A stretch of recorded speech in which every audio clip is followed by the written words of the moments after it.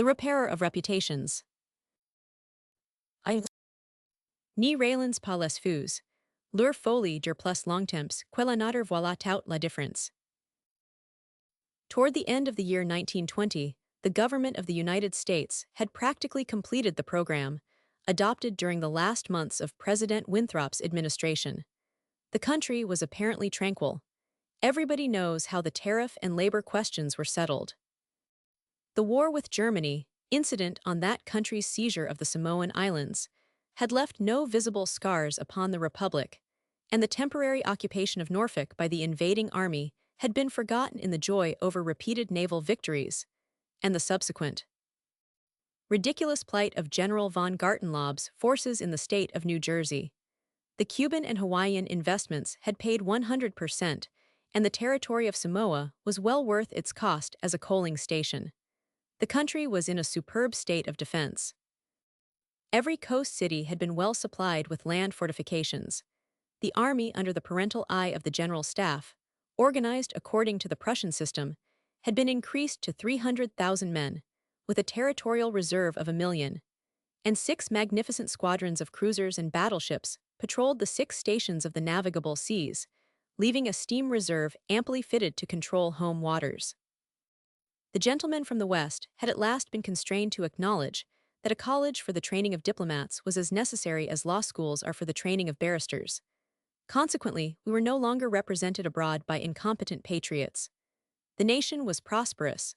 Chicago, for a moment paralyzed after a second Great Fire, had risen from its ruins, white and imperial, and more beautiful than the white city which had been built for its plaything in 1893. Everywhere good architecture was replacing bad, and even in New York, a sudden craving for decency had swept away a great portion of the existing horrors. Streets had been widened, properly paved and lighted, trees had been planted, squares laid out, elevated structures demolished, and underground roads built to replace them. The new government buildings and barracks were fine bits of architecture, and the long system of stone quays, which completely surrounded the island, had been turned into parks, which proved a godsend to the population. The subsidizing of the State Theater and State Opera brought its own reward. The United States National Academy of Design was much like European institutions of the same kind. Nobody envied the Secretary of Fine Arts, either his cabinet position or his portfolio. The Secretary of Forestry and Game Preservation had a much easier time, thanks to the new system of national mounted police. We had profited well by the latest treaties with France and England, the exclusion of foreign-born Jews as a measure of self-preservation, the settlement of the new independent Negro state of Suwanee, the checking of immigration, the new laws concerning naturalization, and the gradual centralization of power in the executive all contributed to national calm and prosperity. When the government solved the Indian problem and squadrons of Indian cavalry scouts in native costume were substituted for the pitiable organizations tacked on to the tail of skeletonized regiments by a former Secretary of War, the nation drew a long sigh of relief. When, after the colossal Congress of Religions, bigotry and intolerance were laid in their graves and kindness and charity began to draw warring sects together, many thought the millennium had arrived, at least in the New World, which after all is a world by itself. But self-preservation is the first law, and the United States had to look on in helpless sorrow as Germany, Italy, Spain, and Belgium writhed in the throes of anarchy, while Russia, watching from the Caucasus, stooped and bound them one by one. In the city of New York, the summer of 1899 was signalized by the dismantling of the elevated railroads. The summer of 1900 will live in the memories of New York people for many a cycle. The Dodge statue was removed in that year. In the following winter began that agitation for the repeal of the laws prohibiting suicide, which bore its final fruit in the month of April, 1920, when the first government lethal chamber was opened on Washington Square.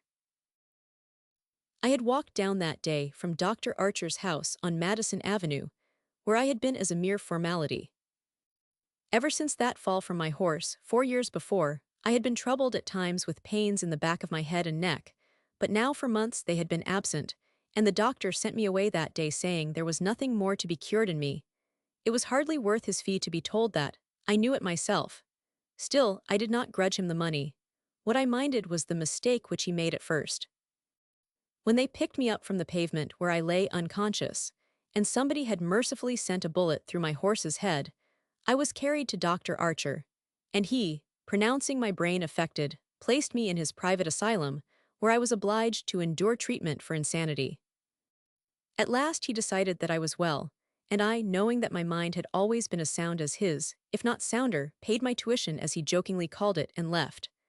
I told him, smiling, that I would get even with him for his mistake, and he laughed heartily and asked me to call once in a while. I did so, hoping for a chance to even up accounts, but he gave me none, and I told him I would wait. The fall from my horse had fortunately left no evil results. On the contrary, it had changed my whole character for the better. From a lazy young man about town, I had become active, energetic, temperate, and above all else ambitious. There was only one thing which troubled me. I laughed at my own uneasiness, and yet it troubled me. During my convalescence, I had bought and read for the first time The King in Yellow. I remember after finishing the first act that it occurred to me that I had better stop. I started up and flung the book into the fireplace. The volume struck the barred grate and fell open on the hearth in the firelight. If I had not caught a glimpse of the opening words in the second act, I should never have finished it.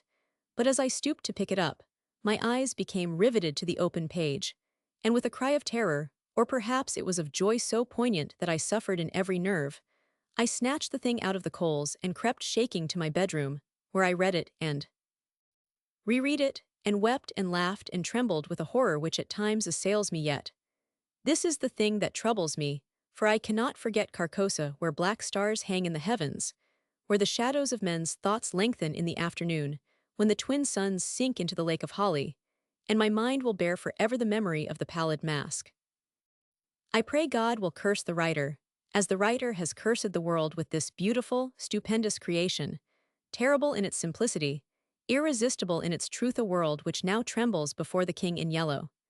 When the French government seized the translated copies which had just arrived in Paris, London, of course, became eager to read it. It is well known how the book spread like an infectious disease, from city to city, from continent to continent, barred out here, confiscated there, denounced by press and pulpit, censured even by the most advanced of literary anarchists. No definite principles had been violated in those wicked pages, no doctrine promulgated, no convictions outraged. It could not be judged by any known standard. Yet, although it was acknowledged that the supreme note of art had been struck in The King in Yellow, all felt that human nature could not bear the strain, nor thrive on words in which the essence of purest poison lurked. The very banality and innocence of the first act only allowed the blow to fall afterward with more awful effect. It was, I remember, the 13th day of April, 1920, that the first government lethal chamber was established on the south side of Washington Square, between Worcester Street and South Fifth Avenue. The block, which had formerly consisted of a lot of shabby old buildings, used as cafes and restaurants for foreigners, had been acquired by the government in the winter of 1898. The French and Italian cafes and restaurants were torn down. The whole block was enclosed by a gilded iron railing and converted into a lovely garden with lawns, flowers, and fountains. In the center of the garden stood a small white building, severely classical in architecture and surrounded by thickets of flowers. 6 Ionic columns supported the roof, and the single door was of bronze. A splendid marble group of the Fates stood before the door, the work of a young American sculptor, Boris Yvain, who had died in Paris when only 23 years old. The inauguration ceremonies were in progress as I crossed University Place and entered the square. I threaded my way through the silent throng of spectators, but was stopped at 4th Street by a cordon of police. A regiment of United States Lancers were drawn up in a hollow square round the lethal chamber. On a raised tribune facing Washington Park stood the governor of New York, and behind him were grouped the mayor of New York and Brooklyn, the inspector general of police, the commandant of the state troops, Colonel Livingston, military aide to the President of the United States, General Blount, commanding at Governor's Island, Major General Hamilton, commanding the garrison of New York and Brooklyn, Admiral Buffby of the fleet in the North River, Surgeon General Lansford, the staff of the National Free Hospital, Senators Wise and Franklin of New York, and the Commissioner of Public Works. The Tribune was surrounded by a squadron of hussars of the National Guard. The governor was finishing his reply to the short speech of the Surgeon General. I heard him say, "The laws prohibiting suicide and providing punishment for any attempt at self-destruction have been repealed. The government has seen fit to acknowledge the right of man to end an existence which may have become intolerable to him through physical suffering or mental despair. It is believed that the community will be benefited by the removal of such people from their midst. Since the passage of this law, the number of suicides in the United States has not increased. Now the government has determined to establish a lethal chamber in every city, town, and village in the country. It remains to be seen whether or not that class of human creatures from whose desponding ranks new victims of self-destruction fall daily will accept the relief thus provided." He paused and turned to the white lethal chamber. The silence in the street was absolute. There a painless death awaits him who can no longer bear the sorrows of this life. If death is welcome, let him seek it there. Then quickly turning to the military aide of the president's household, he said, "I declare the lethal chamber open," and again facing the vast crowd he cried in a clear voice, "Citizens of New York and of the United States of America, through me the government declares the lethal chamber to be open." The solemn hush was broken by a sharp cry of command. The squadron of hussars filed after the governor's carriage. The lancers wheeled and formed along Fifth Avenue to wait for the commandant of the garrison, and the mounted police followed them. I left the crowd to gape and stare at the white marble death chamber, and crossing South Fifth Avenue, walked along the western side of that thoroughfare to Bleecker Street. Then I turned to the right and stopped before a dingy shop which bore the sign, Hauberk Armorer. I glanced in at the doorway and saw Hauberk busy in his little shop at the end of the hall. He looked up, and catching sight of me cried in his deep, hearty voice, "Come in, Mr. Castagny." Constance, his daughter, rose to meet me as I crossed the threshold and held out her pretty hand, but I saw the blush of disappointment on her cheeks, and knew that it was another Castagny she had expected, my cousin Louis. I smiled at her confusion and complimented her on the banner she was embroidering from a colored plate. Old Hauberk sat riveting the worn greaves of some ancient suit of armor, and the ting, ting, ting of his little hammer sounded pleasantly in the quaint shop. Presently he dropped his hammer and fussed about for a moment with a tiny wrench. The soft clash of the mail sent a thrill of pleasure through me. I loved to hear the music of steel brushing against steel, the mellow shock of the mallet on thigh pieces, and the jingle of chain armor. That was the only reason I went to see Hauberk. He had never interested me personally, nor did Constance, except for the fact of her being in love with Louis. This did occupy my attention, and sometimes even kept me awake at night. But I knew in my heart that all would come right, and that I should arrange their future as I expected to arrange that of my kind doctor, John Archer. However, I should never have troubled myself about visiting them just then, had it not been, as I say, that the music of the tinkling hammer had for me this strong fascination.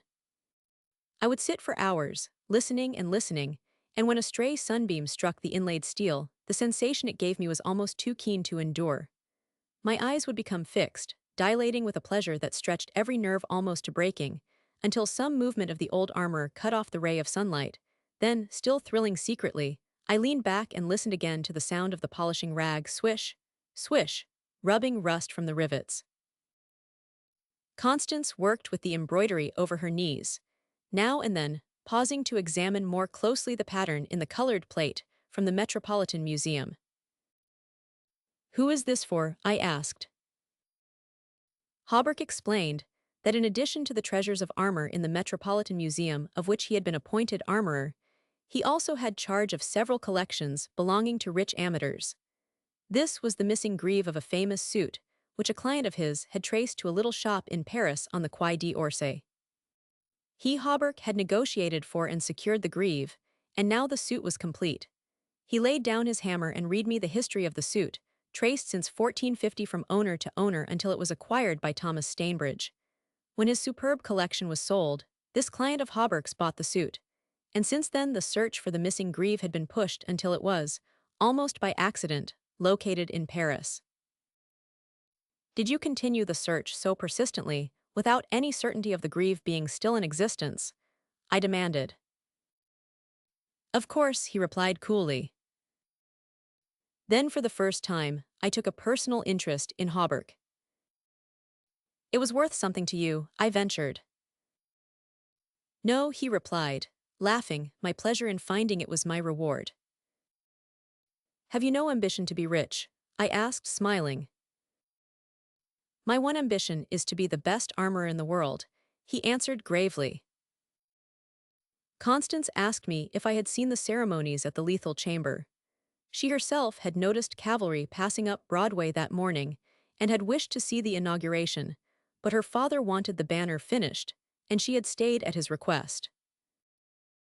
Did you see your cousin, Mr. Castagny, there? She asked, with the slightest tremor of her soft eyelashes. No, I replied carelessly. Louis Regiment is maneuvering out in Westchester County. I rose and picked up my hat and cane. Are you going upstairs to see the lunatic again? Laughed old Hauberk. If Hauberk knew how I loathed that word lunatic, he would never use it in my presence. It rouses certain feelings within me which I do not care to explain. However, I answered him quietly, I think I shall drop in and see Mr. Wilde for a moment or two. Poor fellow, said Constance, with a shake of the head, it must be hard to live alone year after year poor, crippled and almost demented. It is very good of you, Mr. Castagny, to visit him as often as you do. I think he is vicious, observed Hauberk, beginning again with his hammer. I listened to the golden tinkle on the greave plates. When he had finished, I replied. No, he is not vicious, nor is he in the least demented. His mind is a wonder chamber, from which he can extract treasures that you and I would give years of our lives to acquire. Hauberk laughed. I continued a little impatiently. He knows history as no one else could know it. Nothing, however trivial, escapes his search, and his memory is so absolute, so precise in details, that were it known in New York that such a man existed, the people could not honor him enough. Nonsense, muttered Hauberk, searching on the floor for a fallen rivet. Is it nonsense? I asked, managing to suppress what I felt. Is it nonsense when he says that the tassets and cuissards of the enameled suit of armor, commonly known as the Prince's Emblazoned, can be found among a mass of rusty theatrical properties? Broken stoves and ragpickers refuse in a garret in Pell Street. Hauberk's hammer fell to the ground, but he picked it up and asked, with a great deal of calm, how I knew that the tassets and left cuissard were missing from the Prince's Emblazoned. I did not know until Mr. Wilde mentioned it to me the other day. He said they were in the garret of 998 Pell Street. Nonsense, he cried, but I noticed his hand trembling under his leathern apron. Is this nonsense too? I asked pleasantly, is it nonsense when Mr. Wilde continually speaks of you as the Marquis of Avonshire and of Miss Constance? I did not finish, for Constance had started to her feet with terror written on every feature. Hauberk looked at me and slowly smoothed his leathern apron. That is impossible, he observed. Mr. Wilde may know a great many things. About armor, for instance, and the Prince's Emblazoned, I interposed, smiling. Yes, he continued slowly, about armor also may, but he is wrong in regard to the Marquis of Avonshire, who, as you know, killed his wife's traducer years ago, and went to Australia where he did not long survive his wife. Mr. Wilde is wrong, murmured Constance. Her lips were blanched, but her voice was sweet and calm. Let us agree, if you please, that in this one circumstance Mr. Wilde is wrong, I said. Roman 2. I climbed the 3 dilapidated flights of stairs, which I had so often climbed before, and knocked at a small door at the end of the corridor. Mr. Wilde opened the door and I walked in. When he had double-locked the door and pushed a heavy chest against it, he came and sat down beside me, peering up into my face with his little light-colored eyes.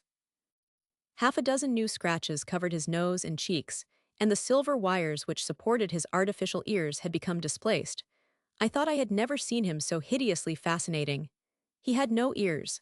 The artificial ones, which now stood out at an angle from the fine wire, were his one weakness. They were made of wax and painted a shell pink, but the rest of his face was yellow. He might better have reveled in the luxury of some artificial fingers for his left hand, which was absolutely fingerless, but it seemed to cause him no inconvenience, and he was satisfied with his wax ears. He was very small, scarcely higher than a child of 10, but his arms were magnificently developed, and his thighs as thick as any athlete's. Still, the most remarkable thing about Mr. Wilde was that a man of his marvelous intelligence and knowledge should have such a head. It was flat and pointed, like the heads of many of those unfortunates whom people imprison in asylums for the weak-minded. Many called him insane, but I knew him to be as sane as I was. I do not deny that he was eccentric. The mania he had for keeping that cat and teasing her until she flew at his face like a demon was certainly eccentric. I never could understand why he kept the creature, nor what pleasure he found in shutting himself up in his room with this surly, vicious beast.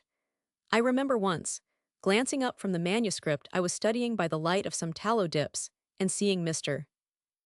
Wilde squatting motionless on his high chair, his eyes fairly blazing with excitement, while the cat, which had risen from her place before the stove, came creeping across the floor right at him. Before I could move, she flattened her belly to the ground, crouched, trembled, and sprang into his face. Howling and foaming, they rolled over and over on the floor, scratching and clawing, until the cat screamed and fled under the cabinet, and Mr. Wilde turned over on his back, his limbs contracting and curling up like the legs of a dying spider. He was eccentric. Mr. Wilde had climbed into his high chair, and after studying my face, picked up a dog-eared ledger and opened it. Henry B. Matthews, he read, bookkeeper with Wysott and Company, dealers in church ornaments, called April 3rd, reputation damaged on the racetrack, known as a welcher, reputation to be repaired by August 1st, retainer $5. He turned the page and ran his fingerless knuckles down the closely written columns. P. Green Dusenberry, minister of the gospel, Fairbeach, New Jersey, reputation damaged in the Bowery, to be repaired as soon as possible, retainer 100. He coughed and added, called April 6th. Then you are not in need of money, Mr. Wilde, I inquired. Listen, he coughed again. Mrs. 100, Hamilton Chester of Chester Park, New York City, called April 7th, reputation damaged at Dieppe, France, to be repaired by October 1st, retainer 500. Note 100. Hamilton Chester, Captain USS Avalanche, ordered home from South Sea Squadron October 1st. Well, I said, the profession of a repairer of reputations is lucrative. His colorless eyes sought mine. I only wanted to demonstrate that I was correct. You said it was impossible to succeed as a repairer of reputations, that even if I did succeed in certain cases, it would cost me more than I would gain by it. Today I have 500 men in my employ, who are poorly paid, but who pursue the work with an enthusiasm which possibly may be born of fear. These men enter every shade and grade of society. Some even are pillars of the most exclusive social temples. Others are the prop and pride of the financial world. Still others hold undisputed sway among the fancy and the talent. I choose them at my leisure from those who reply to my advertisements. It is easy enough, they are all cowards. I could treble the number in 20 days if I wished. So you see, those who have in their keeping the reputations of their fellow citizens, I have in my pay. They may turn on you, I suggested. He rubbed his thumb over his cropped ears and adjusted the wax substitutes. I think not, he murmured thoughtfully. I seldom have to apply the whip, and then only once. Besides, they like their wages. How do you apply the whip? I demanded. His face for a moment was awful to look upon. His eyes dwindled to a pair of green sparks. I invite them to come and have a little chat with me, he said in a soft voice. A knock at the door interrupted him, and his face resumed its amiable expression. Who is it? He inquired. Mr. Stelet, was the answer. Come tomorrow, replied Mr. Wilde. Impossible, began the other, but was silenced by a sort of bark from Mr. Wilde. Come tomorrow, he repeated. We heard somebody move away from the door and turn the corner by the stairway. Who is that? I asked. Arnold Stelet, owner and editor-in-chief of the great New York Daily. He drummed on the ledger with his fingerless hand, adding, "I pay him very badly, but he thinks it a good bargain." "Arnold Stelet," I repeated, amazed. "Yes," said Mr. Wilde, with a self-satisfied cough. The cat, which had entered the room as he spoke, hesitated, looked up at him and snarled. He climbed down from the chair and, squatting on the floor, took the creature into his arms and caressed her. The cat ceased snarling and presently began a loud purring which seemed to increase in timbre as he stroked her. "Where are the notes?" I asked. He pointed to the table, and for the 100th time I picked up the bundle of manuscript entitled The Imperial Dynasty of America. One by one I studied the well-worn pages, worn only by my own handling, and although I knew all by heart from the beginning, when from Carcosa, the Hydes, Heister and Aldebaran, to Castaigne, Louis de Calvados, born December 19, 1877, I read it with an eager, rapt attention, pausing to repeat parts of it aloud, and dwelling especially on Hildred de Calvados, only son of Hildred Castaigne and Edith Lance Castaigne, first in succession, etc., etc. When I finished, Mr. Wilde nodded and coughed. "Speaking of your legitimate ambition," he said, "how do Constance and Louis get along?" "She loves him," I replied simply.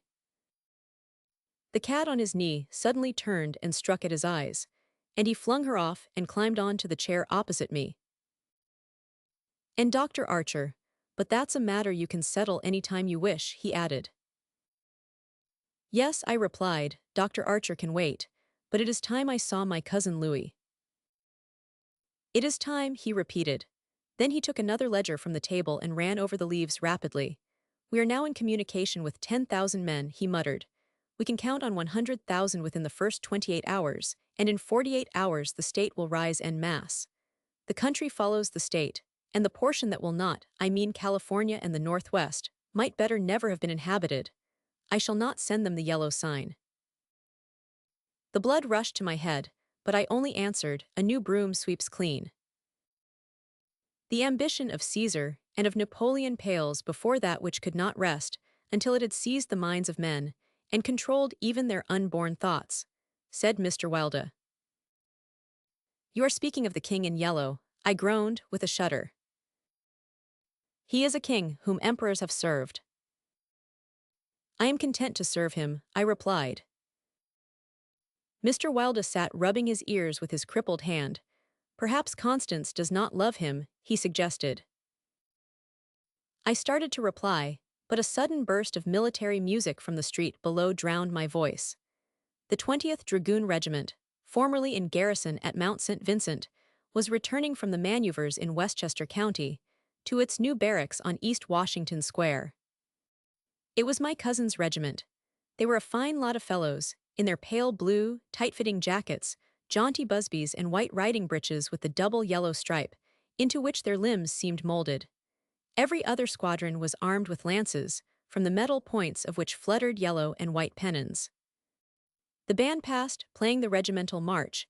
Then came the colonel and staff, the horses crowding and trampling, while their heads bobbed in unison, and the pennons fluttered from their lance points. The troopers, who rode with the beautiful English seat, looked brown as berries from their bloodless campaign among the farms of Westchester, and the music of their sabers against the stirrups, and the jingle of spurs and carbines was delightful to me. I saw Louis riding with his squadron. He was as handsome an officer as I have ever seen. Mr. Wilde, who had mounted a chair by the window, saw him too, but said nothing. Louis turned and looked straight at Hawberk's shop as he passed, and I could see the flush on his brown cheeks. I think Constance must have been at the window.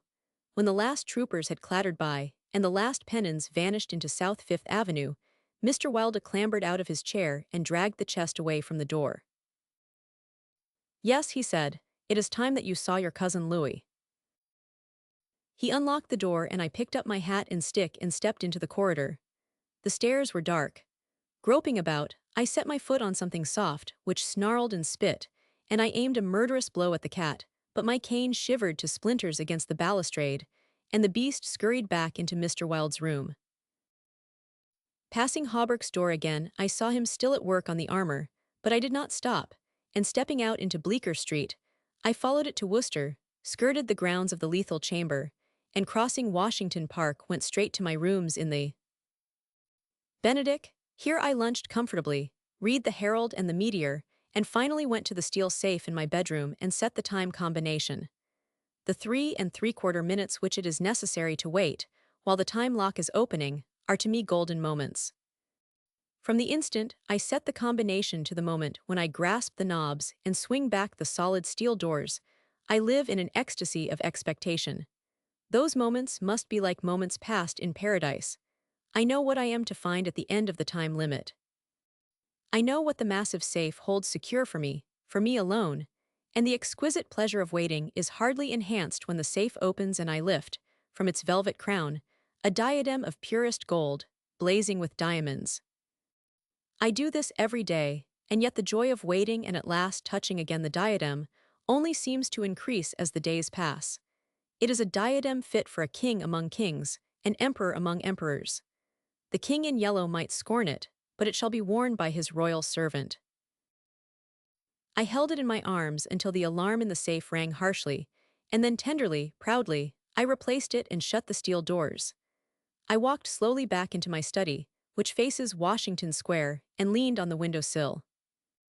The afternoon sun poured into my windows, and a gentle breeze stirred the branches of the elms and maples in the park, now covered with buds and tender foliage. A flock of pigeons circled about the tower of the memorial church, sometimes alighting on the purple-tiled roof, sometimes wheeling downward to the lotos fountain in front of the marble arch. The gardeners were busy with the flower beds around the fountain, and the freshly turned earth smelled sweet and spicy. A lawn mower, drawn by a fat white horse, clinked across the green sward, and watering carts poured showers of spray over the asphalt drives. Around the statue of Peter Stuyvesant, which in 1897 had replaced the monstrosity supposed to represent Garibaldi, children played in the spring sunshine, and nurse girls wheeled elaborate baby carriages with a reckless disregard for the past-effaced occupants, which could probably be explained by the presence of half a dozen trim dragoon troopers languidly lolling on the benches. Through the trees, the Washington Memorial Arch glistened like silver in the sunshine, and beyond, on the eastern extremity of the square, the gray stone barracks of the dragoons, and the white granite artillery stables were alive with color and motion. I looked at the lethal chamber on the corner of the square opposite. A few curious people still lingered about the gilded iron railing, but inside the grounds the paths were deserted. I watched the fountains ripple and sparkle. The sparrows had already found this new bathing nook, and the basins were covered with the dust-feathered little things. 2 or 3 white peacocks picked their way across the lawns, and a drab-colored pigeon sat so motionless on the arm of one of the fates that it seemed to be a part of the sculptured stone. As I was turning carelessly away, a slight commotion in the group of curious loiterers around the gates attracted my attention.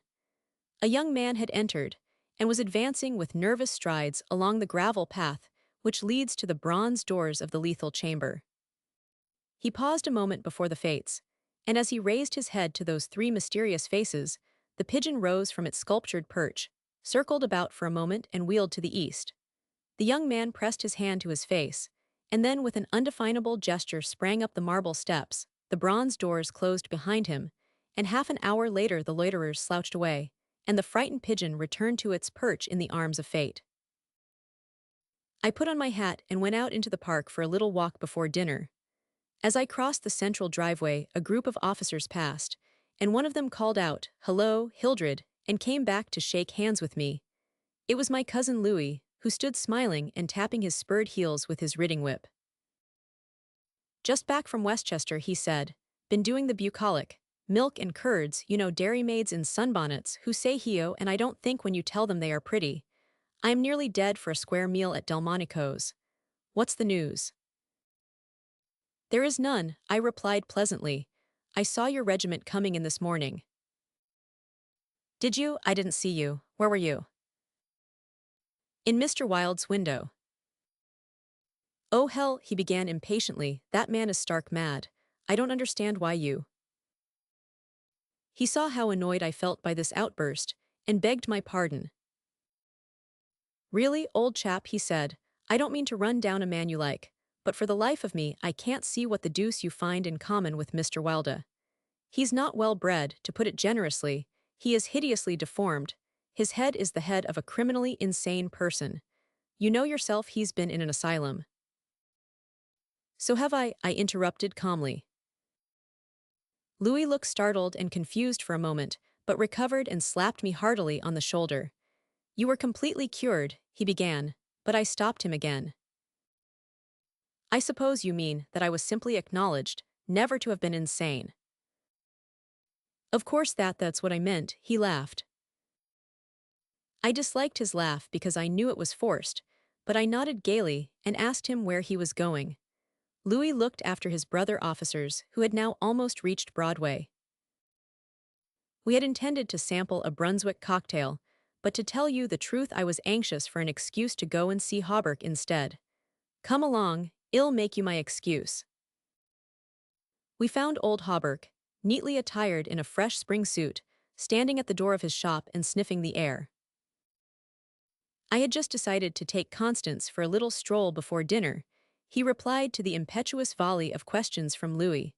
We thought of walking on the park terrace along the North River. At that moment, Constance appeared and grew pale and rosy by turns as Louis bent over her small gloved fingers. I tried to excuse myself, alleging an engagement uptown, but Louis and Constance would not listen, and I saw I was expected to remain and engage old Hauberk's attention. After all, it would be just as well if I kept my eye on Louis, I thought, and when they hailed a Spring Street horse car, I got in after them and took my seat beside the armorer. The beautiful line of parks and granite terraces overlooking the wharves along the North River, which were built in 1910 and finished in the autumn of 1917, had become one of the most popular promenades in the metropolis. They extended from the Battery to 190th Street, overlooking the Noble River and affording a fine view of the Jersey Shore and the Highlands opposite. Cafes and restaurants were scattered here and there among the trees, and twice a week military bands from the garrison played in the kiosks on the parapets. We sat down in the sunshine on the bench at the foot of the equestrian statue of General Sheridan. Constance tipped her sunshade to shield her eyes, and she and Louis began a murmuring conversation which was impossible to catch. Old Hauberk, leaning on his ivory-headed cane, lighted an excellent cigar, the mate to which I politely refused, and smiled at vacancy. The sun hung low above the Staten Island woods, and the bay was dyed with golden hues reflected from the sun-warmed sails of the shipping in the harbor. Brigs, schooners, yachts, clumsy ferryboats, their decks swarming with people, railroad transports carrying lines of brown, blue, and white freight cars, stately sound steamers, declassed tramp steamers, coasters, dredgers, scows, and everywhere pervading the entire bay impudent little tugs, puffing and whistling officiously. These were the craft which churned the sunlight waters as far as the eye could reach. In calm contrast to the hurry of sailing vessel and steamer, a silent fleet of white warships lay motionless in midstream. Constance's merry laugh aroused me from my reverie. "What are you staring at?" she inquired. "Nothing, fleet," I smiled. Then Louis told us what the vessels were, pointing out each by its relative position to the old red fort on Governor's Island. "That little cigar-shaped thing is a torpedo boat," he explained. "There are 4 more lying close together. They are the Tarpon, the Falcon, the Sea Fox, and the Octopus. The gunboats just above are the Princeton, the Champlain, the Stillwater, and the Erie. Next to them lie the cruisers Farragut and Lowe's Angels, and above them the battleships California and Dakota, and the Washington, which is the flagship. Those 2 squatty-looking chunks of metal which are anchored there off Castle William are the double-turreted monitors Terrible and Magnificent. Behind them lies the ram, Osceola." Constance looked at him with deep approval in her beautiful eyes. "What loads of things you know for a soldier," she said, and we all joined in the laugh which followed. Presently Louis rose with a nod to us and offered his arm to Constance, and they strolled away along the river wall. Hauberk watched them for a moment and then turned to me. "Mr. Wilde was right," he said. "I have found the missing tassets and left Quizard of the Princes emblazoned in a vile old junk garret in Pell Street." 998. I inquired with a smile. Yes. Mr. Wilde is a very intelligent man, I observed. I want to give him the credit of this most important discovery, continued Hawberk, and I intend it shall be known that he is entitled to the fame of it. He won't thank you for that, I answered sharply. Please say nothing about it.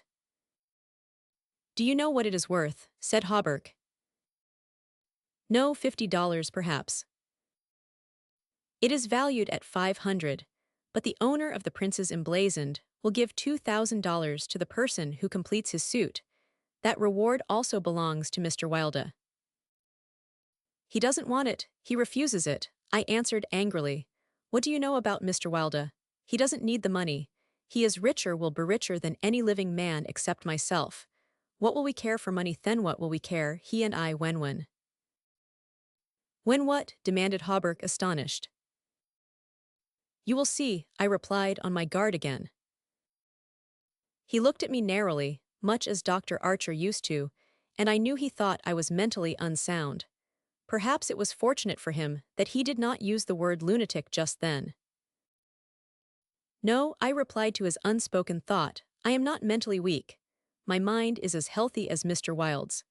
I do not care to explain just yet what I have on hand, but it is an investment which will pay more than mere gold, silver, and precious stones.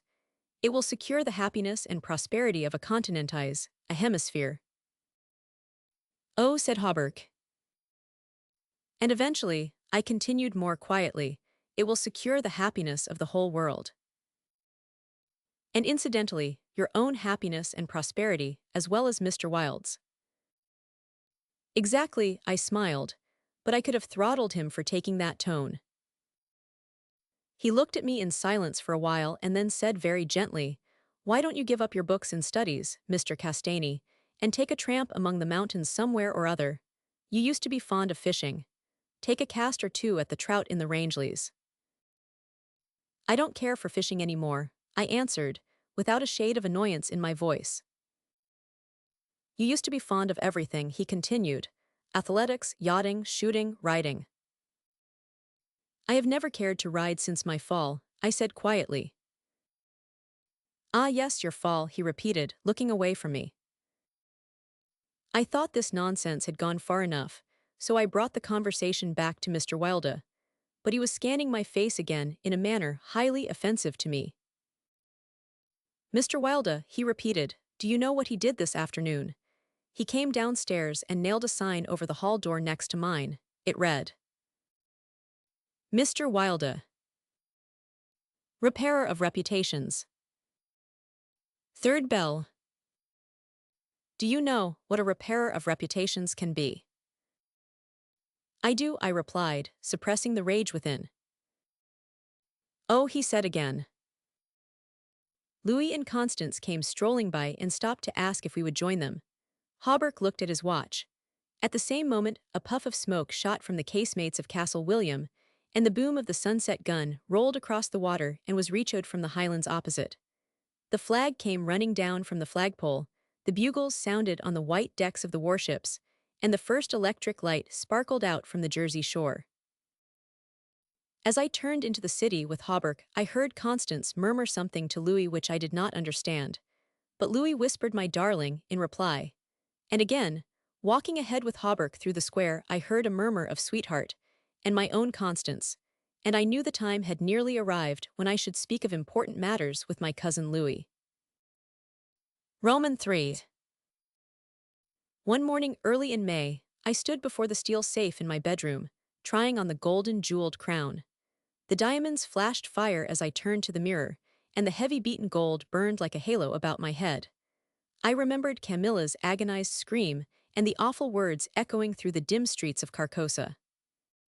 They were the last lines in the first act, and I dared not think of what followed not, even in the spring sunshine, there in my own room, surrounded with familiar objects, reassured by the bustle from the street and the voices of the servants in the hallway outside.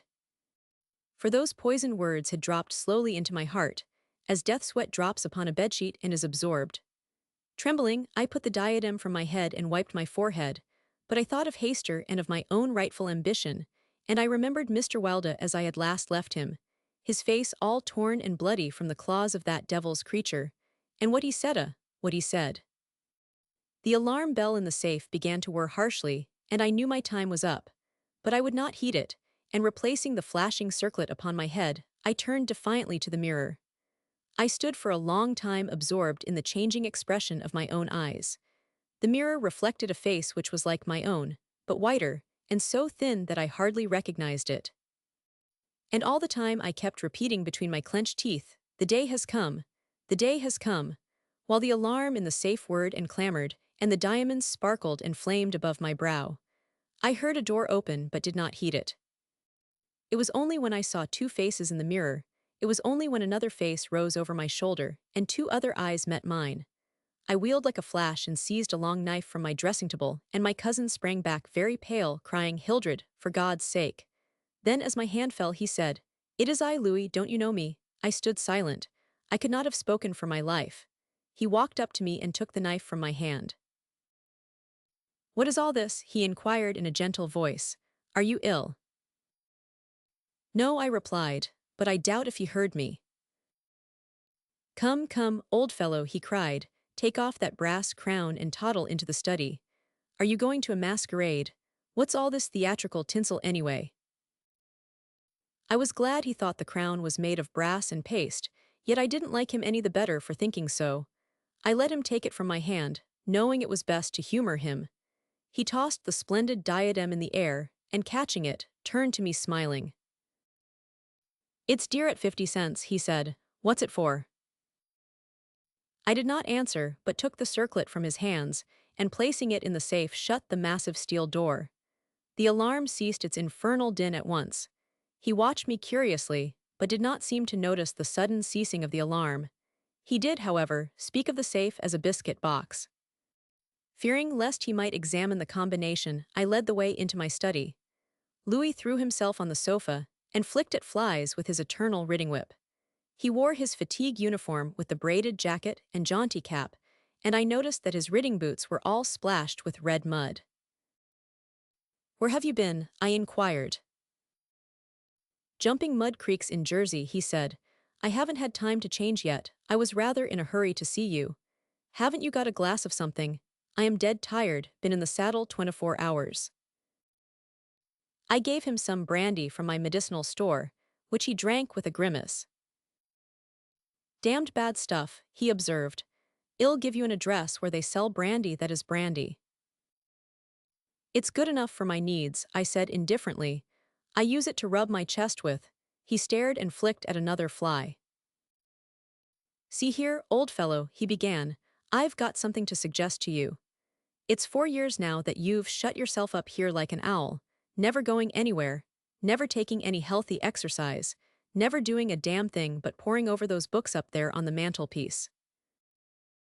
He glanced along the row of shelves. "Napoleon, Napoleon, Napoleon," he read. "For heaven's sake, have you nothing but Napoleons there?" "I wish they were bound in gold," I said. "But wait, yes, there is another book, The King in Yellow." I looked him steadily in the eye. "Have you never read it?" I asked.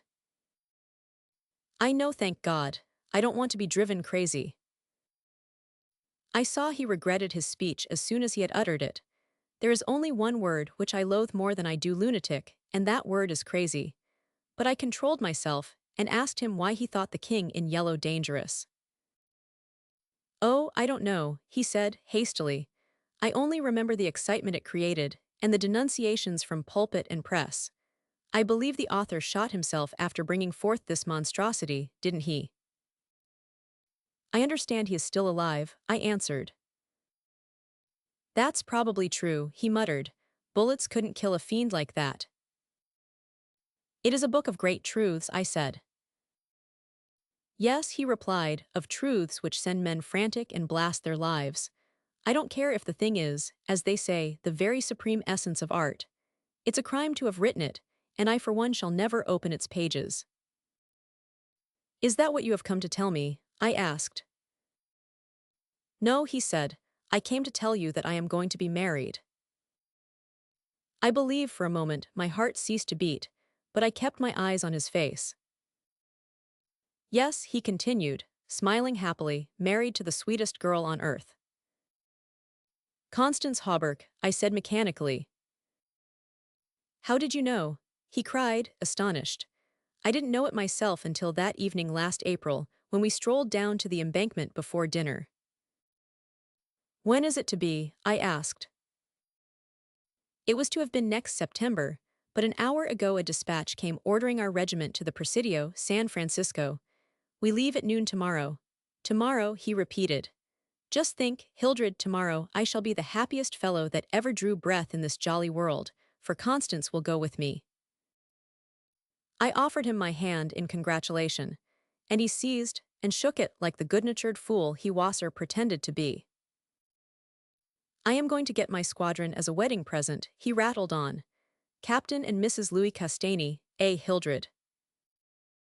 Then he told me where it was to be and who were to be there, and made me promise to come and be best man. I set my teeth and listened to his boyish chatter without showing what I felt, but I was getting to the limit of my endurance, and when he jumped up and, switching his spurs till they jingled, said he must go, I did not detain him. There's one thing I want to ask of you, I said quietly. Out with it, it's promised, he laughed. I want you to meet me for a quarter of an hour's talk tonight. Of course, if you wish, he said, somewhat puzzled. Where? Anywhere in the park there. What time, Hildred? Midnight. What in the name of, he began, but checked himself and laughingly assented. I watched him go down the stairs and hurry away, his saber banging at every stride. He turned into Bleecker Street, and I knew he was going to see Constance. I gave him 10 minutes to disappear and then followed in his footsteps, taking with me the jeweled crown and the silken robe embroidered with the yellow sign. When I turned into Bleecker Street and entered the doorway which bore the sign, Mr. Wilde, repairer of reputations. Third bell. I saw old Hawberk moving about in his shop, and imagined I heard Constance's voice in the parlor, but I avoided them both and hurried up the trembling stairways to Mr. Wilde's apartment. I knocked and entered without ceremony. Mr. Wilde lay groaning on the floor, his face covered with blood, his clothes torn to shreds. Drops of blood were scattered about over the carpet, which had also been ripped and frayed in the evidently recent struggle. It's that cursed cat, he said, ceasing his groans and turning his colorless eyes to me. She attacked me while I was asleep. I believe she will kill me yet. This was too much, so I went into the kitchen, and seizing a hatchet from the pantry, started to find the infernal beast and settle her then and there. My search was fruitless, and after a while I gave it up and came back to find Mr. Wilde squatting on his high chair by the table. He had washed his face and changed his clothes. The great furrows which the cat's claws had plowed up in his face, he had filled with collodion, and a rag hid the wound in his throat. I told him I should kill the cat when I came across her, but he only shook his head and turned to the open ledger before him. He read name after name of the people who had come to him in regard to their reputation, and the sums he had amassed were startling. I put on the screws now, and then he explained. One day or other some of these people will assassinate you, I insisted. Do you think so? He said, rubbing his mutilated ears. It was useless to argue with him, so I took down the manuscript entitled Imperial Dynasty of America, for the last time I should ever take it down in Mr. Wilde's study. I read it through, thrilling and trembling with pleasure.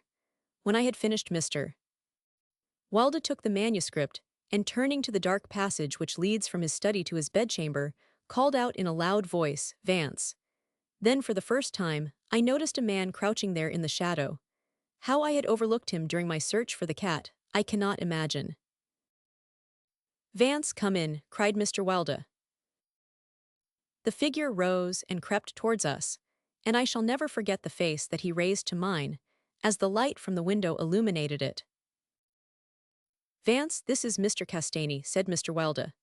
Before he had finished speaking, the man threw himself on the ground before the table, crying and grasping, Oh God! Oh my God, help me, forgive me! Oh, Mr. Castaigne, keep that man away. You cannot mean it. You are different, save me. I am broken down. I was in a madhouse, and no one all was coming right when I had forgotten the king in yellow and but I shall go mad again, I shall go mad. His voice died into a choking rattle, for Mr. Wilder had leapt on him and his right hand encircled the man's throat. When Vance fell in a heap on the floor, Mr. Wilder clambered nimbly into his chair again, and rubbing his mangled ears with the stump of his hand, turned to me and asked me for the ledger. I reached it down from the shelf and he opened it. After a moment's searching among the beautifully written pages, he coughed complacently and pointed to the name Vance. Vance, he read aloud, Osgood Oswald Vance. At the sound of his name, the man on the floor raised his head and turned a convulsed face to Mr. Wilder. His eyes were injected with blood, his lips tumefied. Called April 28th, continued Mr. Wilder. Occupation, cashier in the Seaforth National Bank, has served a term of forgery at Sing Sing, from whence he was transferred to the asylum for the criminal insane. Pardoned by the governor of New York and discharged from the asylum, January 19, 1918. Reputation damaged at Sheepshead Bay. Rumors that he lives beyond his income. Reputation to be repaired at once. Retainer 1500. Note has embezzled sums amounting to 30,000 since March 20, 1919, excellent family, and secured present position through uncle's influence. Father, president of Seaforth Bank. I looked at the man on the floor. Get up, Vance, said Mr. Wilder in a gentle voice. Vance rose as if hypnotized. He will do as we suggest now, observed Mr. Wilder, and opening the manuscript, he read the entire history of the imperial dynasty of America. Then in a kind and soothing murmur he ran over the important points with Vance, who stood like one stunned. His eyes were so blank and vacant that I imagined he had become half-witted, and remarked it to Mr. Wilder, who replied that it was of no consequence anyway. Very patiently we pointed out to Vance what his share in the affair would be, and he seemed to understand after a while. Mr. Wilder explained the manuscript, using several volumes on heraldry, to substantiate the result of his researches. He mentioned the establishment of the dynasty in Carcosa, the lakes which connected Hayster, Aldebaran, and the mystery of the Hyades. He spoke of Cassilda and Camilla, and sounded the cloudy depths of Demhe and the lake of Holly. The scalloped tatters of the king in yellow must hide Ittal forever, he muttered, but I do not believe Vance heard him. Then by degrees he led Vance along the ramifications of the imperial family, to Ute and Thale, from Neatalba and Phantom of Truth, to Aldones, and then tossing aside his manuscript and notes, he began the wonderful story of the last king. Fascinated and thrilled I watched him. He threw up his head, his long arms were stretched out in a magnificent gesture of pride and power, and his eyes blazed deep in their sockets like two emeralds. Vance listened stupefied. As for me, when at last Mr. Wilder had finished, and pointing to me, cried, the cousin of the king, my head swam with excitement. Controlling myself with a superhuman effort, I explained to Vance why I alone was worthy of the crown, and why my cousin must be exiled or die. I made him understand that my cousin must never marry, even after renouncing all his claims, and how that least of all he should marry the daughter of the Marquis of Avonshire and bring England into the question. I showed him a list of thousands of names which Mr. Wilder had drawn up. Every man whose name was there had received the yellow sign which no living human being dared disregard. The city, the state, the whole land, were ready to rise and tremble before the pallid mask. The time had come, the people should know the son of Hayster, and the whole world bow to the black stars which hang in the sky over Carcosa. Vance leaned on the table, his head buried in his hands. Mr. Wilder drew a rough sketch on the margin of yesterday's Herald with a bit of lead pencil. It was a plan of Hawberk's rooms. Then he wrote out the order and affixed the seal, and shaking like a palsied man, I signed my first writ of execution with my name Hildred Rex. Mr. Wilder clambered to the floor and unlocking the cabinet, took a long square box from the first shelf. This he brought to the table and opened. A new knife lay in the tissue paper inside and I picked it up and handed it to Vance, along with the order and the plan of Hawberk's apartment. Then Mr. Wilder told Vance he could go, and he went, shambling like an outcast of the slums. I sat for a while watching the daylight fade behind the square tower of the Judson Memorial Church, and finally, gathering up the manuscript and notes, took my hat and started for the door. Mr. Wilde watched me in silence. When I had stepped into the hall, I looked back. Mr. Wilde's small eyes were still fixed on me. Behind him, the shadows gathered in the fading light. Then I closed the door behind me and went out into the darkening streets. I had eaten nothing since breakfast, but I was not hungry. A wretched, half-starved creature, who stood looking across the street at the lethal chamber, noticed me and came up to tell me a tale of misery. I gave him money, I don't know why, and he went away without thanking me. An hour later, another outcast approached and whined his story. I had a blank bit of paper in my pocket, on which was traced the yellow sign, and I handed it to him. He looked at it stupidly for a moment, and then with an uncertain glance at me, folded it with what seemed to me exaggerated care and placed it in his bosom. The electric lights were sparkling among the trees, and the new moon shone in the sky above the lethal chamber. It was tiresome waiting in the square. I wandered from the marble arch to the artillery stables and back again to the lotos fountain. The flowers and grass exhaled a fragrance which troubled me. The jet of the fountain played in the moonlight, and the musical splash of falling drops reminded me of the tinkle of chained mail in Hauberk's shop. But it was not so fascinating, and the dull sparkle of the moonlight on the water brought no such sensations of exquisite pleasure as when the sunshine played over the polished steel of a corselet on Hauberk's knee. I watched the bats darting and turning above the water plants in the fountain basin, but their rapid, jerky flight set my nerves on edge, and I went away again to walk aimlessly to and fro among the trees. The artillery stables were dark, but in the cavalry barracks the officers' windows were brilliantly lighted, and the salaport was constantly filled with troopers in fatigue, carrying straw and harness and baskets filled with tin dishes. Twice the mounted sentry at the gates was changed while I wandered up and down the asphalt walk. I looked at my watch.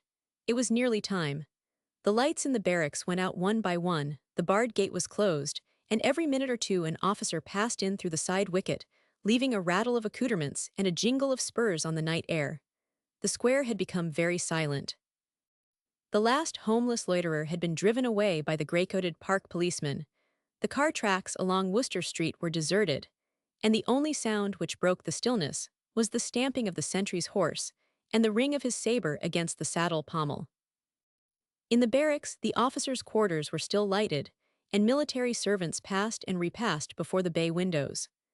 12 o'clock sounded from the new spire of St. Francis Xavier, and at the last stroke of the satin bell, a figure passed through the wicket beside the portcullis, returned the salute of the sentry, and crossing the street entered the square and advanced toward the Benedict apartment house.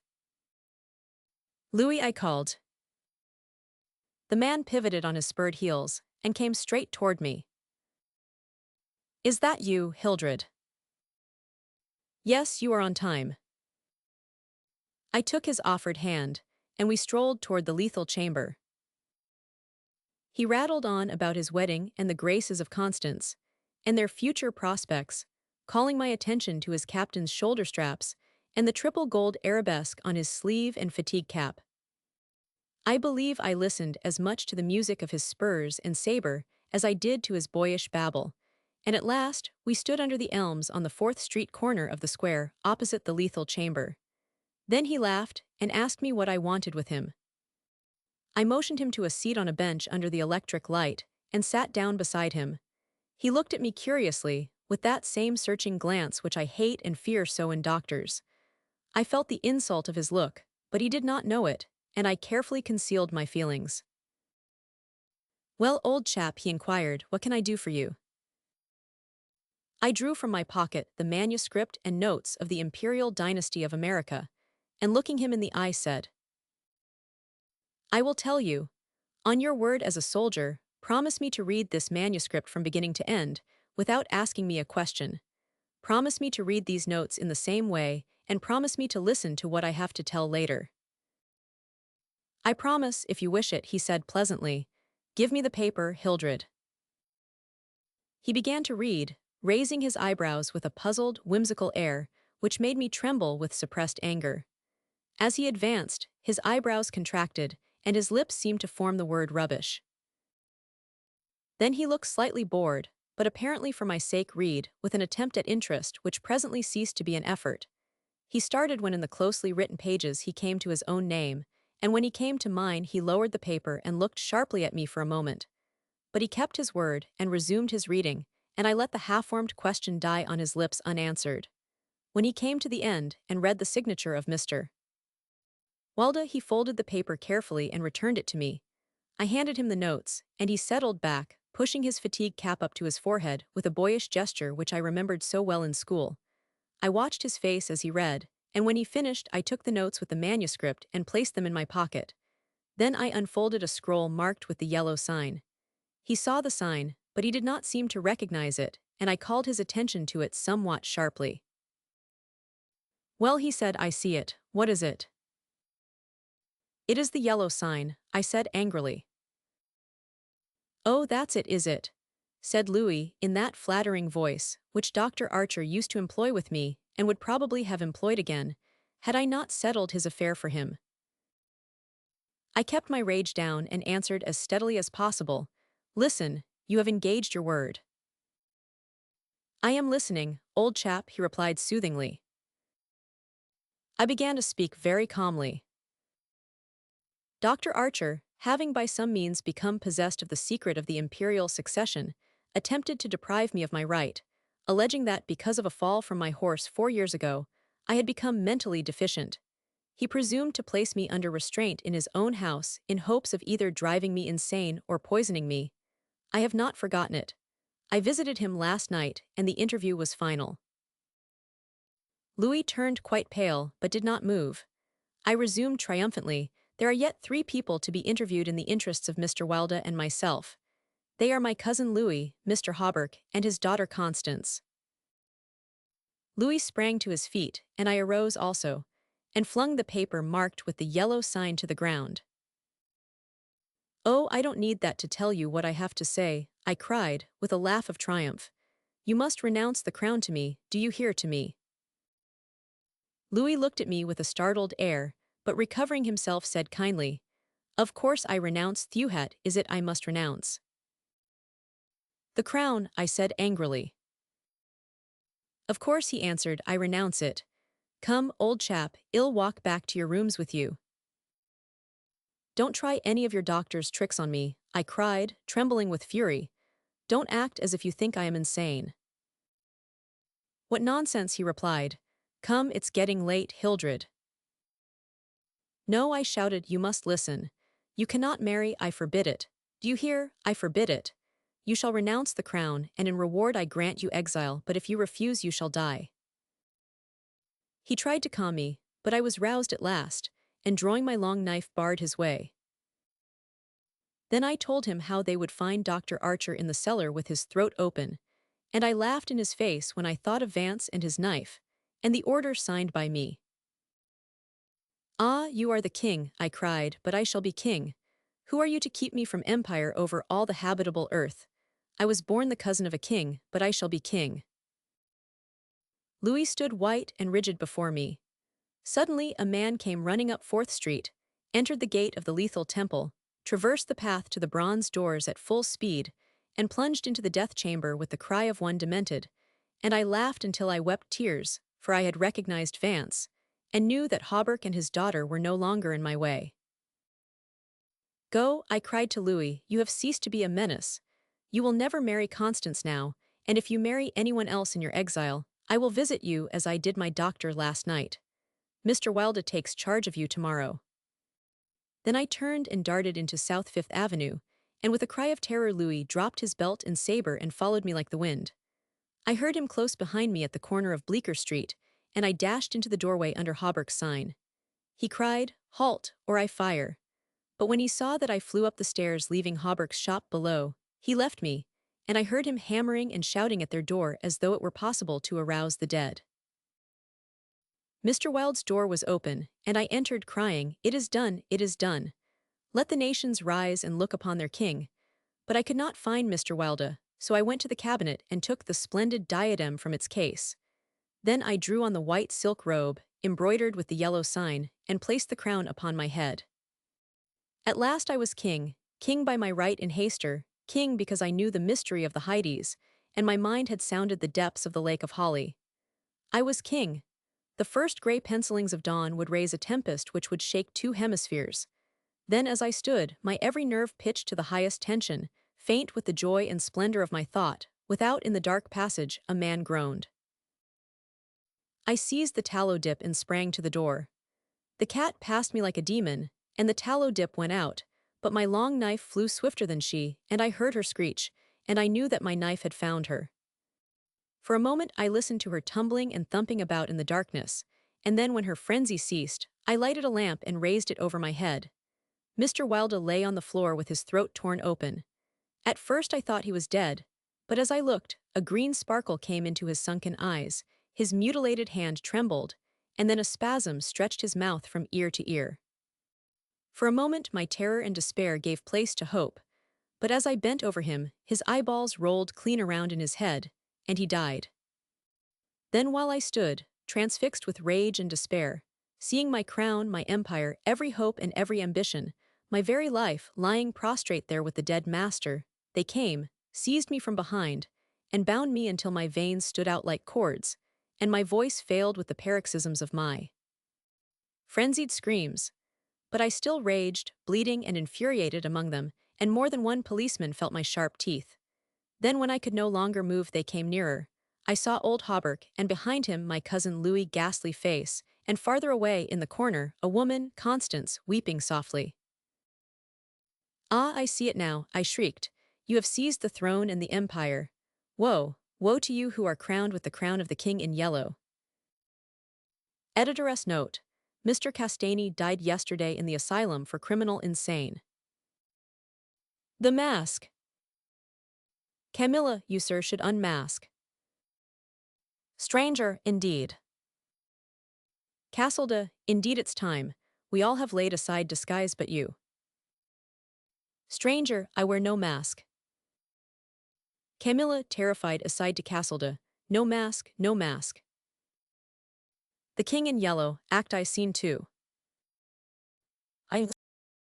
Although I knew nothing of chemistry, I listened fascinated. He picked up an Easter lily which Genevieve had brought that morning from Notre Dame and dropped it into the basin. Instantly, the liquid lost its crystalline clearness. For a second the lily was enveloped in a milk-white foam, which disappeared, leaving the fluid opalescent. Changing tints of orange and crimson played over the surface, and then what seemed to be a ray of pure sunlight struck through from the bottom where the lily was resting. At the same instant, he plunged his hand into the basin and drew out the flower. "There is no danger," he explained, "if you choose the right moment. That golden ray is the signal." He held the lily toward me, and I took it in my hand. It had turned to stone, to the purest marble. "You see," he said, "it is without a flaw. What sculptor could reproduce it?" The marble was white as snow, but in its depths the veins of the lily were tinged with palest azure, and a faint flush lingered deep in its heart. "Don't ask me the reason of that," he smiled, noticing my wonder. "I have no idea why the veins and heart are tinted, but they always are. Yesterday I tried one of Genevieve's goldfish, there it is." The fish looked as if sculptured in marble, but if you held it to the light, the stone was beautifully veined with a faint blue, and from somewhere within came a rosy light like the tint which slumbers in an opal. I looked into the basin. Once more it seemed filled with clearest crystal. "If I should touch it now," I demanded. "I don't know," he replied, "but you had better not try." "There is one thing I am curious about," I said, "and that is where the ray of sunlight came from." "It looked like a sunbeam, true enough," he said. "I don't know, it always comes when I immerse any living thing. Perhaps," he continued, smiling, "perhaps it is the vital spark of the creature escaping to the source from whence it came." I saw he was mocking, and threatened him with a maul stick, but he only laughed and changed the subject. "Stay to lunch. Genevieve will be here directly." "I saw her going to early mass," I said, "and she looked as fresh and sweet as that lily before you destroyed it." "Do you think I destroyed it?" said Boris gravely.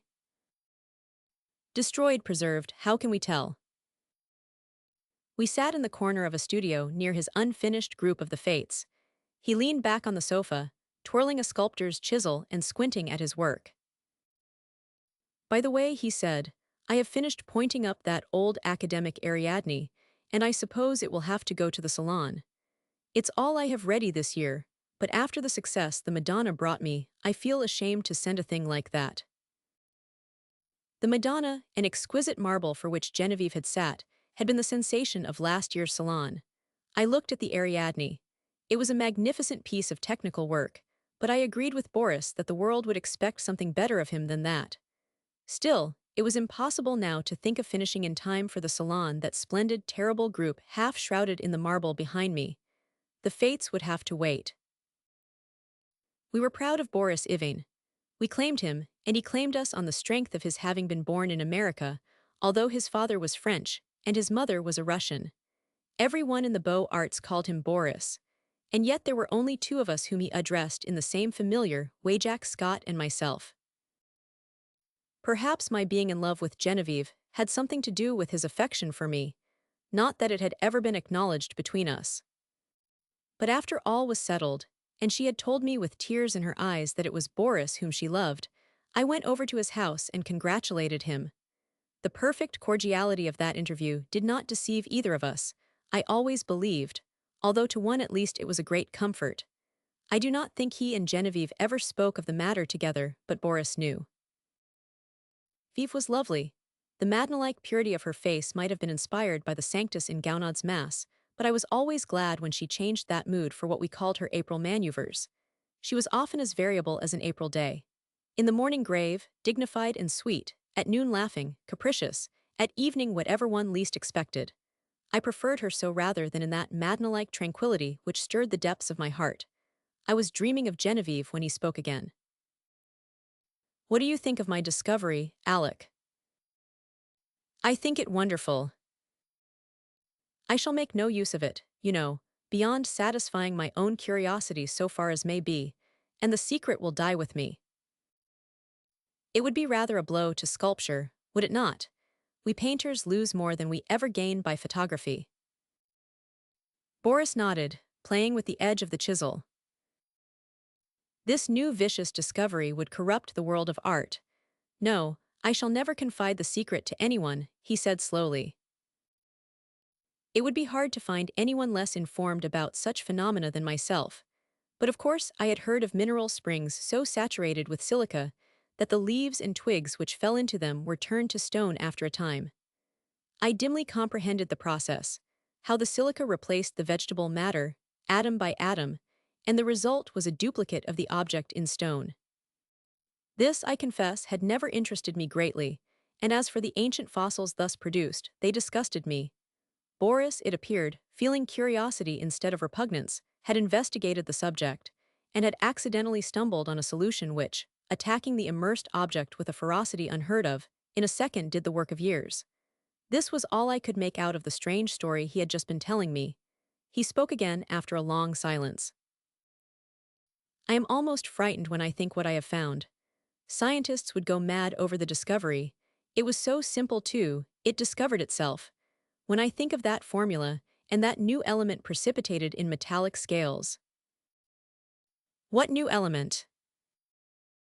Oh, I haven't thought of naming it, and I don't believe I ever shall. There are enough precious metals now in the world to cut throats over. I pricked up my ears. Have you struck gold, Boris? No better, but see here, Alec, he laughed, starting up. You and I have all we need in this world. Ah, how sinister and covetous you look already.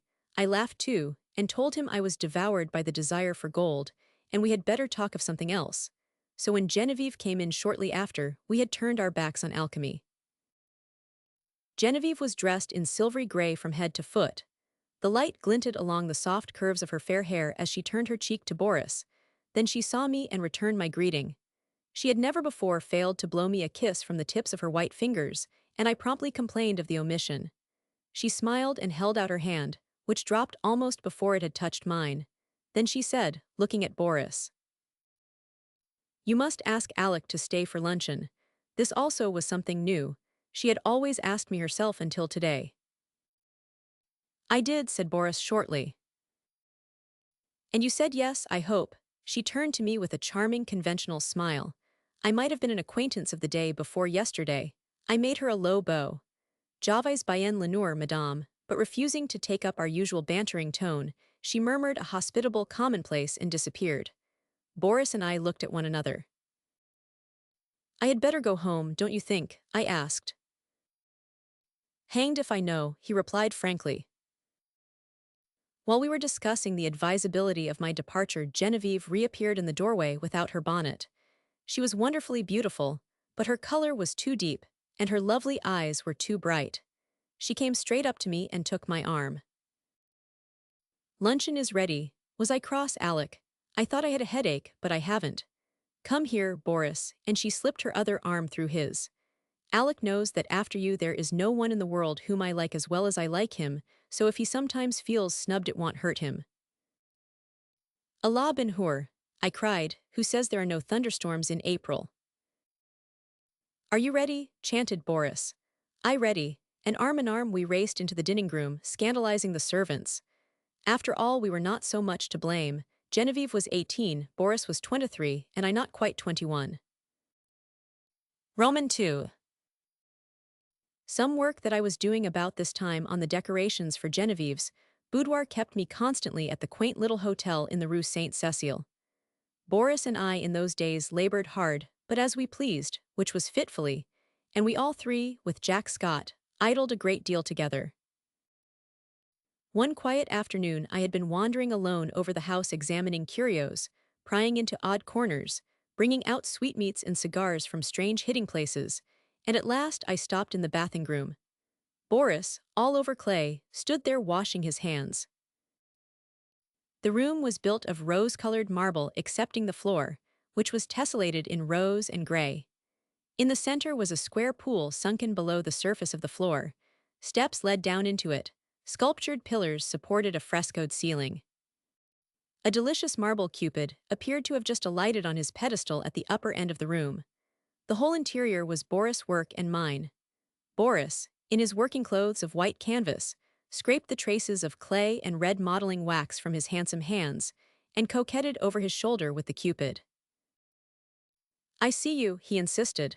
Don't try to look the other way and pretend not to see me. You know who made you, little humbug.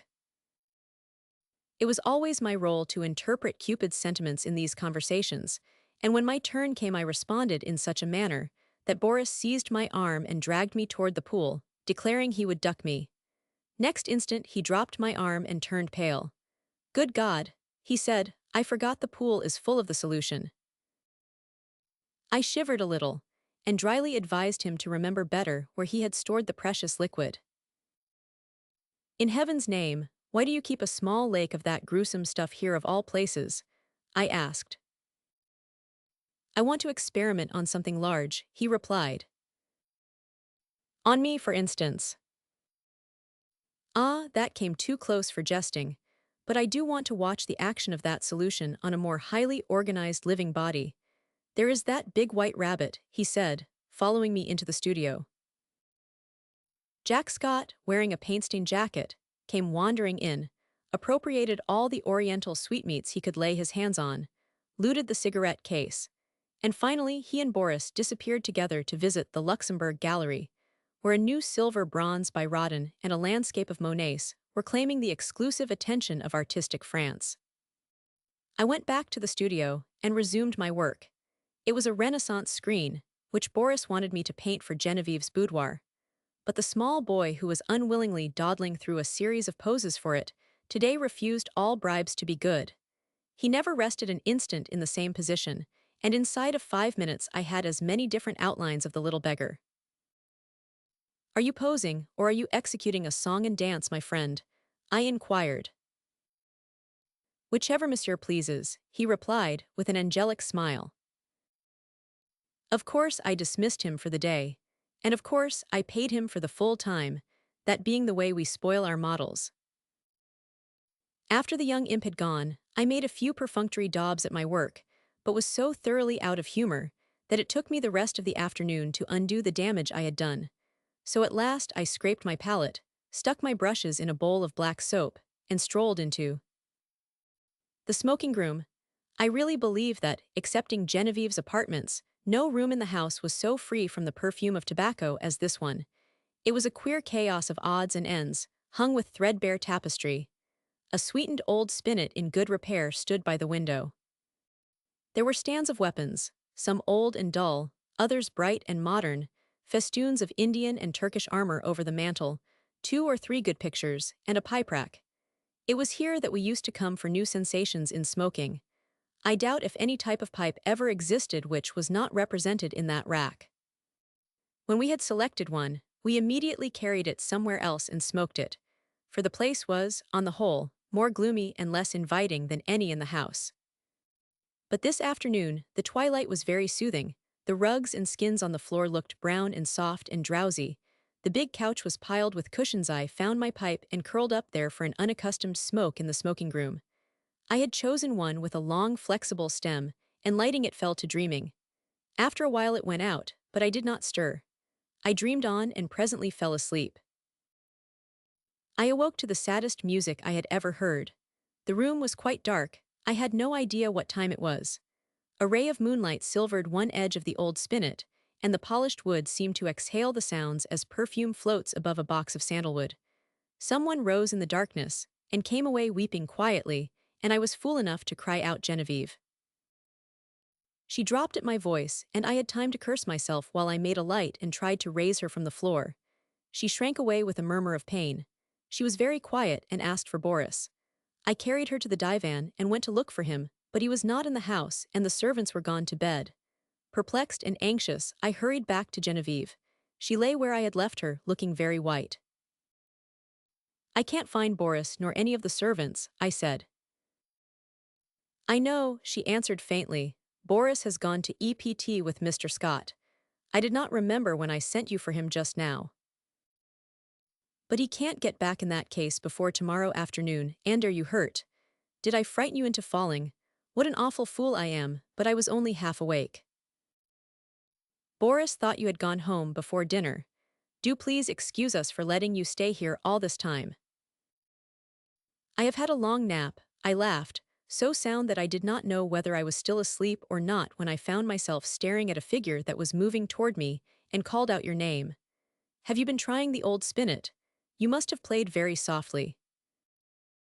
I would tell 1,000 more lies worse than that one to see the look of relief that came into her face. She smiled adorably and said in her natural voice, "Alec, I tripped on that wolf's head, and I think my ankle is sprained. Please call Marie and then go home." I did as she bade me, and left her there when the maid came in. Roman 3.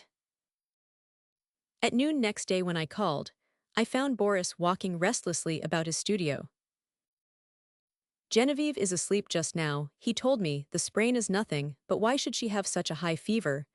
The doctor can't account for it, or else he will not," he muttered. "Genevieve has a fever?" I asked. "I should say so, and has actually been a little lightheaded at intervals all night. The idea, gay little Genevieve without a care in the world, and she keeps saying her heart's broken and she wants to die." My own heart stood still. Boris leaned against the door of his studio, looking down, his hands in his pockets, his kind, keen eyes clouded, a new line of trouble drawn over the mouth's good mark that made the smile. The maid had orders to summon him the instant Genevieve opened her eyes. We waited, and Boris, growing restless, wandered about, fussing with modeling wax and red clay. Suddenly he started for the next room. "Come and see my rose-colored bath full of death," he cried. "Is it death?" I asked to humor his mood. "You are not prepared to call it life, I suppose," he answered. As he spoke he plucked a solitary goldfish squirming and twisting out of its globe. "Well, send this one after the other wherever that is," he said.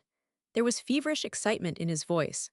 A dull weight of fever lay on my limbs and on my brain as I followed him to the fair crystal pool with its pink-tinted sides, and he dropped the creature in.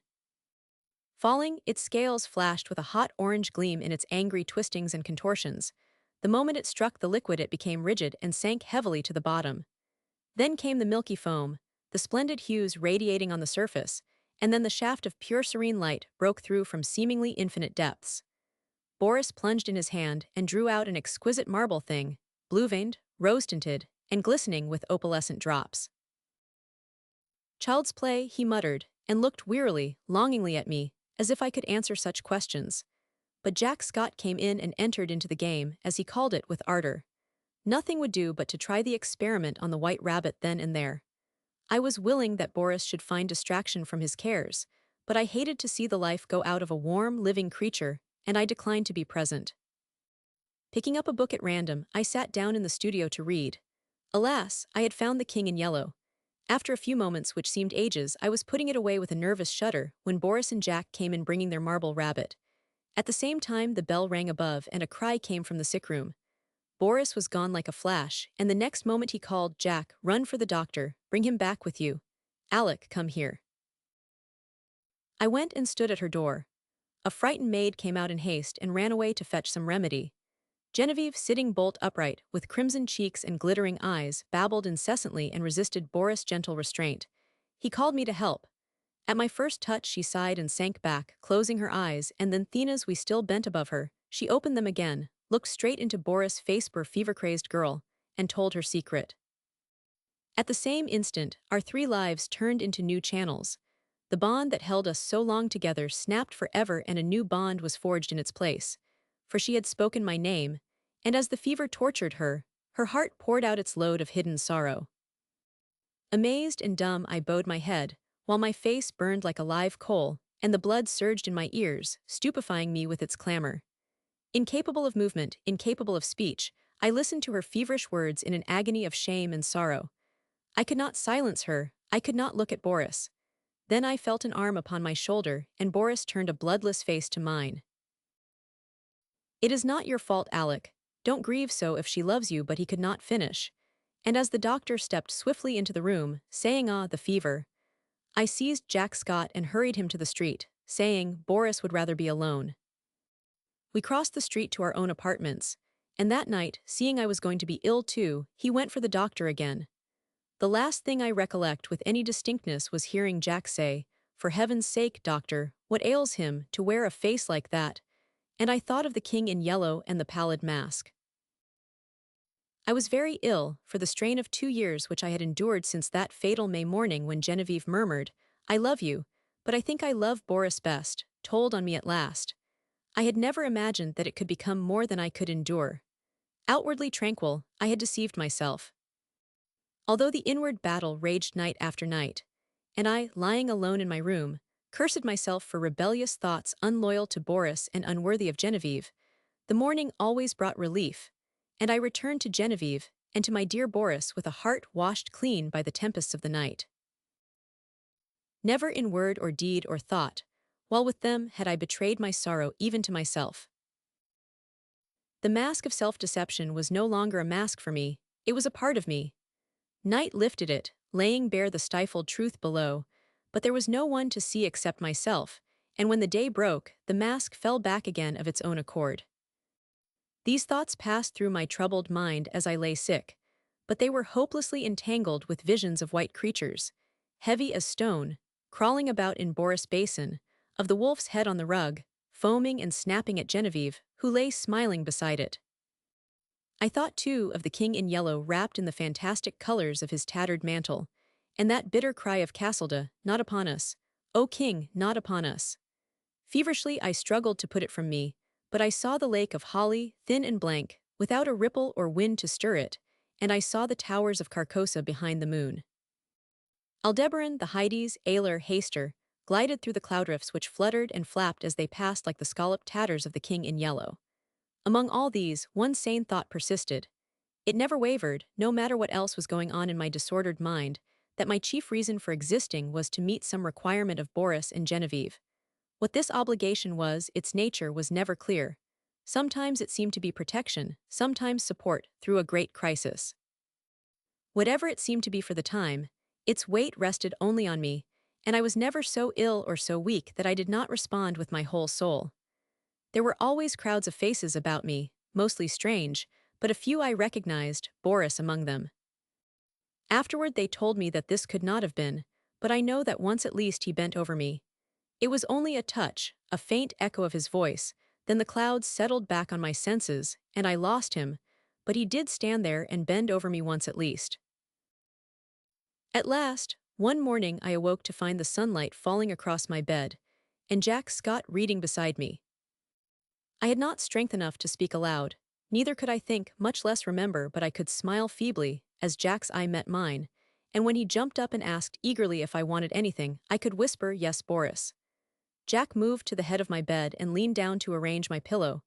I did not see his face, but he answered heartily, "You must wait, Alec. You are too weak to see even Boris."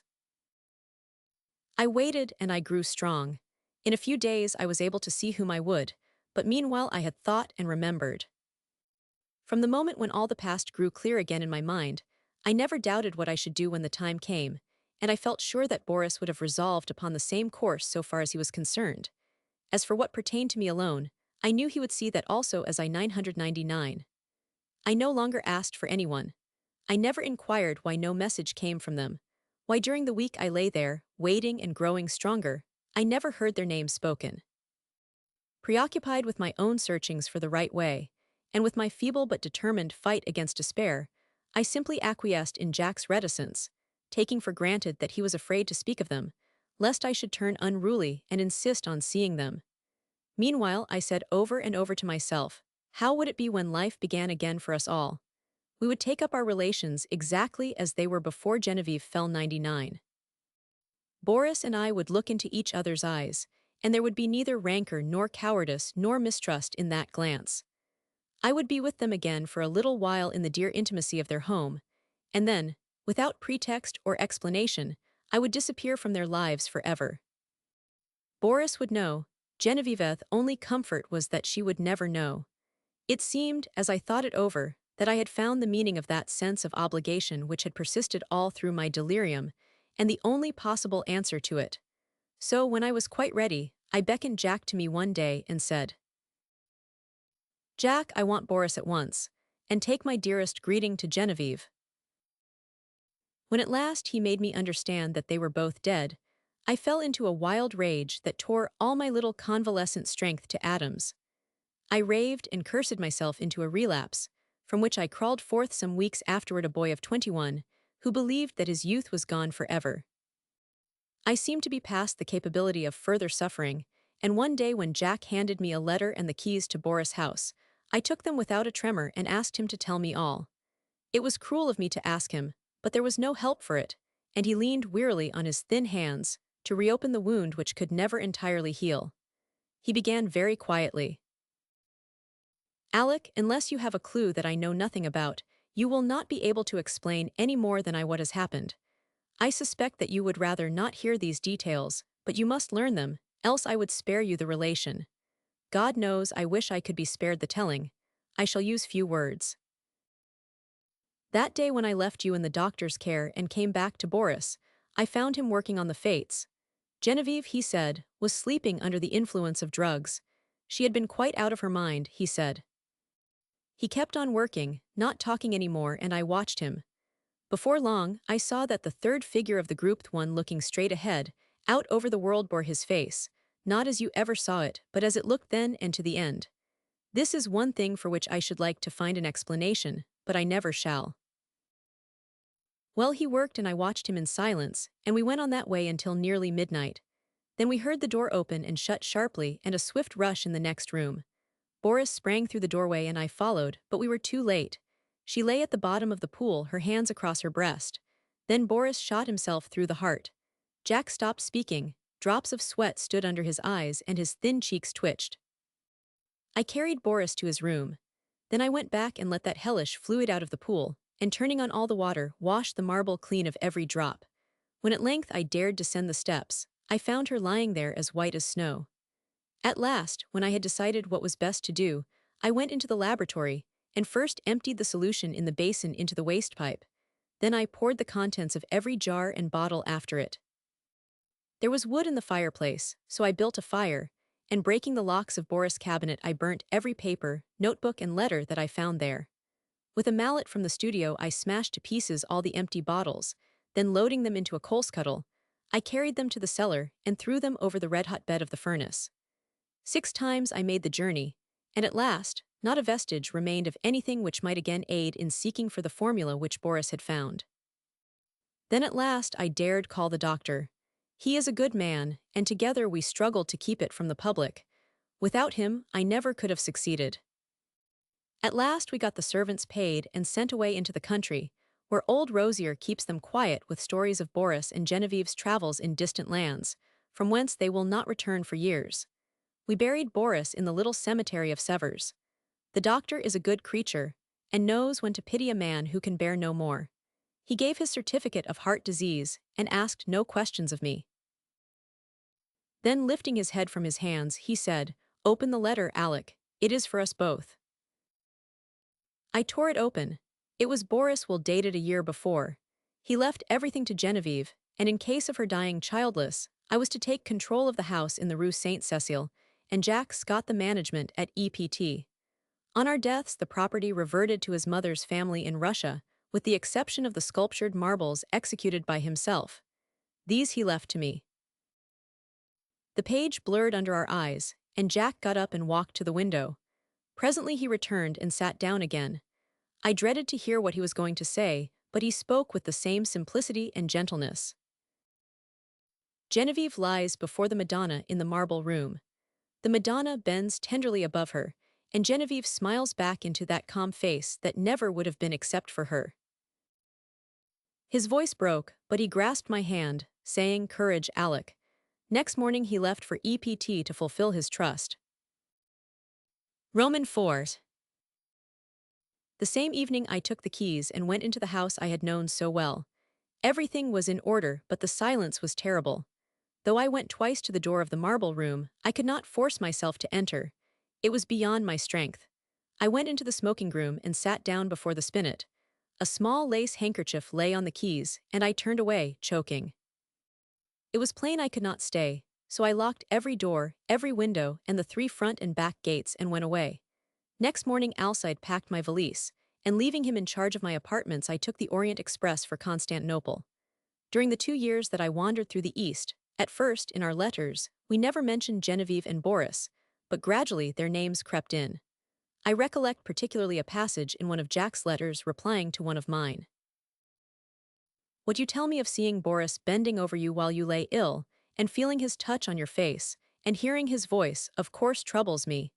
This that you describe must have happened a fortnight after he died.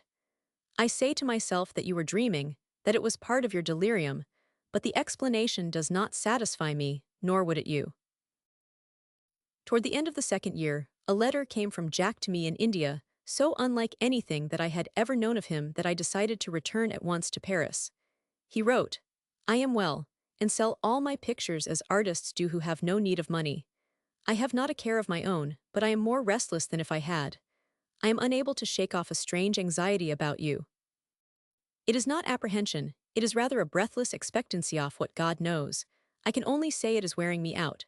Nights I dream always of you and Boris.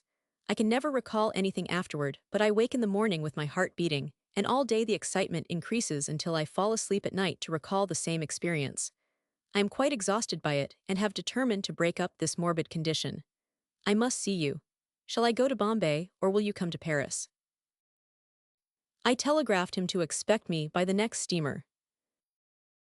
When we met I thought he had changed very little. He insisted, looked in splendid health. It was good to hear his voice again, and as we sat and chatted about what life still held for us, we felt that it was pleasant to be alive in the bright spring weather. We stayed in Paris together a week, and then I went for a week to EPT with him, but first of all we went to the cemetery at Sevres, where Boris lay. "Shall we place the Fates in the little grove above him?" Jack asked, and I answered. "I think only the Madonna should watch over Boris' grave." But Jack was none the better for my homecoming. The dreams of which he could not retain even the least definite outline continued, and he said that at times the sense of breathless expectancy was suffocating. "You see I do you harm and not good," I said. "Try a change without me." So he started alone for a ramble among the Channel Islands, and I went back to Paris. I had not yet entered Boris' house, now mine since my return, but I knew it must be done. It had been kept in order by Jack. There were servants there, so I gave up my own apartment and went there to live. Instead of the agitation I had feared, I found myself able to paint there tranquilly. I visited all the rooms all but one. I could not bring myself to enter the marble room where Genevieve lay, and yet I felt the longing growing daily to look upon her face, to kneel beside her. One April afternoon, I lay dreaming in the smoking room, just as I had lain 2 years before, and mechanically I looked among the tawny eastern rugs for the wolfskin. At last I distinguished the pointed ears and flat cruel head, and I thought of my dream where I saw Genevieve lying beside it. The helmet still hung against the threadbare tapestry, among them the old Spanish morion which I remembered Genevieve had once put on when we were amusing ourselves with the ancient bits of mail. I turned my eyes to the spinet. Every yellow key seemed eloquent of her caressing hand, and I rose, drawn by the strength of my life's passion, to the sealed door of the marble room. The heavy doors swung inward under my trembling hands. Sunlight poured through the window, tipping with gold the wings of Cupid, and lingered like a nimbus over the brows of the Madonna. Her tender face bent in compassion over a marble form so exquisitely pure that I knelt and signed myself. Genevieve lay in the shadow under the Madonna, and yet, through her white arms, I saw the pale azure vein, and beneath her softly clasped hands the folds of her dress were tinged with rose, as if from some faint warm light within her breast. Bending with a breaking heart, I touched the marble drapery with my lips, then crept back into the silent house. A maid came and brought me a letter, and I sat down in the little conservatory to read it. But as I was about to break the seal, seeing the girl lingering, I asked her what she wanted. She stammered something about a white rabbit that had been caught in the house, and asked what should be done with it. I told her to let it loose in the walled garden behind the house, and opened my letter. It was from Jack, but so incoherent that I thought he must have lost his reason. It was nothing but a series of prayers to me not to leave the house until he could get back. He could not tell me why. There were the dreams. He said it could explain nothing, but he was sure that I must not leave the house in the Rue Saint-Cécile. As I finished reading, I raised my eyes and saw the same maidservant standing in the doorway holding a glass dish in which 2 goldfish were swimming. "Put them back into the tank, and tell me what you mean by interrupting me," I said. With a half-suppressed whimper, she emptied water and fish into an aquarium at the end of the conservatory, and turning to me, asked my permission to leave my service. She said people were playing tricks on her, evidently with a design of getting her into trouble. The marble rabbit had been stolen, and a live one had been brought into the house. The 2 beautiful marble fish were gone, and she had just found those common live things flopping on the dining-room floor. I reassured her and sent her away, saying I would look about myself. I went into the studio. There was nothing there but my canvases and some casts, except the marble of the Easter lily. I saw it on a table across the room. Then I strode angrily over to it. But the flower I lifted from the table was fresh and fragile, and filled the air with perfume. Then suddenly I comprehended, and sprang through the hallway to the marble room. The doors flew open, the sunlight streamed into my face, and through it, in a heavenly glory, the Madonna smiled, as Genevieve lifted her flushed face from her marble couch and opened her sleepy eyes. In the court of the dragon. O thou who burn'st in heart for those who burn. In hell, whose fires thyself shall feed in turn. How long be crying mercy on them, God? Why, who art thou to teach and he to learn? In the church of St. Barnabé vespers were over, the clergy left the altar, the little choir boys flocked across the chancel and settled in the stalls. A Suisse in rich uniform marched down the south aisle, sounding his staff at every 4th step on the stone pavement. Behind him came that eloquent preacher and good man, Monseigneur C. My chair was near the chancel rail. I now turned toward the west end of the church. The other people between the altar and the pulpit turned too. There was a little scraping and rustling while the congregation seated itself again. The preacher mounted the pulpit stairs, and the organ voluntary ceased. I had always found the organ playing at St. Barnabé highly interesting. Learned and scientific it was, too much so for my small knowledge, but expressing a vivid if cold intelligence. Moreover, it possessed the French quality of taste. Taste reigned supreme, self-controlled, dignified, and reticent. Today, however, from the first chord I had felt a change for the worse, a sinister change. During Vespers it had been chiefly the chancel organ which supported the beautiful choir, but now and again, quite wantonly as it seemed, from the west gallery where the great organ stands, A heavy hand had struck across the church at the serene peace of those clear voices. It was something more than harsh and dissonant, and it betrayed no lack of skill. As it recurred again and again, it set me thinking of what my architect's books say about the custom in early times to consecrate the choir as soon as it was built, and that the nave, being finished sometimes half a century later, often did not get any blessing at all. I wondered idly if that had been the case at St. Barnabé, and whether something not usually supposed to be at home in a Christian church might have entered undetected and taken possession of the West Gallery. I had read of such things happening, too, but not in works on architecture. Then I remembered that St. Barnabé was not much more than 100 years old, and smiled at the incongruous association of medieval superstitions with that cheerful little piece of 18th-century rococo. But now vespers were over, and there should have followed a few quiet chords, fit to accompany meditation, while we waited for the sermon.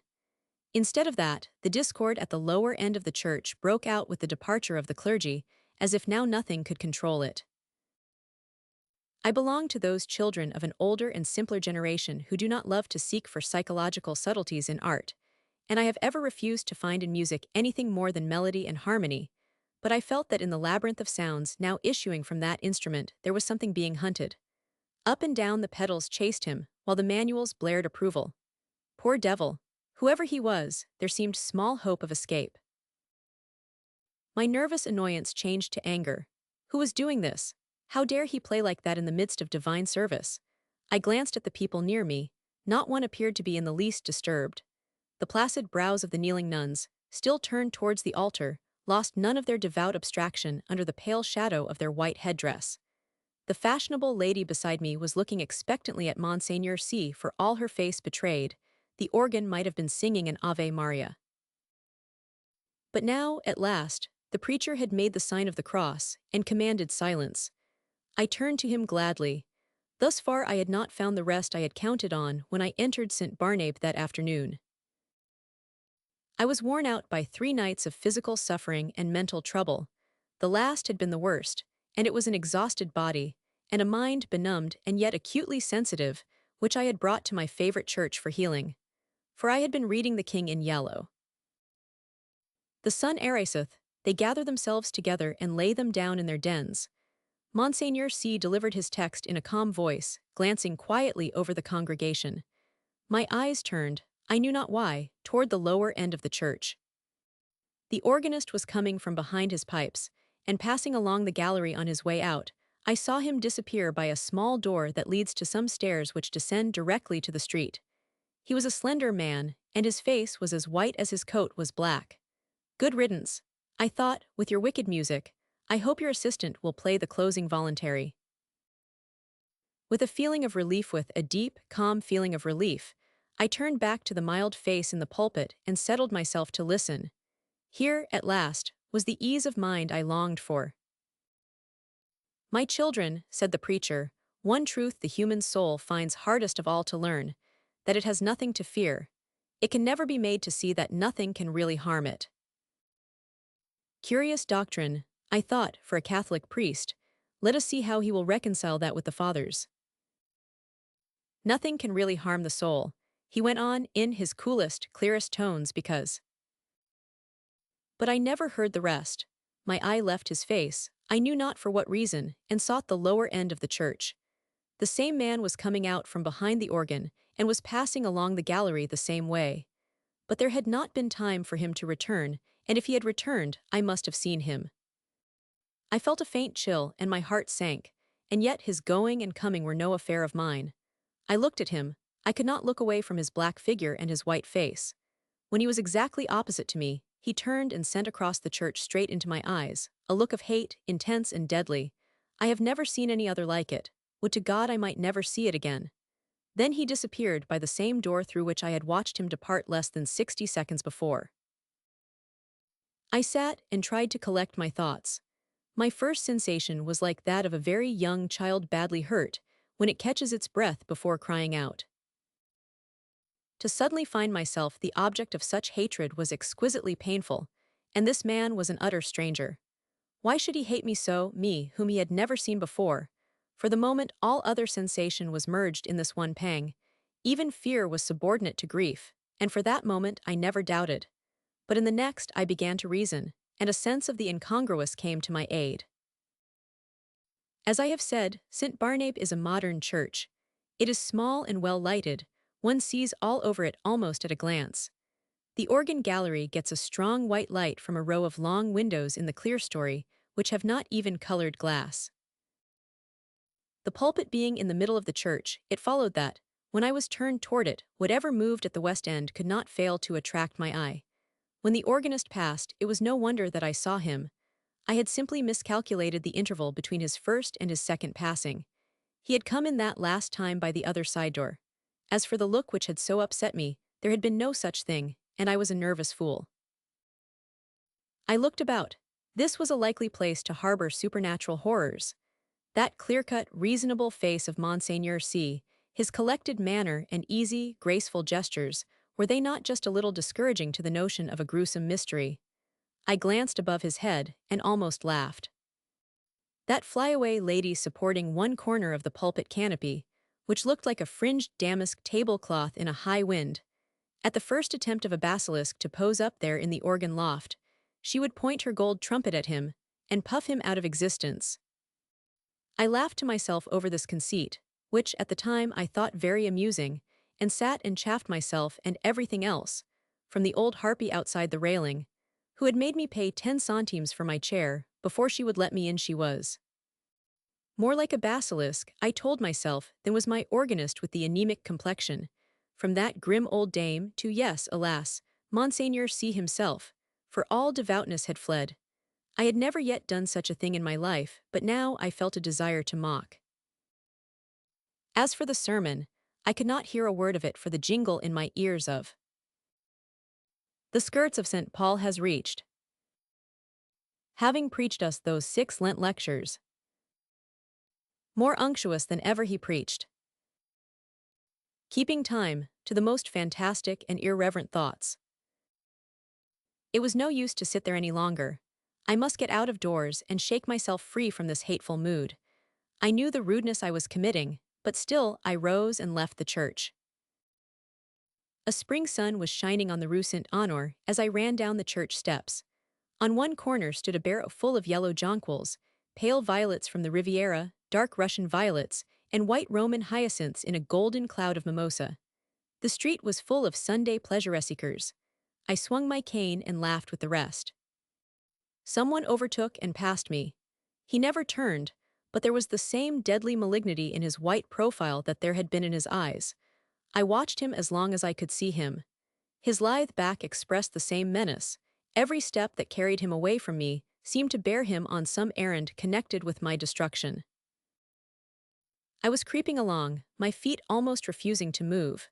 There began to dawn in me a sense of responsibility for something long forgotten. It began to seem as if I deserved that which he threatened. It reached a long way back, long way back. It had lain dormant all these years. It was there, though, and presently it would rise and confront me.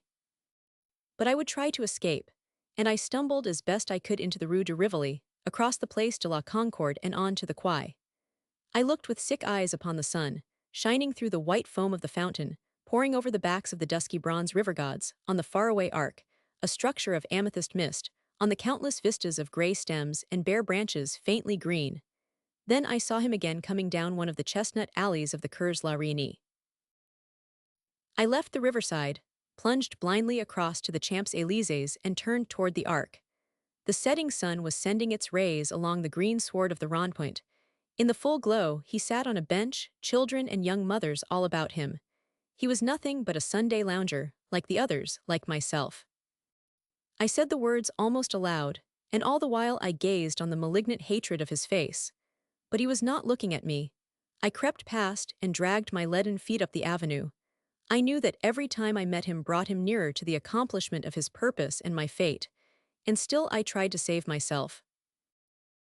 The last rays of sunset were pouring through the great arc. I passed under it and met him face to face. I had left him far down the Champs-Élysées, and yet he came in with a stream of people who were returning from the Bois de Boulogne. He came so close that he brushed me. His slender frame felt like iron inside its loose black covering. He showed no signs of haste, nor of fatigue, nor of any human feeling. His whole being expressed one thing: the will and the power to work me evil. In anguish, I watched him where he went down the broad, crowded avenue, that was all flashing with wheels, and the trappings of horses, and the helmets of the Guard Republicain. He was soon lost to sight. Then I turned and fled. Into the boys, and far out beyond it I know not where I went, but after a long while, as it seemed to me, night had fallen, and I found myself sitting at a table before a small café. I had wandered back into the boys. It was hours now since I had seen him. Physical fatigue and mental suffering had left me no power to think or feel. I was tired, so tired. I longed to hide away in my own den. I resolved to go home, but that was a long way off. I live in the Court of the Dragon, a narrow passage that leads from the Rue de Rennes to the Rue du Dragon. It is an impasse, traversable only for foot passengers. Over the entrance on the Rue de Rennes is a balcony, supported by an iron dragon. Within the court, tall old houses rise on either side and close the ends that give on the two streets. Huge gates, swung back during the day into the walls of the deep archways, close this court after midnight, and one must enter then by ringing at certain small doors on the side. The sunken pavement collects unsavory pools. Steep stairways pitch down to doors that open on the court. The ground floors are occupied by shops of second-hand dealers and by iron workers. All day long the place rings with the clink of hammers and the clang of metal bars. Unsavory as it is below, there is cheerfulness and comfort and hard, honest work above. 5 flights up are the ateliers of architects and painters, and the hiding places of middle-aged students like myself who want to live alone. When I first came here to live I was young, and not alone. I had to walk a while before any conveyance appeared, but at last, when I had almost reached the Arc de Triomphe again, an empty cab came along and I took it. From the Arc to the Rue de Rennes is a drive of more than half an hour, especially when one is conveyed by a tired cab horse that has been at the mercy of Sunday feta-makers. There had been time before I passed under the dragon's wings to meet my enemy over and over again, but I never saw him once, and now refuge was close at hand. Before the wide gateway, a small mob of children were playing. Our concierge and his wife walked among them, with their black poodle, keeping order. Some couples were waltzing on the sidewalk. I returned their greetings and hurried in. All the inhabitants of the court had trooped out into the street.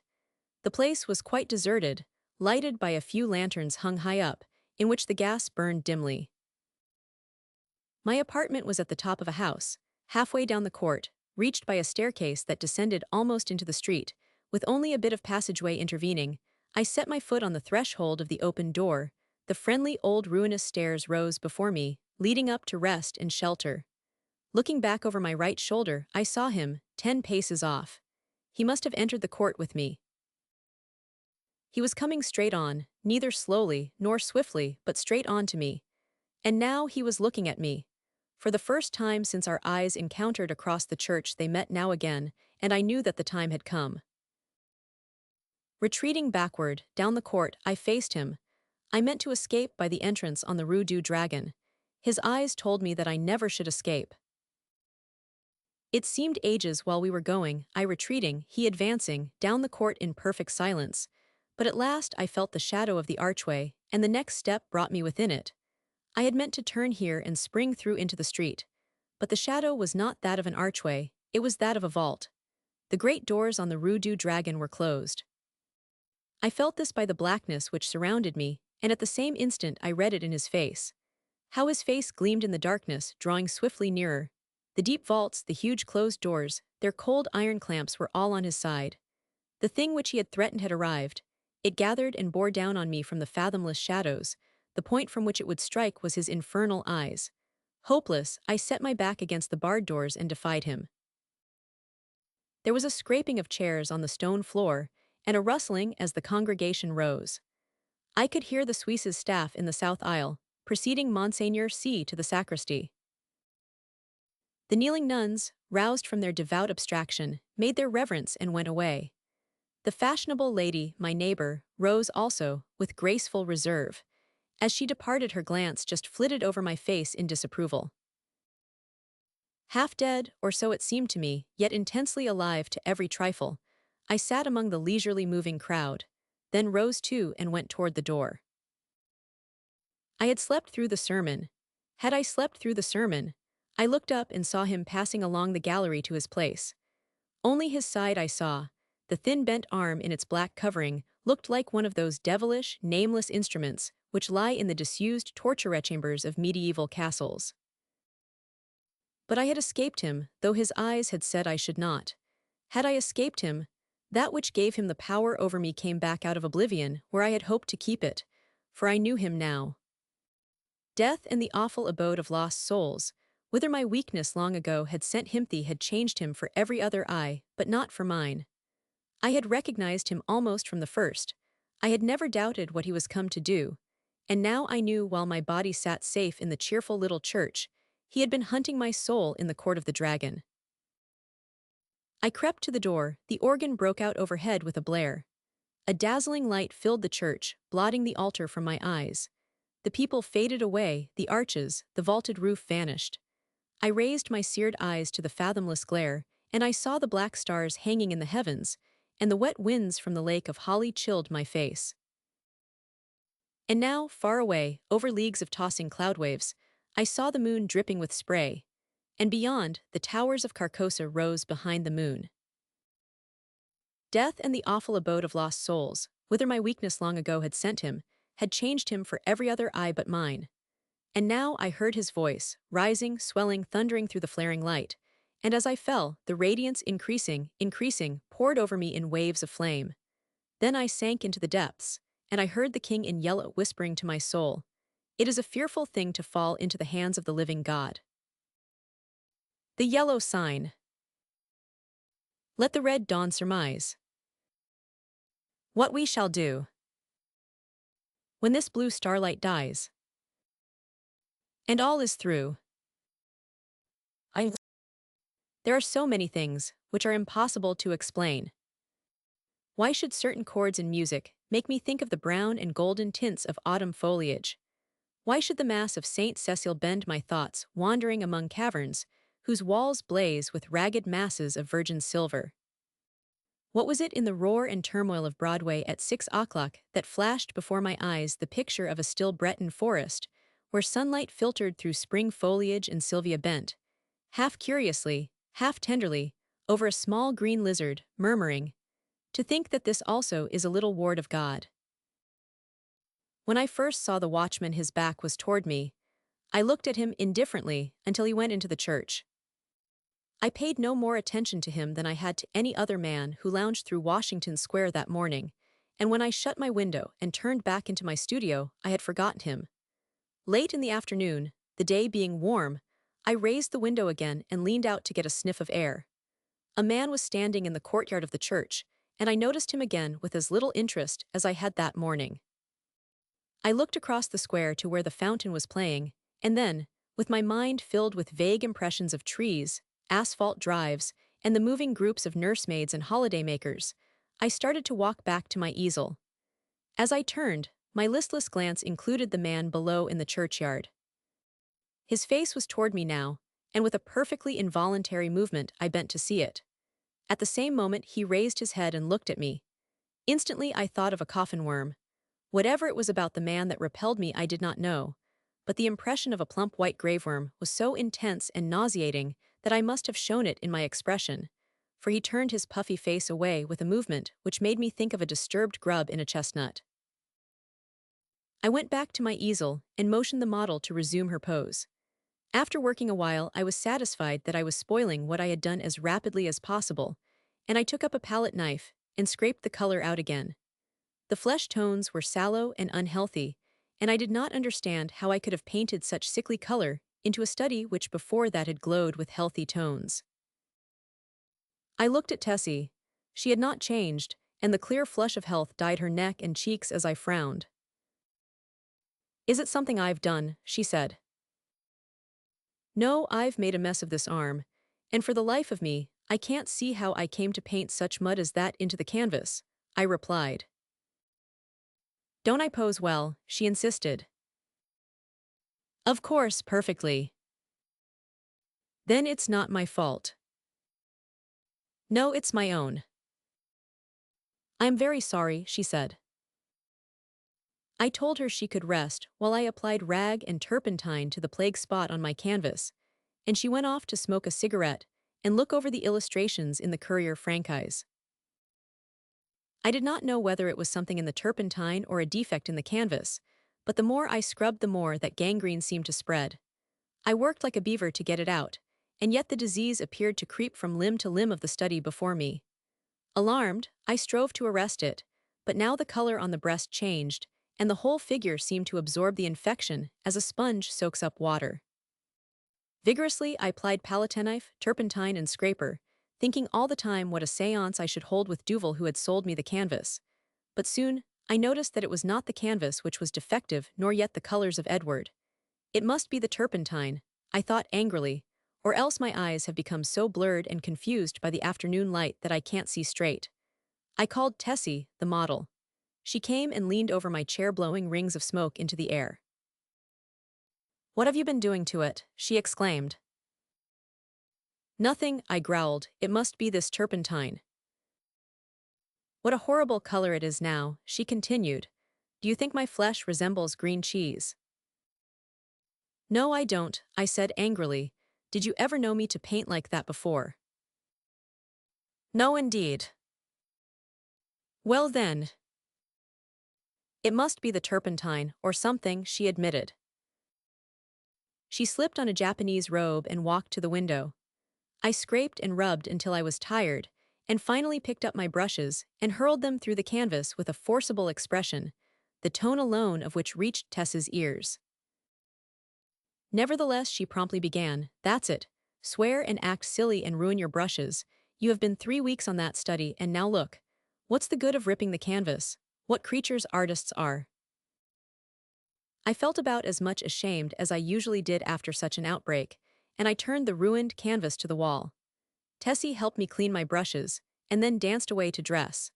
From the screen she regaled me with bits of advice concerning whole or partial loss of temper, until, thinking, perhaps, I had been tormented sufficiently, she came out to implore me to button her waist where she could not reach it on the shoulder. "Everything went wrong from the time you came back from the window and talked about that horrid-looking man you saw in the churchyard," she announced. "Yes, he probably bewitched the picture," I said, yawning. I looked at my watch. "It's after 6, I know," said Tessie, adjusting her hat before the mirror. "Yes," I replied, "I didn't mean to keep you so long." I leaned out of the window but recoiled with disgust, for the young man with the pasty face stood below in the churchyard. Tessie saw my gesture of disapproval and leaned from the window. "Is that the man you don't like?" she whispered. I nodded. "I can't see his face, but he does look fat and soft. Some way or other," she continued, turning to look at me, "he reminds me of a dream, an awful dream I once had." Or, she mused, looking down at her shapely shoes, was it a dream after all? "How should I know?" I smiled. Tessie smiled in reply. "You were in it," she said, "so perhaps you might know something about it." Tessie, I protested, "don't you dare flatter by saying that you dream about me." "But I did," she insisted. "Shall I tell you about it?" "Go ahead," I replied, lighting a cigarette. Tessie leaned back on the open windowsill and began very seriously. "One night last winter I was lying in bed thinking about nothing at all in particular. I had been posing for you and I was tired out, yet it seemed impossible for me to sleep. I heard the bells in the city ring 10, 11, and midnight. I must have fallen asleep about midnight because I don't remember hearing the bells after that. It seemed to me that I had scarcely closed my eyes when I dreamed that something impelled me to go to the window.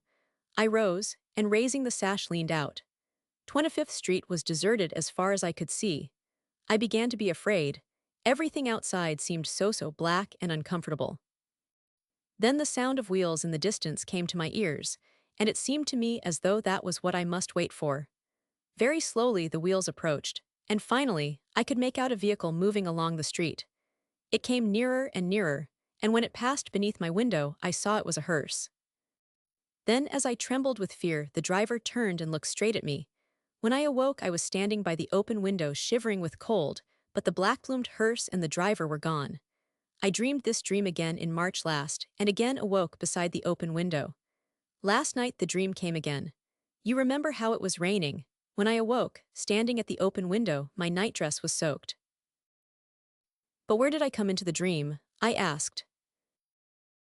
You were in the coffin, but you were not dead. In the coffin? Yes. How did you know? Could you see me? No, I only knew you were there. Had you been eating Welsh rarebits or lobster salad?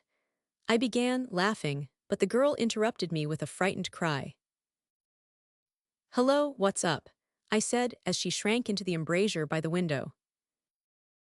That man below in the churchyard, he drove the hearse. Nonsense, I said, but Tessa's eyes were wide with terror.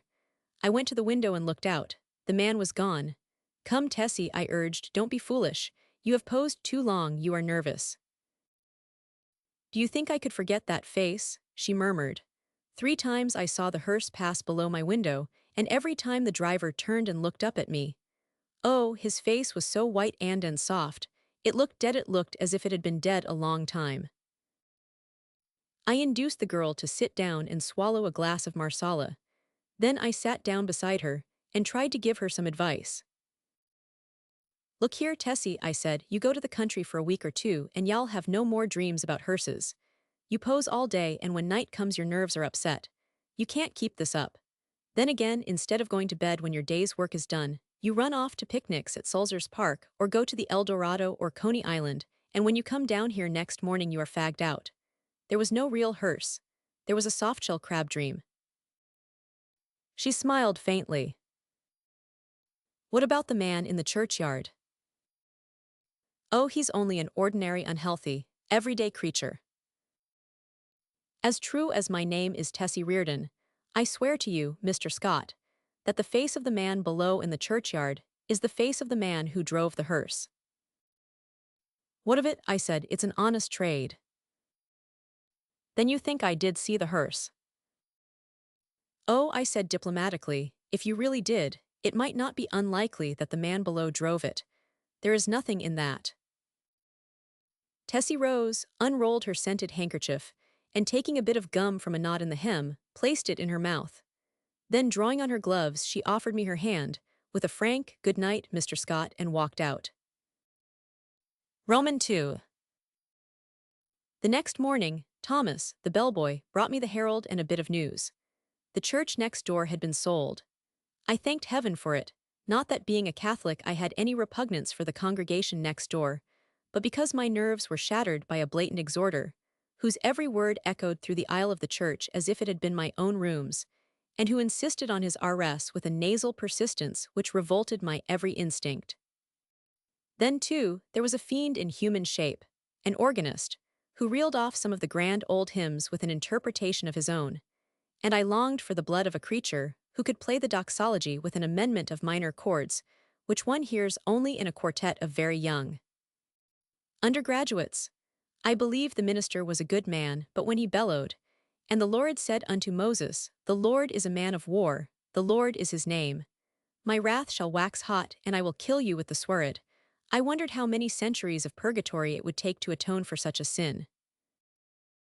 Who bought the property? I asked Thomas. Nobody that I knows, sir. They do say the gent what owns this air Hamilton Flats was looking at it. E might be a buildin' more studios. I walked to the window.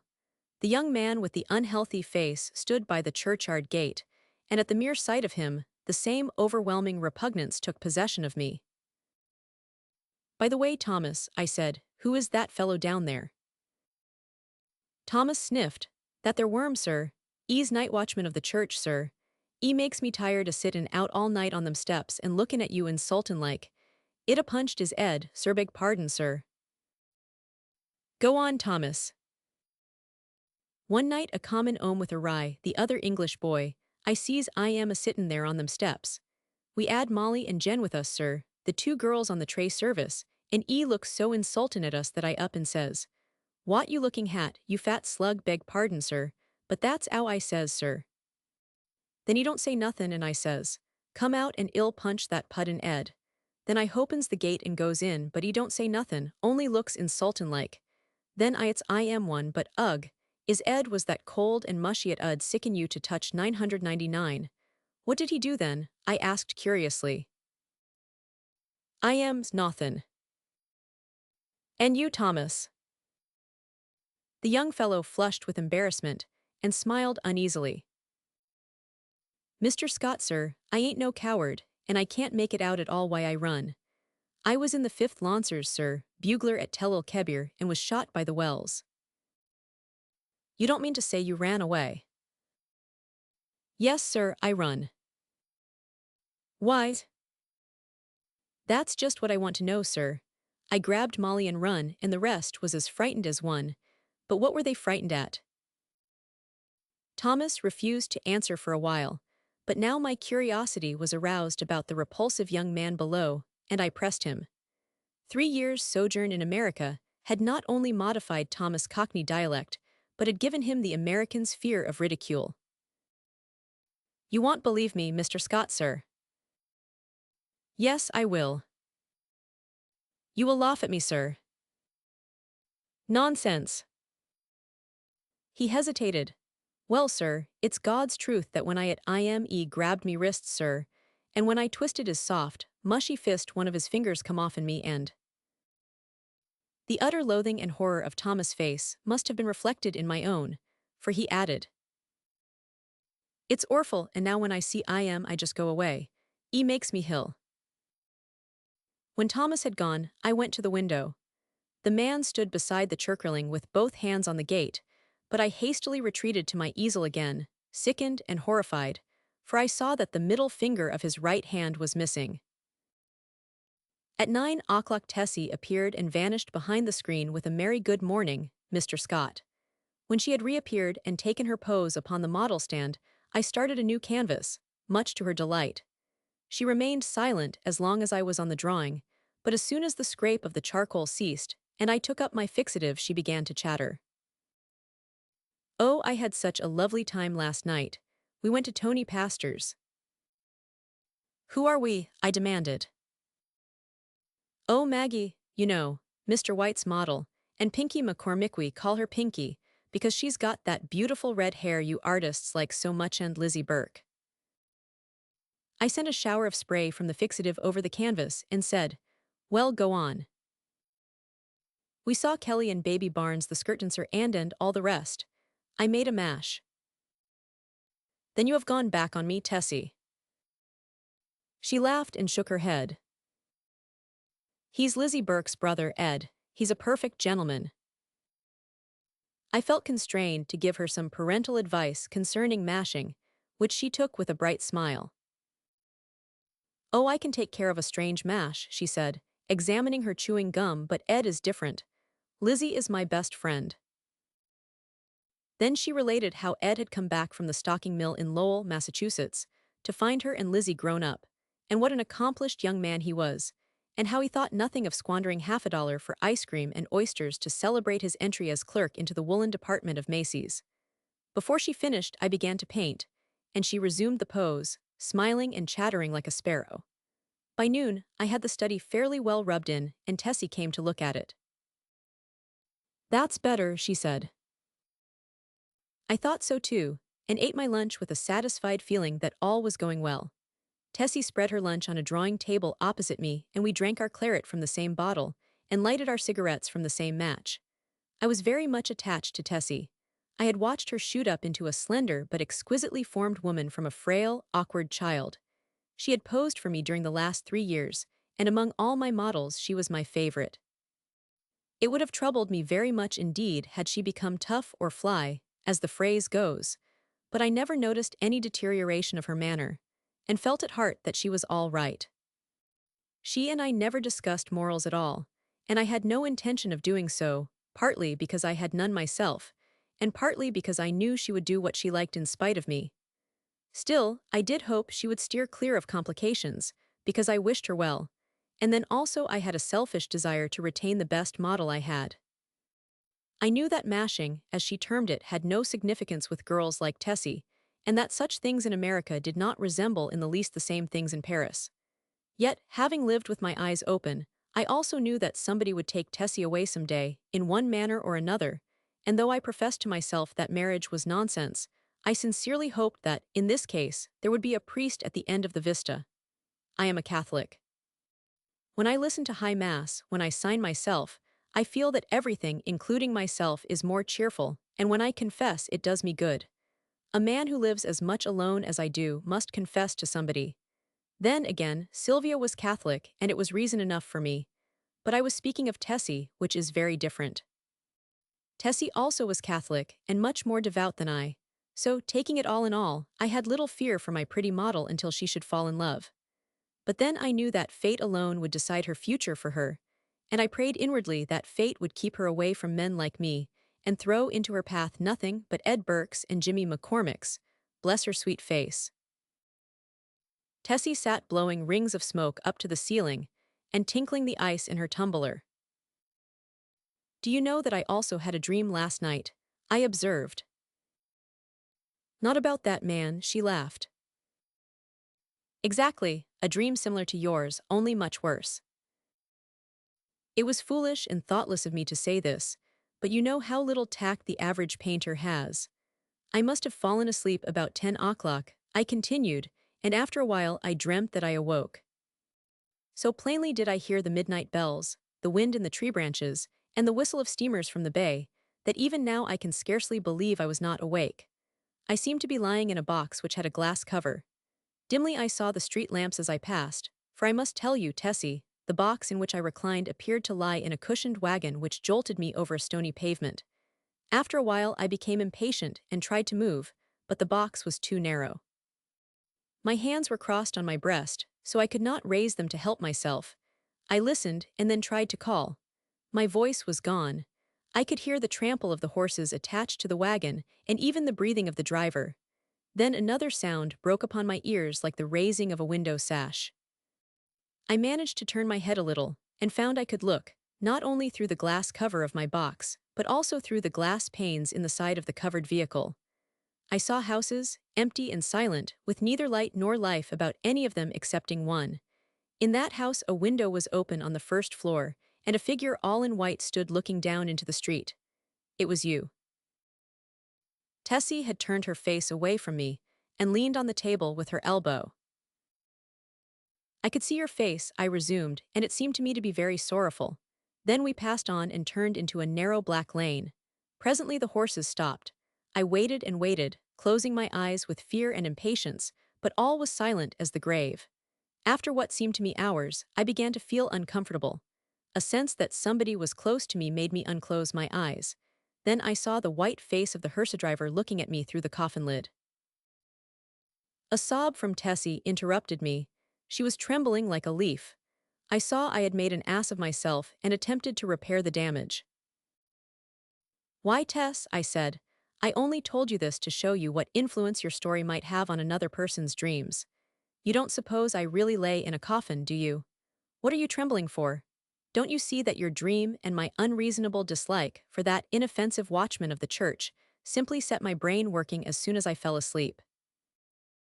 She laid her head between her arms and sobbed as if her heart would break. What a precious triple donkey I had made of myself, but I was about to break my record. I went over and put my arm about her. Tessie dear, forgive me, I said. I had no business to frighten you with such nonsense. You are too sensible a girl, too good a Catholic to believe in dreams. Her hand tightened on mine and her head fell back upon my shoulder, but she still trembled, and I petted her and comforted her. Come, Tess, open your eyes and smile. Her eyes opened with a slow, languid movement, and met mine, but their expression was so queer that I hastened to reassure her again. It's all humbug, Tessie. You surely are not afraid that any harm will come to you because of that. No, she said, but her scarlet lips quivered. Then what's the matter? Are you afraid? Yes, not for myself. For me then, I demanded gaily. For you, she murmured in a voice almost inaudible. I care for you.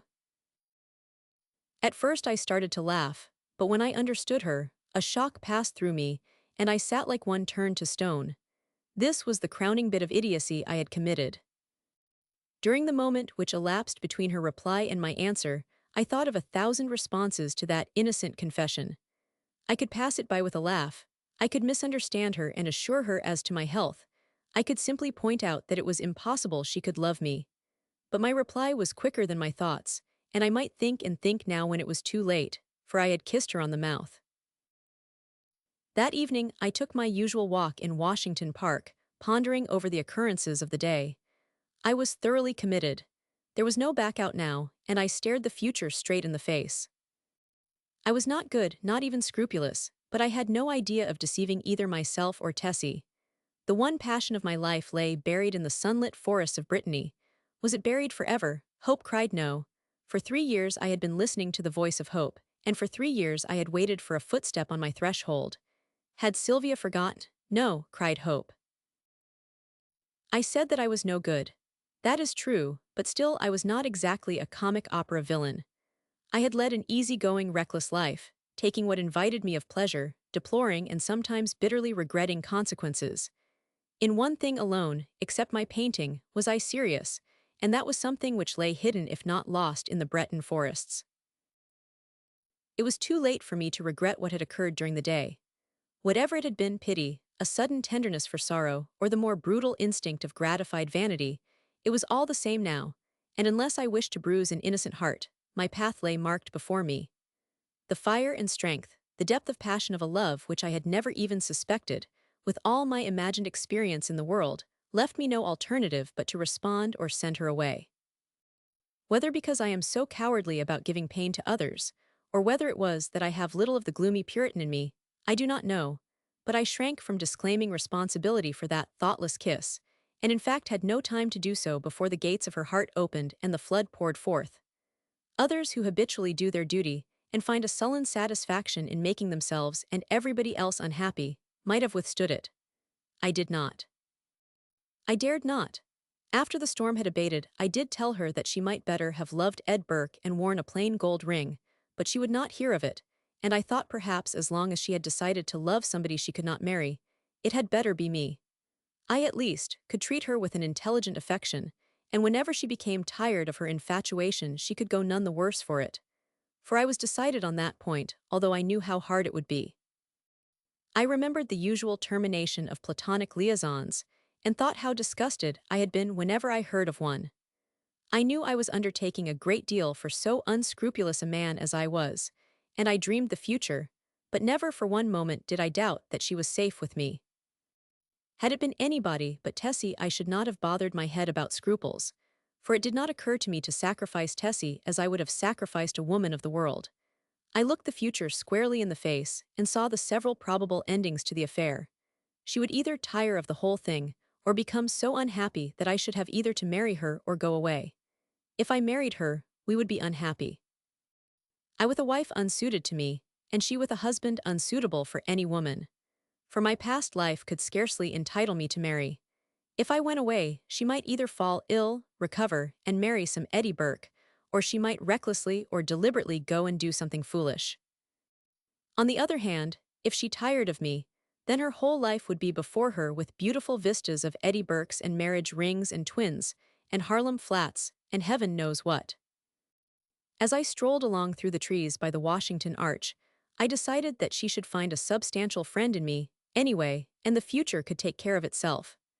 Then I went into the house and put on my evening dress, for the little faintly perfumed note on my dresser said, "Have a cab at the stage door at 11, and the note was signed Edith Carmichael, Metropolitan Theater.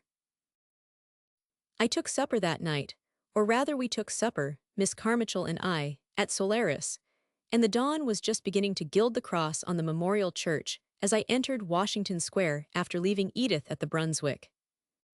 There was not a soul in the park as I passed along the trees and took the walk which leads from the Garibaldi statue to the Hamilton apartment house, but as I passed the churchyard, I saw a figure sitting on the stone steps. In spite of myself, A chill crept over me at the sight of the white puffy face, and I hastened to pass. Then he said something which might have been addressed to me, or might merely have been a mutter to himself, but a sudden furious anger flamed up within me that such a creature should address me.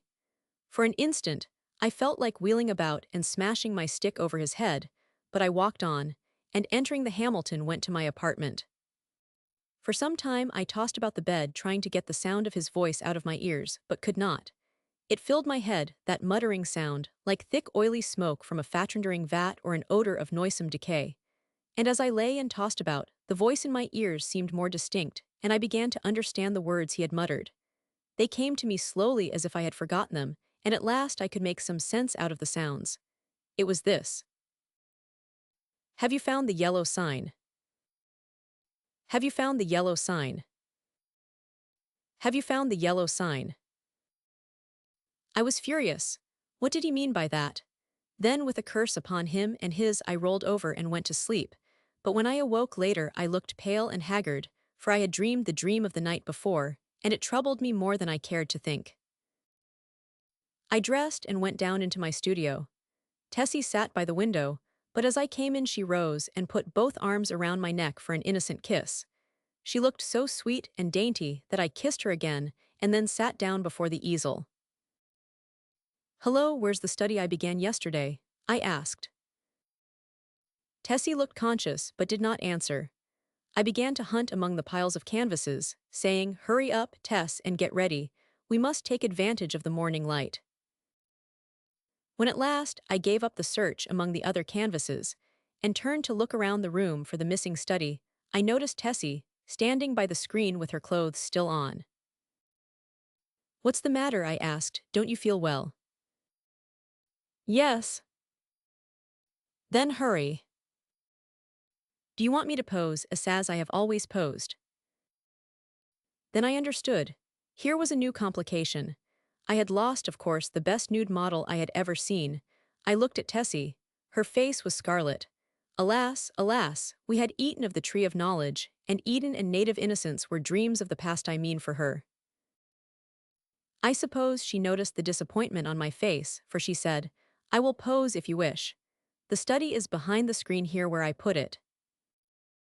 "No," I said, "we will begin something new," and I went into my wardrobe and picked out a Moorish costume which fairly blazed with tinsel. It was a genuine costume, and Tessie retired to the screen with it enchanted. When she came forth again, I was astonished. Her long black hair was bound above her forehead with a circlet of turquoises, and the ends curled about her glittering girdle. Her feet were encased in the embroidered pointed slippers, and the skirt of her costume, curiously wrought with arabesques in silver, fell to her ankles. The deep metallic blue vest embroidered with silver and the short Mauresque jacket spangled and sewn with turquoises became her wonderfully. She came up to me and held up her face smiling. I slipped my hand into my pocket, and drawing out a gold chain with a cross attached, dropped it over her head. "It's yours, Tessie." "Mine," she faltered. "Yours, now go and pose." Then with a radiant smile she ran behind the screen, and presently reappeared with a little box on which was written my name. "I had intended to give it to you when I went home tonight," she said, "but I can't wait now." I opened the box. On the pink cotton inside lay a clasp of black onyx, on which was inlaid a curious symbol or letter in gold. It was neither Arabic nor Chinese, nor, as I found afterwards, did it belong to any human script. "It's all I had to give you for a keepsake," she said timidly. I was annoyed, but I told her how much I should prize it, and promised to wear it always. She fastened it on my coat beneath the lapel. "How foolish, Tess, to go and buy me such a beautiful thing as this," I said. "I did not buy it," she laughed. "Where did you get it?" Then she told me how she had found it one day while coming from the aquarium in the Battery, how she had advertised it and watched the papers, but at last gave up all hopes of finding the owner. "That was last winter," she said, "the very day I had the first horrid dream about the hearse." I remembered my dream of the previous night but said nothing, and presently my charcoal was flying over a new canvas, and Tessie stood motionless on the model stand. Roman 3. The day following was a disastrous one for me. While moving a framed canvas from one easel to another, my foot slipped on the polished floor, and I fell heavily on both wrists. They were so badly sprained that it was useless to attempt to hold a brush, and I was obliged to wander about the studio, glaring at unfinished drawings and sketches, until despair seized me, and I sat down to smoke and twiddle my thumbs with rage.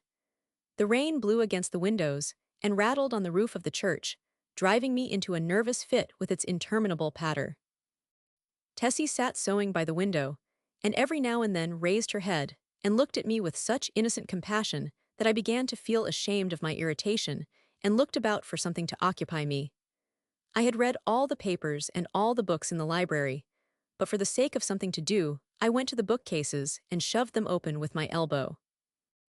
I knew every volume by its color and examined them all, passing slowly around the library and whistling to keep up my spirits. I was turning to go into the dining room when my eye fell upon a book bound in serpent skin, standing in a corner of the top shelf of the last bookcase. I did not remember it, and from the floor could not decipher the pale lettering on the back, so I went to the smoking room and called Tessie. She came in from the studio and climbed up to reach the book. "What is it?" I asked. "The King in Yellow." I was dumbfounded. Who had placed it there? How came it in my rooms? I had long ago decided that I should never open that book, and nothing on earth could have persuaded me to buy it. Fearful lest curiosity might tempt me to open it, I had never even looked at it in bookstores. If I ever had had any curiosity to read it, the awful tragedy of young Castaigne, whom I knew, prevented me from exploring its wicked pages. I had always refused to listen to any description of it, and indeed, nobody ever ventured to discuss the second part aloud, so I had absolutely no knowledge of what those leaves might reveal. I stared at the poisonous mottled binding as I would at a snake. "Don't touch it, Tessie," I said, "come down." Of course my admonition was enough to arouse her curiosity, and before I could prevent it, she took the book and, laughing, danced off into the studio with it. I called to her, but she slipped away with a tormenting smile at my helpless hands, and I followed her with some impatience. "Tessie," I cried, entering the library, "listen, I am serious. Put that book away. I do not wish you to open it." The library was empty. I went into both drawing rooms, then into the bedrooms, laundry, kitchen, and finally returned to the library and began a systematic search.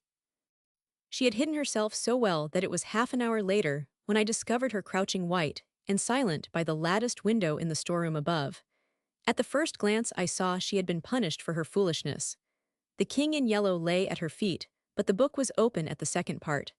I looked at Tessie and saw it was too late. She had opened The King in Yellow. Then I took her by the hand and led her into the studio. She seemed dazed, and when I told her to lie down on the sofa, she obeyed me without a word. After a while she closed her eyes and her breathing became regular and deep, but I could not determine whether or not she slept. For a long while I sat silently beside her, but she neither stirred nor spoke, and at last I rose, and entering the unused storeroom, took the book in my least injured hand. It seemed heavy as lead, but I carried it into the studio again, and sitting down on the rug beside the sofa, opened it and read it through from beginning to end. When, faint with excess of my emotions, I dropped the volume and leaned wearily back against the sofa, Tessie opened her eyes and looked at me. We had been speaking for some time in a dull, monotonous strain, before I realized that we were discussing The King in Yellow. Oh, the sin of writing such words, words which are clear as crystal, limpid and musical as bubbling springs, words which sparkle and glow like the poisoned diamonds of the Medicis. Oh, the wickedness, the hopeless damnation of a soul who could fascinate and paralyze human creatures with such words, words understood by the ignorant and wise alike, words which are more precious than jewels, more soothing than music, more awful than death. We talked on, unmindful of the gathering shadows, and she was begging me to throw away the clasp of black onyx quaintly inlaid with what we now knew to be the yellow sign. I never shall know why I refused, though even at this hour, here in my bedroom as I write this confession, I should be glad to know what it was that prevented me from tearing the yellow sign from my breast and casting it into the fire. I am sure I wished to do so, and yet Tessie pleaded with me in vain. Night fell and the hours dragged on, but still we murmured to each other of the king and the pallid mask, and midnight sounded from the misty spires in the fog-wrapped city. We spoke of Hayster and of Castleda, while outside the fog rolled against the blank window panes as the cloud waves roll and break on the shores of Holly. The house was very silent now, and not a sound came up from the misty streets. Tessie lay among the cushions, her face a gray blot in the gloom, but her hands were clasped in mine, and I knew that she knew and read my thoughts as I read hers, for we had understood the mystery of the Heides, and the phantom of truth was laid. Then as we answered each other, swiftly, silently, thought on thought, the shadows stirred in the gloom about us, and far in the distant streets we heard a sound. Nearer and nearer it came, the dull crunching of wheels, nearer and yet nearer, and now, outside before the door it ceased, and I dragged myself to the window and saw a black-plumed hearse. The gate below opened and shut, and I crept shaking to my door and bolted it, but I knew no bolts, no locks, could keep that creature out who was coming for the yellow sign. And now I heard him moving very softly along the hall. Now he was at the door, and the bolts rotted at his touch. Now he had entered. With eyes starting from my head I peered into the darkness, but when he came into the room I did not see him. It was only when I felt him envelope me in his cold, soft grasp that I cried out and struggled with deadly fury. But my hands were useless, and he tore the onyx clasp from my coat and struck me full in the face. Then, as I fell, I heard Tess's soft cry and her spirit fled. And even while falling I longed to follow her, for I knew that the king in yellow had opened his tattered mantle, and there was only God to cry to now. I could tell more, but I cannot see what help it will be to the world. As for me, I am past human help or hope. As I lie here, writing, careless even whether or not I die before I finish, I can see the doctor gathering up his powders and phials with a vague gesture to the good priest beside me, which I understand. They will be very curious to know the tragedy of the outside world, who write books and print millions of newspapers.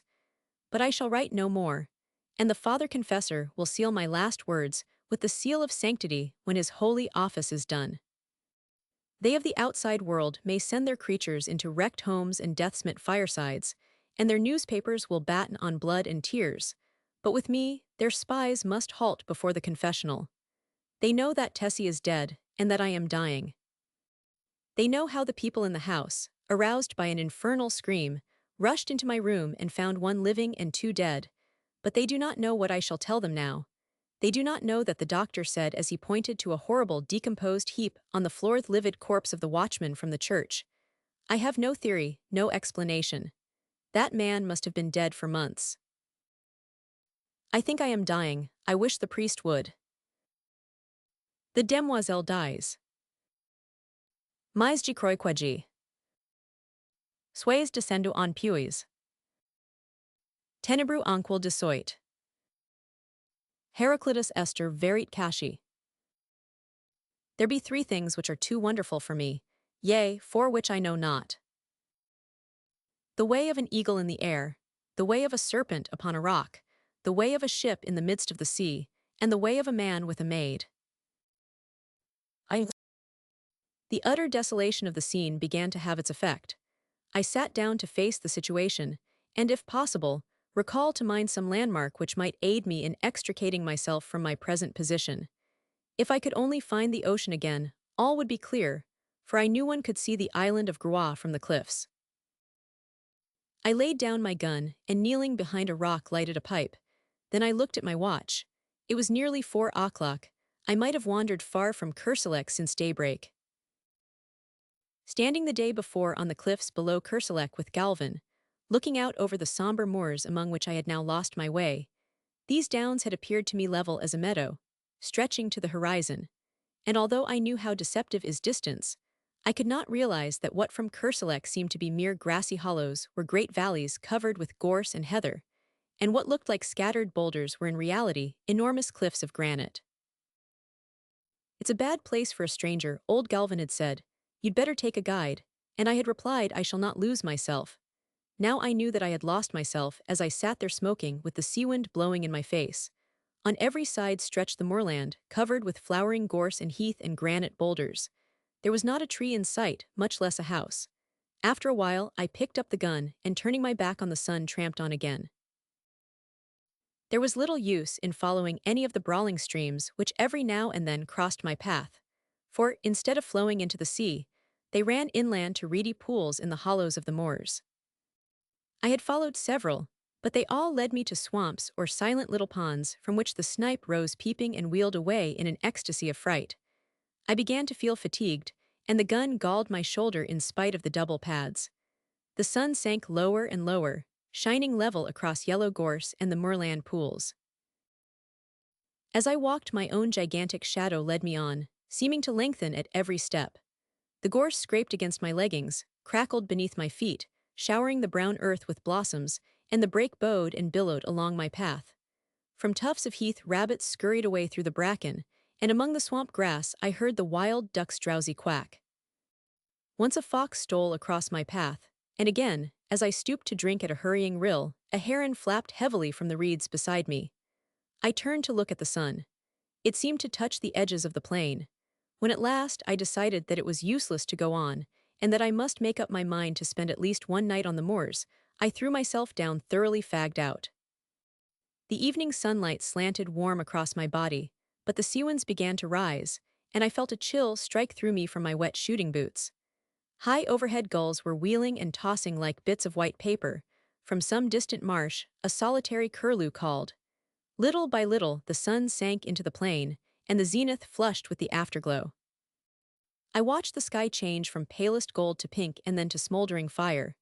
Clouds of midges danced above me, and high in the calm air a bat dipped and soared. My eyelids began to droop. Then, as I shook off the drowsiness, a sudden crash among the bracken roused me. I raised my eyes. A great bird hung quivering in the air above my face. For an instant I stared, incapable of motion. Then something leaped past me in the ferns, and the bird rose, wheeled, and pitched headlong into the brake. I was on my feet in an instant, peering through the gorse. There came the sound of a struggle from a bunch of heather close by, and then all was quiet. I stepped forward, my gun poised, but when I came to the heather the gun fell under my arm again, and I stood motionless in silent astonishment.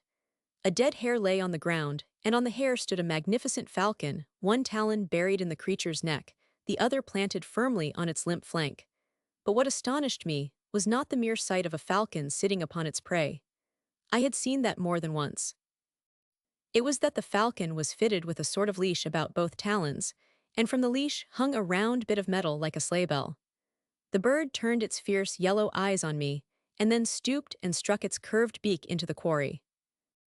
At the same instant hurried steps sounded among the heather, and a girl sprang into the covert in front. Without a glance at me, she walked up to the falcon, and passing her gloved hand under its breast, raised it from the quarry. Then she deftly slipped a small hood over the bird's head, and holding it out on her gauntlet, stooped and picked up the hare. She passed a cord about the animal's legs, and fastened the end of the thong to her girdle.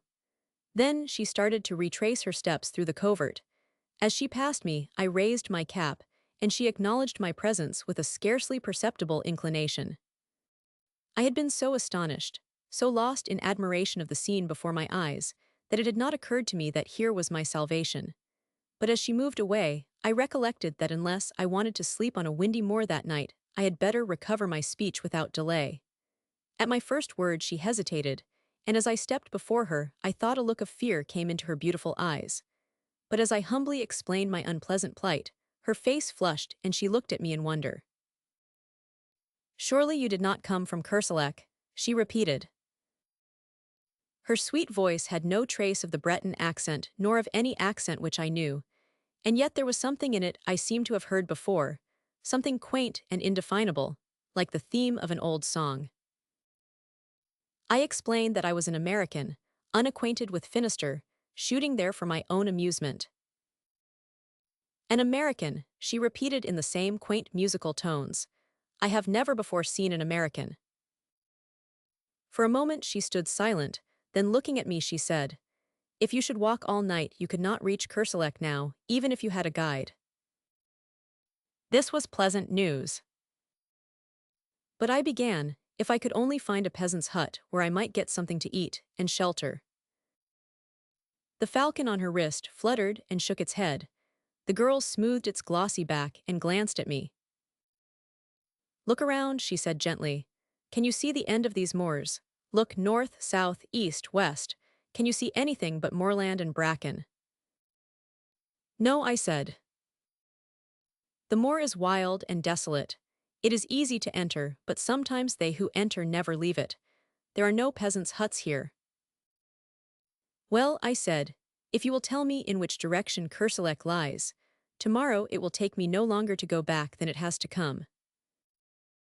She looked at me again, with an expression almost like pity. Ah, she said, to come is easy and takes hours. To go is different and may take centuries. I stared at her in amazement, but decided that I had misunderstood her. Then, before I had time to speak, she drew a whistle from her belt and sounded it. Sit down and rest, she said to me. You have come a long distance and are tired.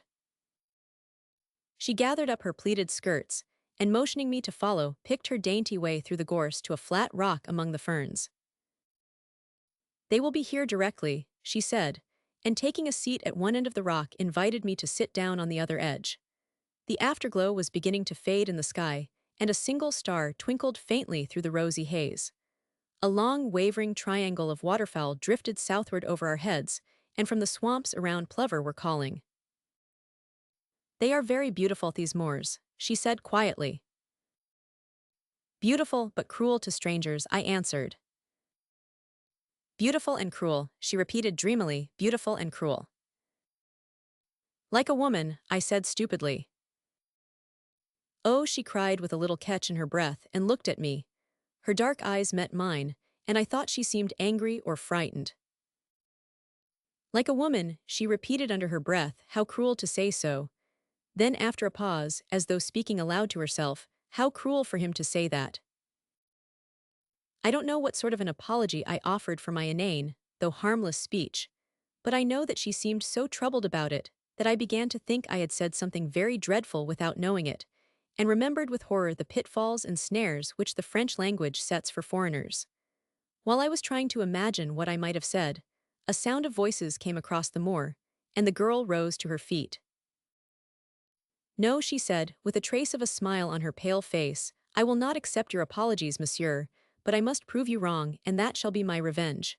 Look, here come Haster and Raoul. Two men loomed up in the twilight. One had a sack across his shoulders, and the other carried a hoop before him, as a waiter carries a tray. The hoop was fastened with straps to his shoulders, and around the edge of the circlet sat 3 hooded falcons fitted with tinkling bells. The girl stepped up to the falconer, and with a quick turn of her wrist, transferred her falcon to the hoop, where it quickly sidled off and nestled among its mates, who shook their hooded heads and ruffled their feathers till the belled jesses tinkled again. The other man stepped forward, and bowing respectfully took up the hare and dropped it into the gamesack. These are my piqûres, said the girl, turning to me with a gentle dignity. Raoul is a good falconer, and I shall some day make him grand veneur. Haster is incomparable. The two silent men saluted me respectfully. Did I not tell you, monsieur, that I should prove you wrong? She continued. This, then, is my revenge, that you do me the courtesy of accepting food and shelter at my own house. Before I could answer, she spoke to the falconers, who started instantly across the heath, and with a gracious gesture to me she followed. I don't know whether I made her understand how profoundly grateful I felt, but she seemed pleased to listen as we walked over the dewy heather. Are you not very tired? She asked. I had clean forgotten my fatigue in her presence, and I told her so. Don't you think your gallantry is a little old-fashioned? She said, and when I looked confused and humbled, she added quietly, Oh, I like it. I like everything old-fashioned, and it is delightful to hear you say such pretty things. The moorland around us was very still now under its ghostly sheet of mist. The plovers had ceased their calling. The crickets and all the little creatures of the fields were silent as we passed, yet it seemed to me as if I could hear them beginning again far behind us. Well in advance, the two tall falconers strode across the heather, and the faint jingling of the hawk's bells came to our ears in distant murmuring chimes. Suddenly a splendid hound dashed out of the mist in front, followed by another and another, until 6 or more were bounding and leaping around the girl beside me. She caressed and quieted them with her gloved hand, speaking to them in quaint terms, which I remembered to have seen in old French manuscripts. Then the falcons on the circlet borne by the falconer ahead began to beat their wings and scream, and from somewhere out of sight the notes of a hunting horn floated across the moor. The hounds sprang away before us and vanished in the twilight, the falcons flapped and squealed upon their perch, and the girl, taking up the song of the horn, began to hum. Clear and mellow her voice sounded in the night air. Chasseur, chasseur, chasses encore. Quidas rosette et geneton. Taunton, taunton, tauntain, taunton. O poor rabbiter des l'horreur. Quelles amours soyant de plantain. Taunton, tauntain, taunton. As I listened to her lovely voice, a gray mass, which rapidly grew more distinct, loomed up in front, and the horn rang out joyously through the tumult of the hounds and falcons. A torch glimmered at a gate, a light streamed through an opening door, and we stepped upon a wooden bridge which trembled under our feet and rose creaking and straining behind us as we passed over the moat and into a small stone court, walled on every side. From an open doorway a man came and, bending in salutation, presented a cup to the girl beside me. She took the cup and touched it with her lips, then lowering it turned to me and said in a low voice, "I bid you welcome." At that moment one of the falconers came with another cup, but before handing it to me, presented it to the girl, who tasted it. The falconer made a gesture to receive it, but she hesitated a moment, and then, stepping forward, offered me the cup with her own hands. I felt this to be an act of extraordinary graciousness, but hardly knew what was expected of me, and did not raise it to my lips at once. The girl flushed crimson. I saw that I must act quickly. "Mademoiselle," I faltered, "a stranger whom you have saved from dangers, he may never realize, empties this cup to the gentlest and loveliest hostess of France." "In his name," she murmured, crossing herself as I drained the cup. Then, stepping into the doorway, she turned to me with a pretty gesture, and taking my hand in hers, led me into the house, saying again and again, "You are very welcome, indeed you are welcome to the Château d'Ys." Roman 2. I awoke next morning with the music of the horn in my ears, and leaping out of the ancient bed, went to a curtained window where the sunlight filtered through little deep-set panes. The horn ceased as I looked into the court below. A man who might have been brother to the two falconers of the night before stood in the midst of a pack of hounds. A curved horn was strapped over his back, and in his hand he held a long-lashed whip. The dogs whined and yelped, dancing around him in anticipation. There was the stamp of horses, too, in the walled yard. "Mount," cried a voice in Breton, and with a clatter of hoofs the two falconers, with falcons upon their wrists, rode into the courtyard among the hounds. Then I heard another voice which sent the blood throbbing through my heart. "Peril, Louis, hunt the hounds well and spare neither spur nor whip. Thou Réal and thou Gaston, see that the épervier does not prove himself niais, and if it be best in your judgment, fates courtesy a loiseau. Jardiner and oiseau, like the mew there on Haster's wrist, is not difficult, but thou Réal mayest not find it so simple to govern that haggard. Twice last week he foamed au vif and lost the beckade, although he is used to the lyra. The bird acts like a stupid branchier. Pater un haggard nest pas si facile." Was I dreaming? The old language of falconry which I had read in yellow manuscripts, old forgotten French of the Middle Ages, was sounding in my ears, while the hounds bayed and the hawks' bells tinkled accompaniment to the stamping horses. She spoke again in the sweet forgotten language. "If you would rather attach the lunge and leave thy haggard au bloc, Réal, I shall say nothing, for it were a pity to spoil so fair a day's sport with an ill-trained sores. Essemer abaisser, it is possibly the best way. Ca lui donnera des reins. I was perhaps hasty with the bird. It takes time to pass a la filière and the exercises d'escape." Then the falconer Réal bowed in his stirrups and replied, "If it be the pleasure of Mademoiselle, I shall keep the hawk." "It is my wish," she answered. "Falconry I know, but you have yet to give me many a lesson in auto-ursery, my poor Réal. Sire Peril Louis mount." The huntsman sprang into an archway, and in an instant returned, mounted upon a strong black horse, followed by a piqueur also mounted. "Ah," she cried joyously, "speed Glemerc René, speed, speed all, sound thy horn, Sire Peril." The silvery music of the hunting horn filled the courtyard, The hounds sprang through the gateway and galloping hoofbeats plunged out of the paved court, loud on the drawbridge, suddenly muffled, then lost in the heather and bracken of the moors. Distant and more distant sounded the horn, until it became so faint that the sudden carol of a soaring lark drowned it in my ears. I heard the voice below responding to some call from within the house. I do not regret the chase, I will go another time. Courtesy to the stranger, Pelagi, remember. And a feeble voice came quavering from within the house, courtesy. I stripped and rubbed myself from head to foot in the huge earthen basin of icy water, which stood upon the stone floor at the foot of my bed. Then I looked about for my clothes. They were gone, but on a settle near the door lay a heap of garments which I inspected with astonishment. As my clothes had vanished, I was compelled to attire myself in the costume, which had evidently been placed there for me to wear while my own clothes dried. Everything was there, cap, shoes, and hunting doublet of silvery gray homespun. But the close-fitting costume and seamless shoes belonged to another century, and I remembered the strange costumes of the three falconers in the courtyard. I was sure that it was not the modern dress of any portion of France or Brittany, but not until I was dressed and stood before a mirror between the windows did I realize that I was clothed much more like a young huntsman of the Middle Ages than like a Breton of that day. I hesitated and picked up the cap. Should I go down and present myself in that strange guise? There seemed to be no help for it. My own clothes were gone, and there was no bell in the ancient chamber to call a servant. So I contented myself with removing a short hawk's feather from the cap, and opening the door, went downstairs.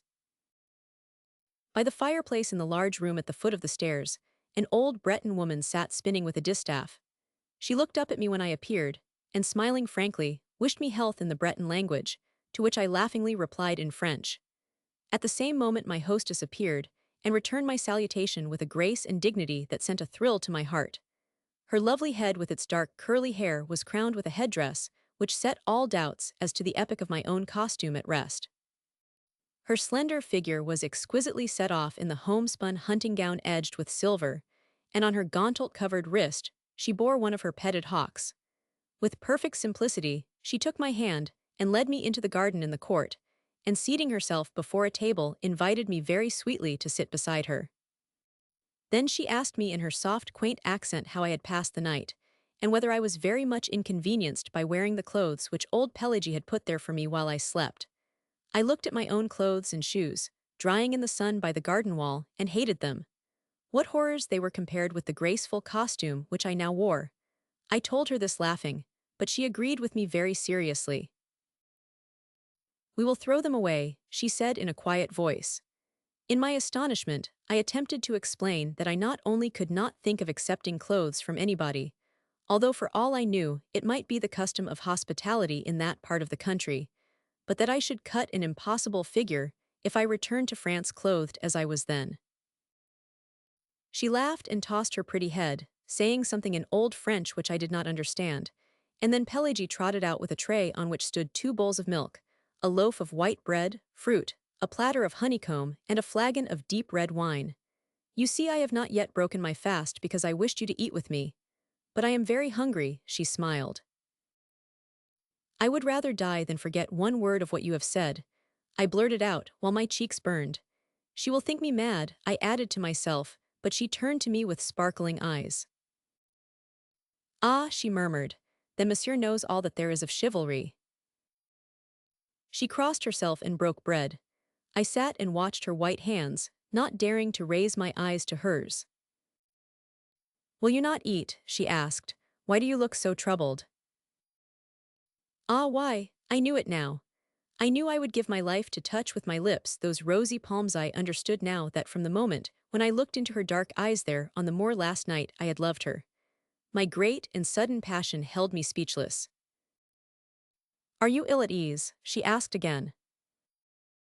Then, like a man who pronounces his own doom, I answered in a low voice, "Yes, I am ill at ease for love of you." And as she did not stir nor answer, the same power moved my lips in spite of me, and I said, "I, who am unworthy of the lightest of your thoughts, I who abuse hospitality and repay your gentle courtesy with bold presumption, I love you." She leaned her head upon her hands and answered softly, "I love you. Your words are very dear to me. I love you.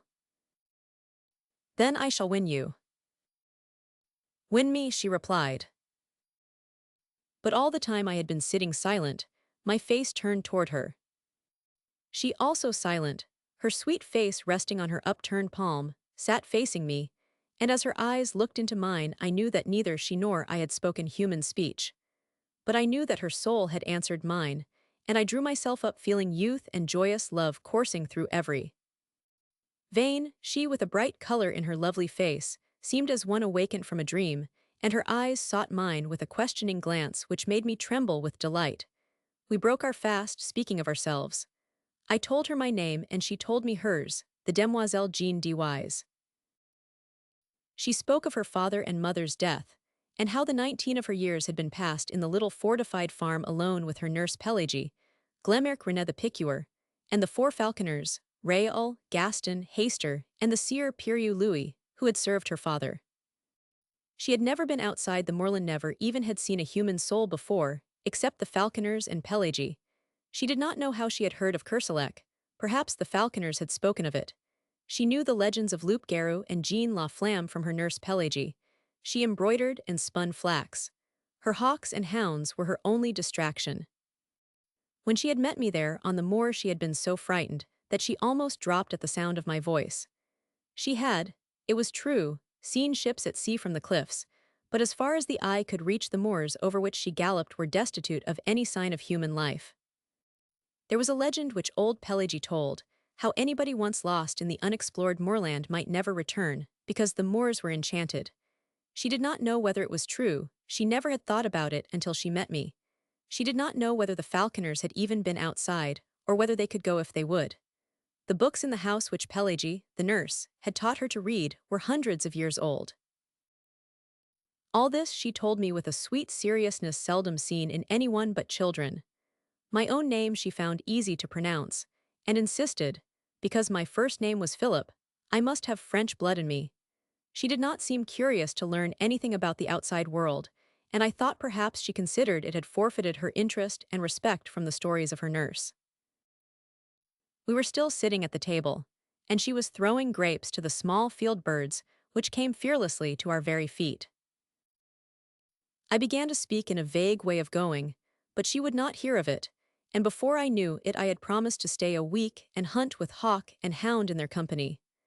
I also obtained permission to come again from Kerselec and visit her after my return.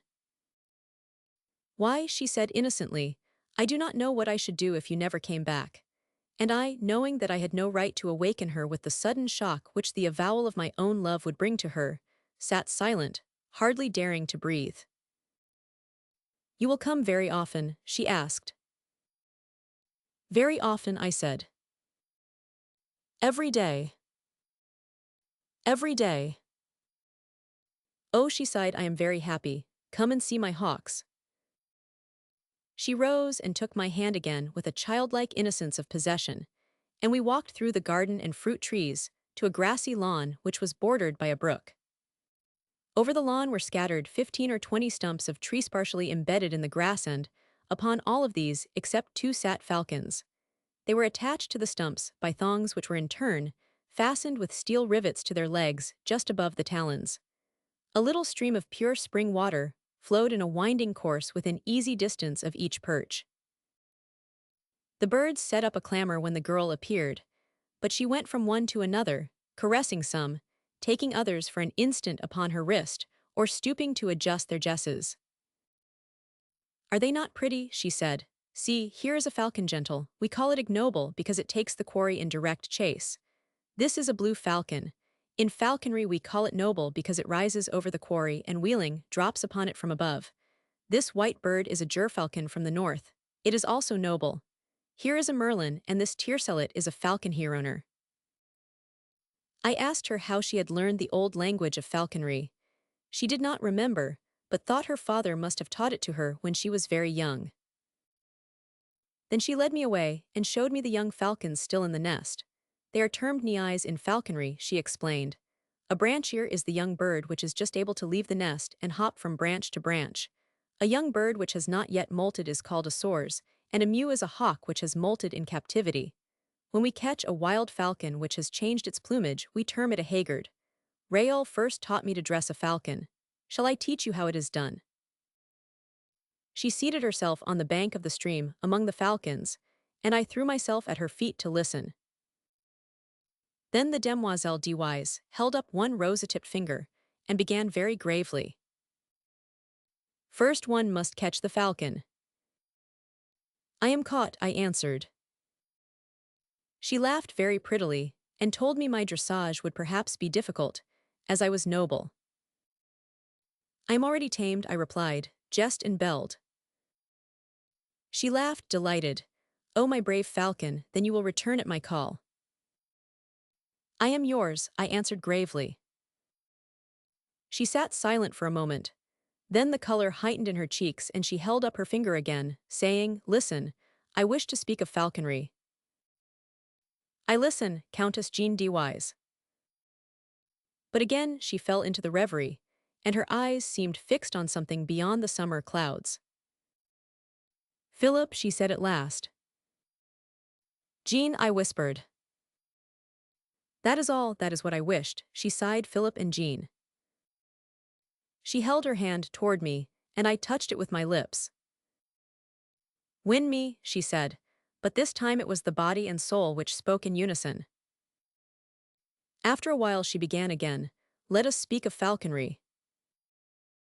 Begin, I replied, we have caught the falcon. Then Jean Dewise took my hand in both of hers, and told me how with infinite patience the young falcon was taught to perch upon the wrist, how little by little it became used to the belled jesses, and the chaperone a cornet. They must first have a good appetite, she said, then little by little I reduce their nourishment, which in falconry we call pat.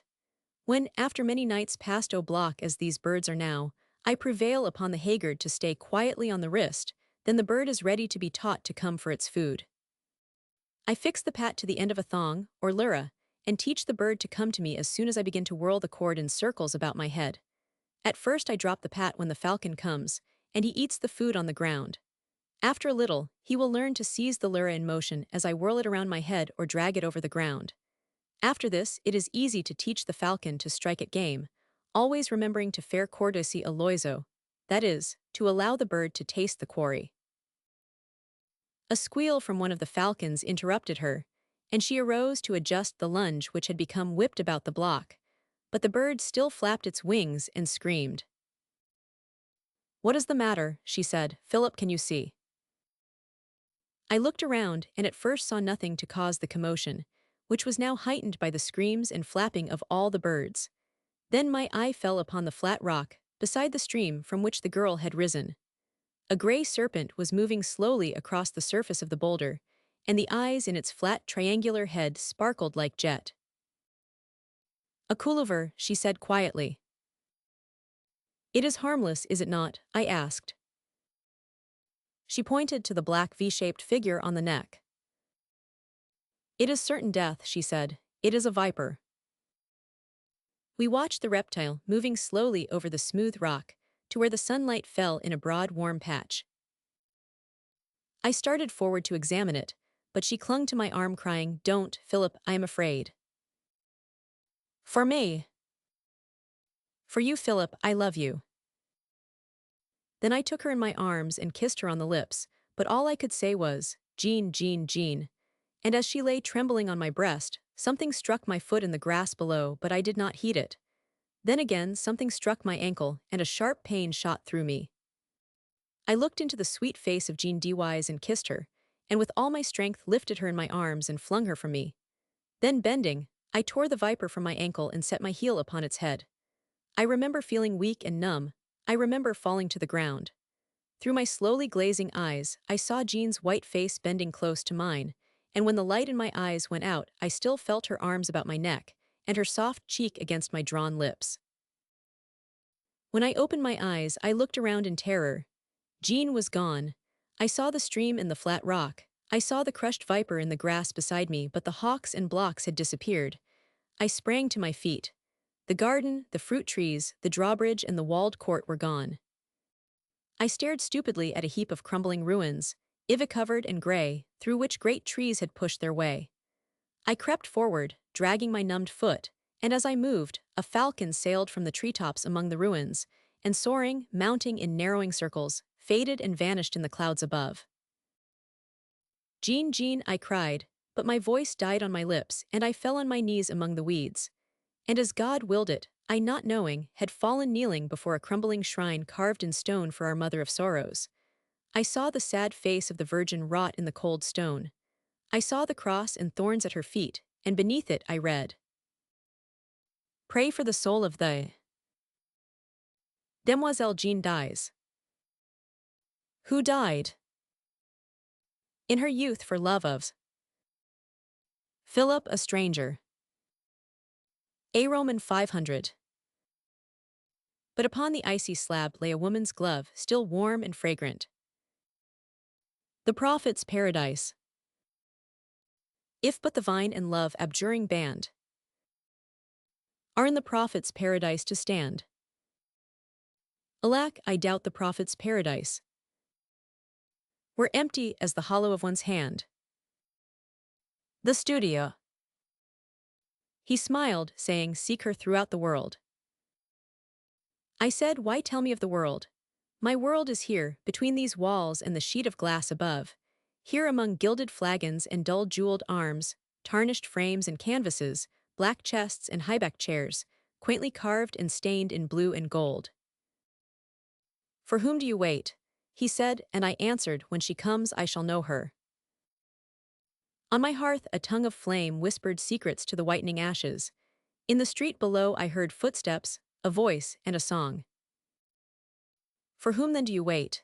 he said, and I answered, "I shall know her." Footsteps, a voice, and a song in the street below, and I knew the song but neither the steps nor the voice. "Fool," he cried, "the song is the same, the voice and steps have but changed with years." On the hearth a tongue of flame whispered above the whitening ashes, "Wait no more, they have passed, the steps and the voice in the street below." Then he smiled, saying, "For whom do you wait?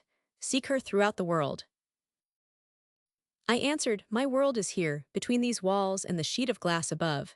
Here among gilded flagons and dull jeweled arms, tarnished frames and canvases, black chests and high-backed chairs, quaintly carved and stained in blue and gold." The phantom. The phantom of the past would go no further. "If it is true," she sighed, "that you find in me a friend, let us turn back together. You will forget here under the summer sky." I held her close, pleading, caressing. I seized her, white with anger, but she resisted. "If it is true," she sighed, "that you find in me a friend, let us turn back together." The phantom of the past would go no further. The sacrifice. I went into a field of flowers, whose petals are whiter than snow, and whose hearts are pure gold. Far afield a woman cried, "I have killed him I loved." And from a jar she poured blood upon the flowers whose petals are whiter than snow, and whose hearts are pure gold. Far afield I followed, and on the jar I read 1,000 names, while from within the fresh blood bubbled to the brim. "I have killed him I loved," she cried. "The world's athirst, now let it drink." She passed, and far afield I watched her pouring blood upon the flowers whose petals are whiter than snow and whose hearts are pure gold. Destiny. I came to the bridge which few may pass. "Pass," cried the keeper, but I laughed, saying, "There is time," and he smiled and shut the gates. To the bridge which few may pass came young and old. All were refused. Idly I stood and counted them, until, wearied of their noise and lamentations, I came again to the bridge which few may pass. Those in the throng about the gates shrieked out, "He comes too late," but I laughed, saying, "There is time." "Pass," cried the keeper as I entered, then smiled and shut the gates. The throng. There, where the throng was thickest in the street, I stood with Pierrot. All eyes were turned on me. "What are they laughing at?" I asked, but he grinned, dusting the chalk from my black cloak. "I cannot see. It must be something droll, perhaps an honest thief." All eyes were turned on me. "He has robbed you of your purse," they laughed. My purse, I cried, Pirathelp, it is a thief. They laughed, he has robbed you of your purse. Then Truth stepped out, holding a mirror. If he is an honest thief, cried Truth, Pierrot shall find him with this mirror. But he only grinned, dusting the chalk from my black cloak. You see, he said, Truth is an honest thief, she brings you back your mirror. All eyes were turned on me. Arrest Truth, I cried, forgetting it was not a mirror but a purse I lost, standing with Pierrot there, where the throng was thickest in the street. The jester. Was she fair? I asked, but he only chuckled, listening to the bells jingling on his cap. Stabbed, he tittered. Think of the long journey, the days of peril, the dreadful nights. Think how he wandered, for her sake, year after year, through hostile lands, yearning for kith and kin, yearning for her. Stabbed, he tittered, listening to the bells jingling on his cap. Was she fair? I asked, but he only snarled, muttering to the bells jingling on his cap.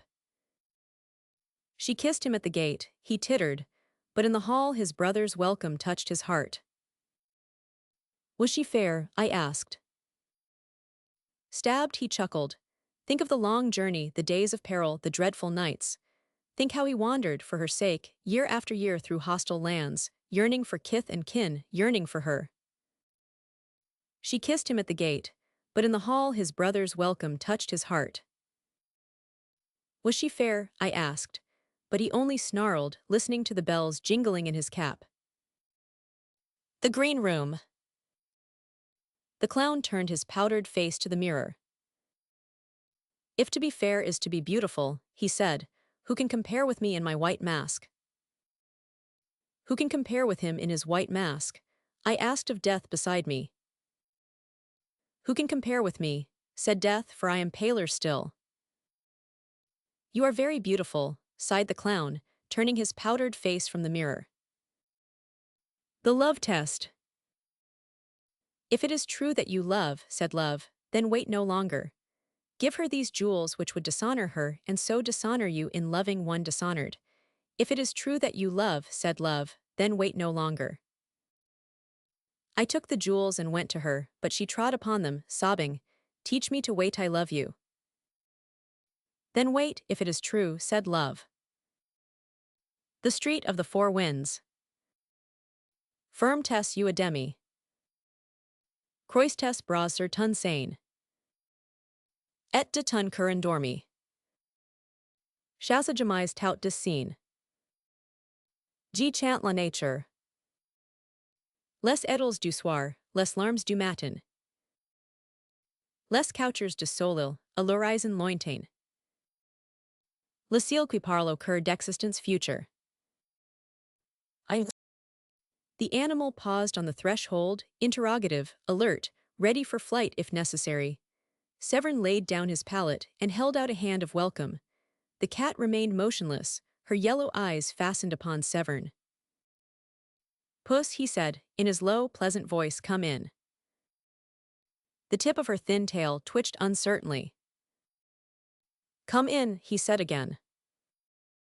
Apparently she found his voice reassuring, for she slowly settled upon all fours, her eyes still fastened upon him, her tail tucked under her gaunt flanks. He rose from his easel smiling. She eyed him quietly, and when he walked toward her she watched him bend above her without a wince. Her eyes followed his hand until it touched her head. Then she uttered a ragged mew. It had long been Severn's custom to converse with animals, probably because he lived so much alone, and now he said, What's the matter, Puss? Her timid eyes sought his. I understand, he said gently, you shall have it at once. Then moving quietly about he busied himself with the duties of a host, rinsed a saucer, filled it with the rest of the milk from the bottle on the windowsill, and kneeling down, crumbled a roll into the hollow of his hand. The creature rose and crept toward the saucer. With the handle of a palette knife, he stirred the crumbs and milk together and stepped back as she thrust her nose into the mess. He watched her in silence. From time to time, the saucer clinked upon the tiled floor as she reached for a morsel on the rim, and at last the bread was all gone, and her purple tongue traveled over every unlicked spot until the saucer shone like polished marble. Then she sat up, and coolly turning her back to him, began her ablutions. "Keep it up," said Severn, much interested, "you need it." She flattened one ear, but neither turned nor interrupted her toilet. As the grime was slowly removed, Severn observed that nature had intended her for a white cat. Her fur had disappeared in patches, from disease or the chances of war. Her tail was bony and her spine sharp. But what charms she had were becoming apparent under vigorous licking, and he waited until she had finished before reopening the conversation. When at last she closed her eyes and folded her forepaws under her breast, he began again very gently. "Puss, tell me your troubles." At the sound of his voice, she broke into a harsh rumbling which he recognized as an attempt to purr. He bent over to rub her cheek and she mewed again, an amiable, inquiring little mew, to which he replied, "Certainly, you are greatly improved, and when you recover your plumage you will be a gorgeous bird."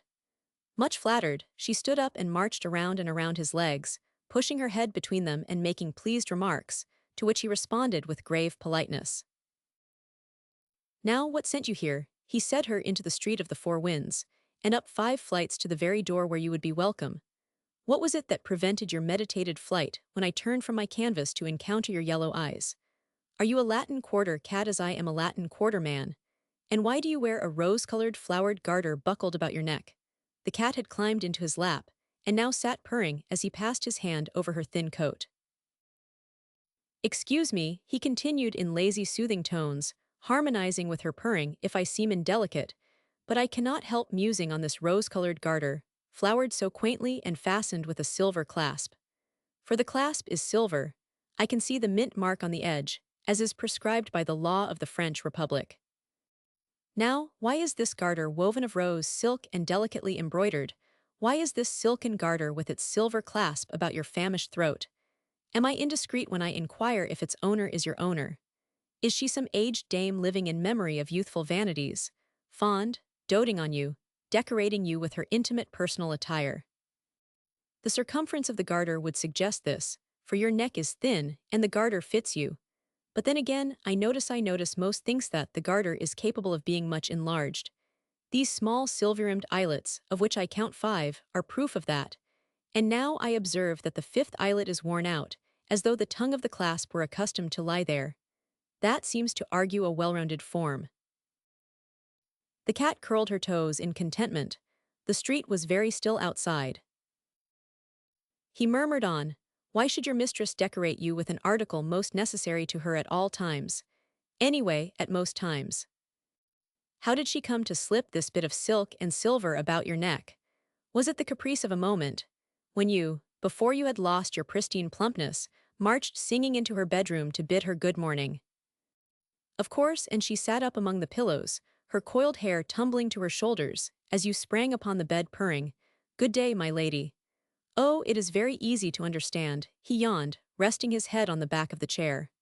The cat still purred, tightening and relaxing her padded claws over his knee. "Shall I tell you all about her, cat? She is very beautiful, your mistress," he murmured drowsily, "and her hair is heavy as burnished gold. I could paint her, not on canvas, for I should need shades and tones and hues and dyes more splendid than the iris of a splendid rainbow. I could only paint her with closed eyes, for in dreams alone can such colors as I need be found. For her eyes, I must have azure from skies untroubled by a cloud skies of dreamland. For her lips, roses from the palaces of slumberland, and for her brow, snowdrifts from mountains which tower in fantastic pinnacles to the moons. Oh, much higher than our moon here, the crystal moons of dreamland. She is very beautiful, your mistress." The words died on his lips, and his eyelids drooped. The cat, too, was asleep, her cheek turned up upon her wasted flank, her paws relaxed and limp. Roman 2. "It is fortunate," said Severn, sitting up and stretching, "that we have tided over the dinner hour, for I have nothing to offer you for supper but what may be purchased with 1 silver franc." The cat on his knee rose, arched her back, yawned, and looked up at him. "What shall it be? A roast chicken with salad? No, possibly you prefer beef. Of course, and I shall try an egg and some white bread. Now for the wines. Milk for you, good. I shall take a little water, fresh from the wood, with a motion toward the bucket in the sink. He put on his hat and left the room. The cat followed to the door, and after he had closed it behind him, she settled down, smelling at the cracks, and cocking one ear at every creak from the crazy old building. The door below opened and shut. The cat looked serious, for a moment doubtful, and her ears flattened in nervous expectation. Presently she rose with a jerk of her tail and started on a noiseless tour of the studio. She sneezed at a pot of turpentine, hastily retreating to the table, which she presently mounted, and having satisfied her curiosity concerning a roll of red modeling wax, returned to the door and sat down with her eyes on the crack over the threshold. Then she lifted her voice in a thin plaint. When Severn returned, he looked grave, but the cat, joyous and demonstrative, marched around him, rubbing her gaunt body against his legs, driving her head enthusiastically into his hand, and purring until her voice mounted to a squeal. He placed a bit of meat, wrapped in brown paper, upon the table, and with a penknife cut it into shreds. The milk he took from a bottle which had served for medicine, and poured it into the saucer on the hearth. The cat crouched before it, purring and lapping at the same time. He cooked his egg and ate it with a slice of bread, watching her busy with the shredded meat, and when he had finished and had filled and emptied a cup of water from the bucket in the sink, he sat down, taking her into his lap, where she at once curled up and began her toilet. He began to speak again, touching her caressingly at times by way of emphasis. "Cat, I have found out where your mistress lives. It is not very far away, it is here, under this same leaky roof, but in the north wing which I had supposed was uninhabited. My janitor tells me this. By chance, he is almost sober this evening.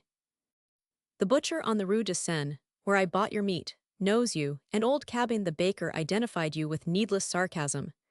They tell me hard tales of your mistress which I shall not believe. They say she is idle and vain and pleasure-reliving. They say she is harebrained and reckless. The little sculptor on the ground floor, who is buying rolls from old Cabin, spoke to me tonight for the first time, although we have always bowed to each other. He said she was very good and very beautiful. He has only seen her once, and does not know her name. I thanked him. I don't know why I thanked him so warmly. Cabin said, into this cursed street of the four winds blow all things evil. The sculptor looked confused, but when he went out with his rolls, he said to me, I am sure, monsieur, that she is as good as she is beautiful. The cat had finished her toilet, and now, springing softly to the floor, went to the door and sniffed. He knelt beside her, and unclasping the garter held it for a moment in his hands. After a while he said, there is a name engraved upon the silver clasp beneath the buckle. It is a pretty name, Sylvia Elvin. Sylvia is a woman's name, Elvin is the name of a town. In Paris, in this quarter above all, in this street of the four winds, names are worn and put away as the fashions change with the seasons. I know the little town of Elvin, for there I met fate face to face and fate was unkind. But do you know that an elven fate had another name, and that name was Sylvia? He replaced the garter, and stood up looking down at the cat crouched before the closed door. The name of Elvin has a charm for me.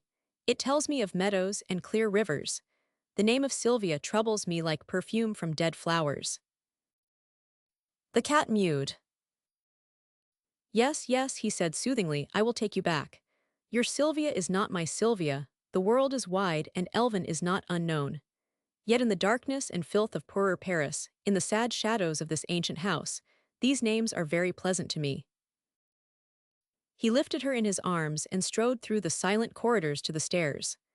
Down 5 flights and into the moonlit court, past the little sculptor's den, and then again in at the gate of the north wing, and up the worm-eaten stairs he passed, until he came to a closed door. When he had stood knocking for a long time, something moved behind the door, it opened and he went in. The room was dark. As he crossed the threshold, the cat sprang from his arms into the shadows. He listened but heard nothing. The silence was oppressive and he struck a match. At his elbow stood a table, and on the table a candle in a gilded candlestick. This he lighted, then looked around. The chamber was vast, the hangings heavy with embroidery. Over the fireplace towered a carved mantel, gray with the ashes of dead fires. In a recess by the deep-set windows stood a bed, from which the bedclothes, soft and fine as lace, trailed to the polished floor. He lifted the candle above his head. A handkerchief lay at his feet. It was faintly perfumed. He turned toward the windows. In front of them was a canapé, and over it were flung, pell-mell, a gown of silk, a heap of lace-like garments, white and delicate as spiders' meshes, long, crumpled gloves, and on the floor beneath, the stockings, the little pointed shoes, and one garter of rosy silk, quaintly flowered and fitted with a silver clasp. Wondering, he stepped forward and drew the heavy curtains from the bed. For a moment the candle flared in his hand, then his eyes met two other eyes, wide open, smiling, and the candle flame flashed over hair heavy as gold. She was pale but not as white as he. Her eyes were untroubled as a child's, but he stared, trembling from head to foot, while the candle flickered in his hand. At last he whispered, "Sylvia, it is one." Again he said, "It is one." Then, knowing that she was dead, he kissed her on the mouth. And through the long watches of the night the cat purred on his knee, tightening and relaxing her padded claws, until the sky paled above the street of the four winds. The street of the first shell. Be of good cheer, the sullen month will die. And a young moon requite us by and by.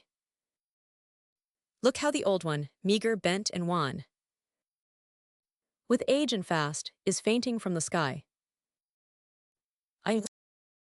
The room was already dark.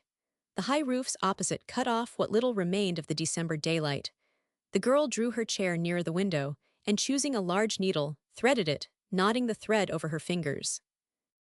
Then she smoothed the baby garment across her knees, and bending, bit off the thread and drew the smaller needle from where it rested in the hem.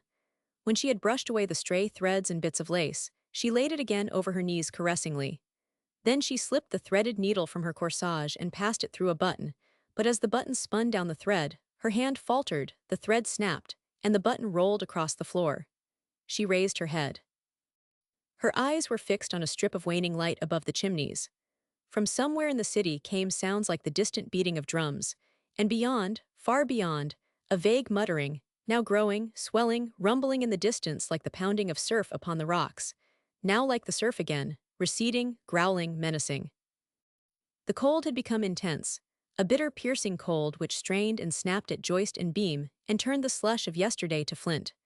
From the street below every sound broke sharp and metallic, the clatter of sabots, the rattle of shutters, or the rare sound of a human voice. The air was heavy, weighted with the black cold as with a pall. To breathe was painful, to move an effort. In the desolate sky there was something that wearied, in the brooding clouds, something that saddened. It penetrated the freezing city cut by the freezing river, the splendid city with its towers and domes, its quays and bridges and its thousand spires. It entered the squares, it seized the avenues and the palaces, stole across bridges and crept among the narrow streets of the Latin Quarter, gray under the gray of the December sky. Sadness, utter sadness. A fine icy sleet was falling, powdering the pavement with a tiny crystalline dust. It sifted against the window panes and drifted in heaps along the sill. The light at the window had nearly failed, and the girl bent low over her work. Presently she raised her head, brushing the curls from her eyes. "Jack. Dearest. Don't forget to clean your palette." He said, "All right," and picking up the palette, sat down upon the floor in front of the stove. His head and shoulders were in the shadow, but the firelight fell across his knees and glimmered red on the blade of the palette knife. Full in the firelight beside him stood a color box. On the lid was carved, J. Trent, École des Beaux-Arts. This inscription was ornamented with an American and a French flag. The sleet blew against the window panes, covering them with stars and diamonds. Then, melting from the warmer air within, ran down and froze again in fern-like traceries. A dog whined, and the patter of small paws sounded on the zinc behind the stove.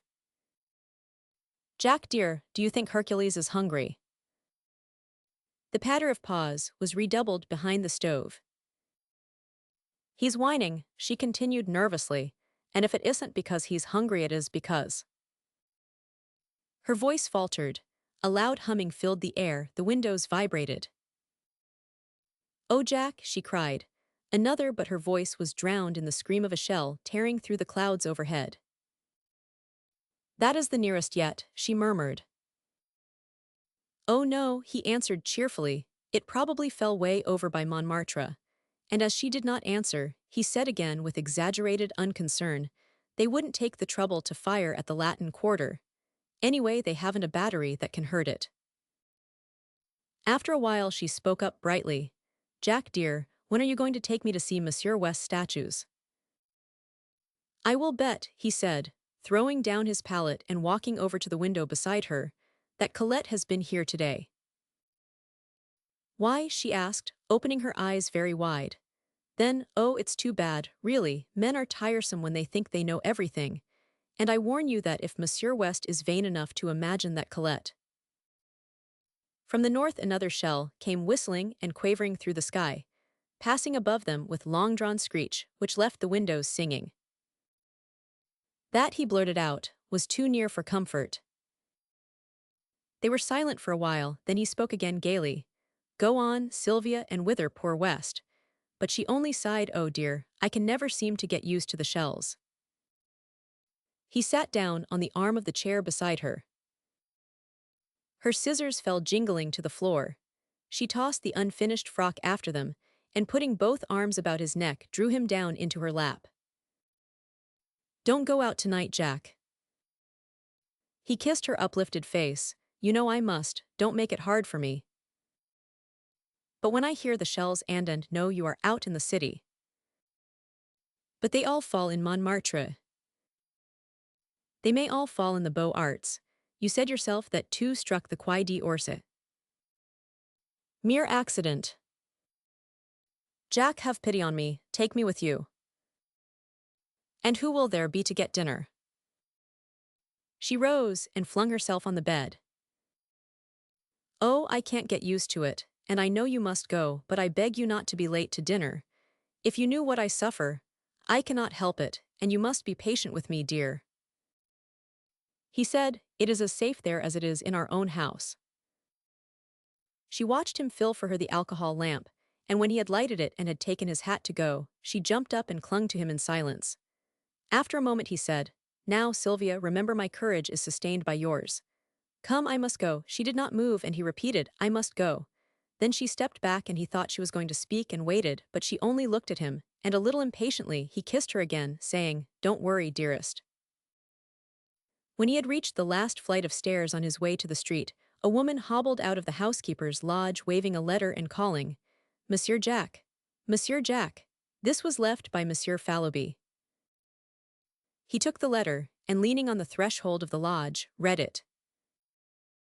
Dear Jack, I believe Braith is dead broke, and I am sure Fallowby is.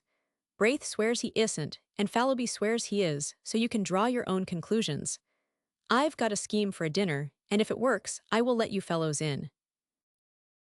Yours faithfully, West.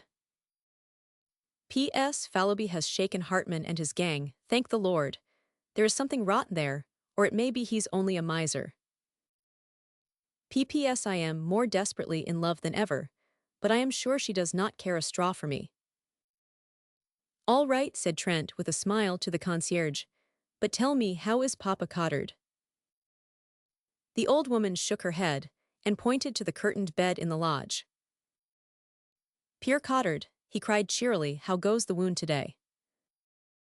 He walked over to the bed and drew the curtains. An old man was lying among the tumbled sheets.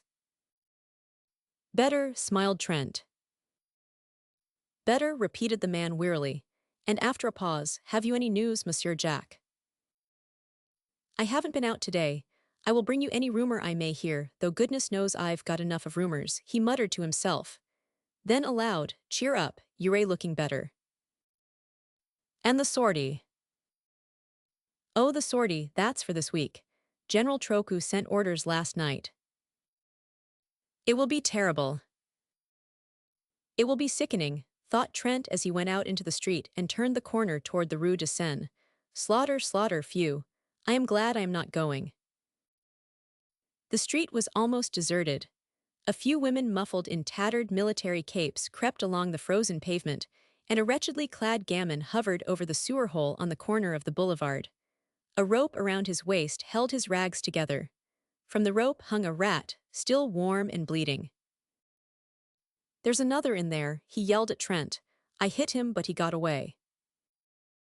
Trent crossed the street and asked, How much?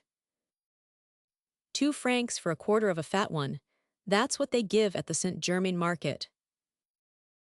A violent fit of coughing interrupted him, but he wiped his face with the palm of his hand and looked cunningly at Trent.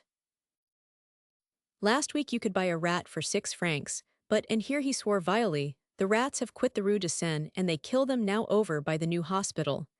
I'll let you have this for 7 francs. I can sell it for 10 in the Aisle Saint Louis.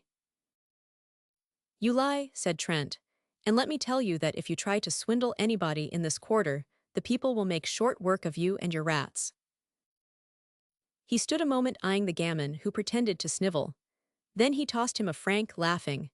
The child caught it, and thrusting it into his mouth wheeled about to the sewer hole. For a second he crouched, motionless, alert, his eyes on the bars of the drain, then leaping forward, he hurled a stone into the gutter, and Trent left him to finish a fierce grey rat that writhed squealing at the mouth of the sewer. Suppose Braith should come to that, he thought. Poor little chap. And hurrying, he turned in the dirty passage des Beaux-Arts and entered the third house to the left. Monsieur is at home, quavered the old concierge. Home, a garret absolutely bare, save for the iron bedstead in the corner and the iron basin and pitcher on the floor. West appeared at the door, winking with much mystery, and motioned Trent to enter. Braith, who was painting in bed to keep warm, looked up, laughed, and shook hands. Any news? The perfunctory question was answered as usual by, Nothing but the cannon. Trent sat down on the bed. Where on earth did you get that? He demanded, pointing to a half-finished chicken nestling in a wash basin. West grinned. Are you millionaires, you two? Out with it. Braith, looking a little ashamed, began, Oh, it's one of West's exploits, but was cut short by West, who said he would tell the story himself.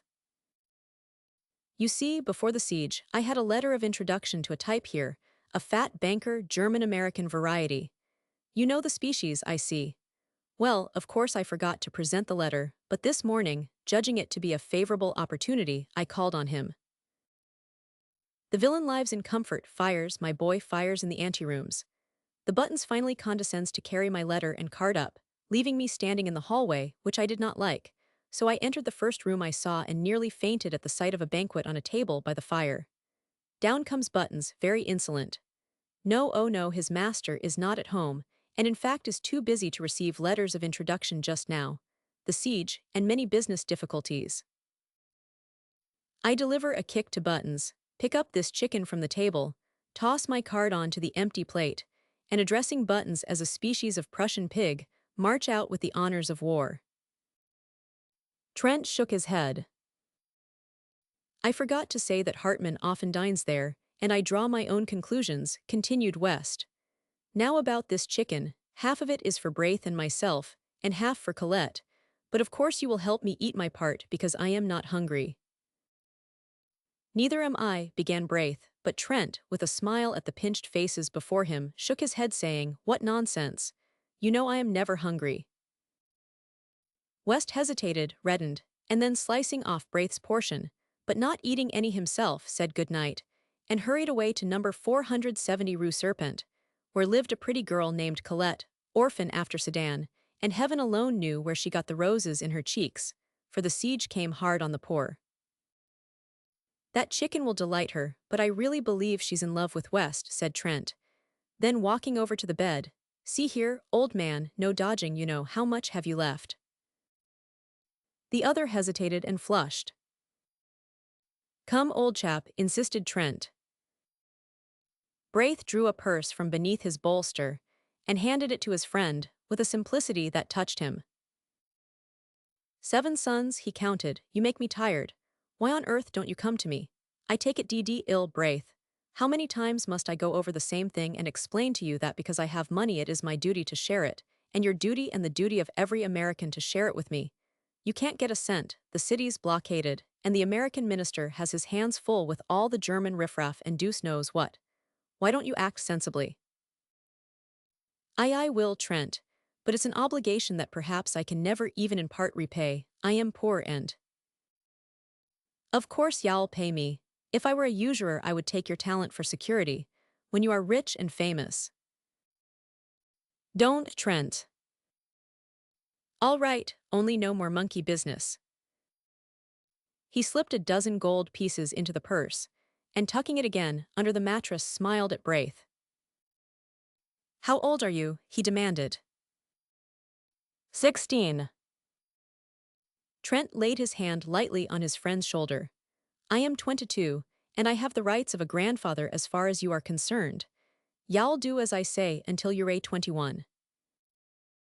The siege will be over then, I hope, said Braith, trying to laugh, but the prayer in their hearts, how long, O Lord, how long, was answered by the swift scream of a shell soaring among the storm clouds of that December night. Roman 2. West, standing in the doorway of a house in the Rue Serpentine, was speaking angrily. He said he didn't care whether Hartman liked it or not. He was telling him, not arguing with him. You call yourself an American. He sneered. Berlin and hell are full of that kind of American.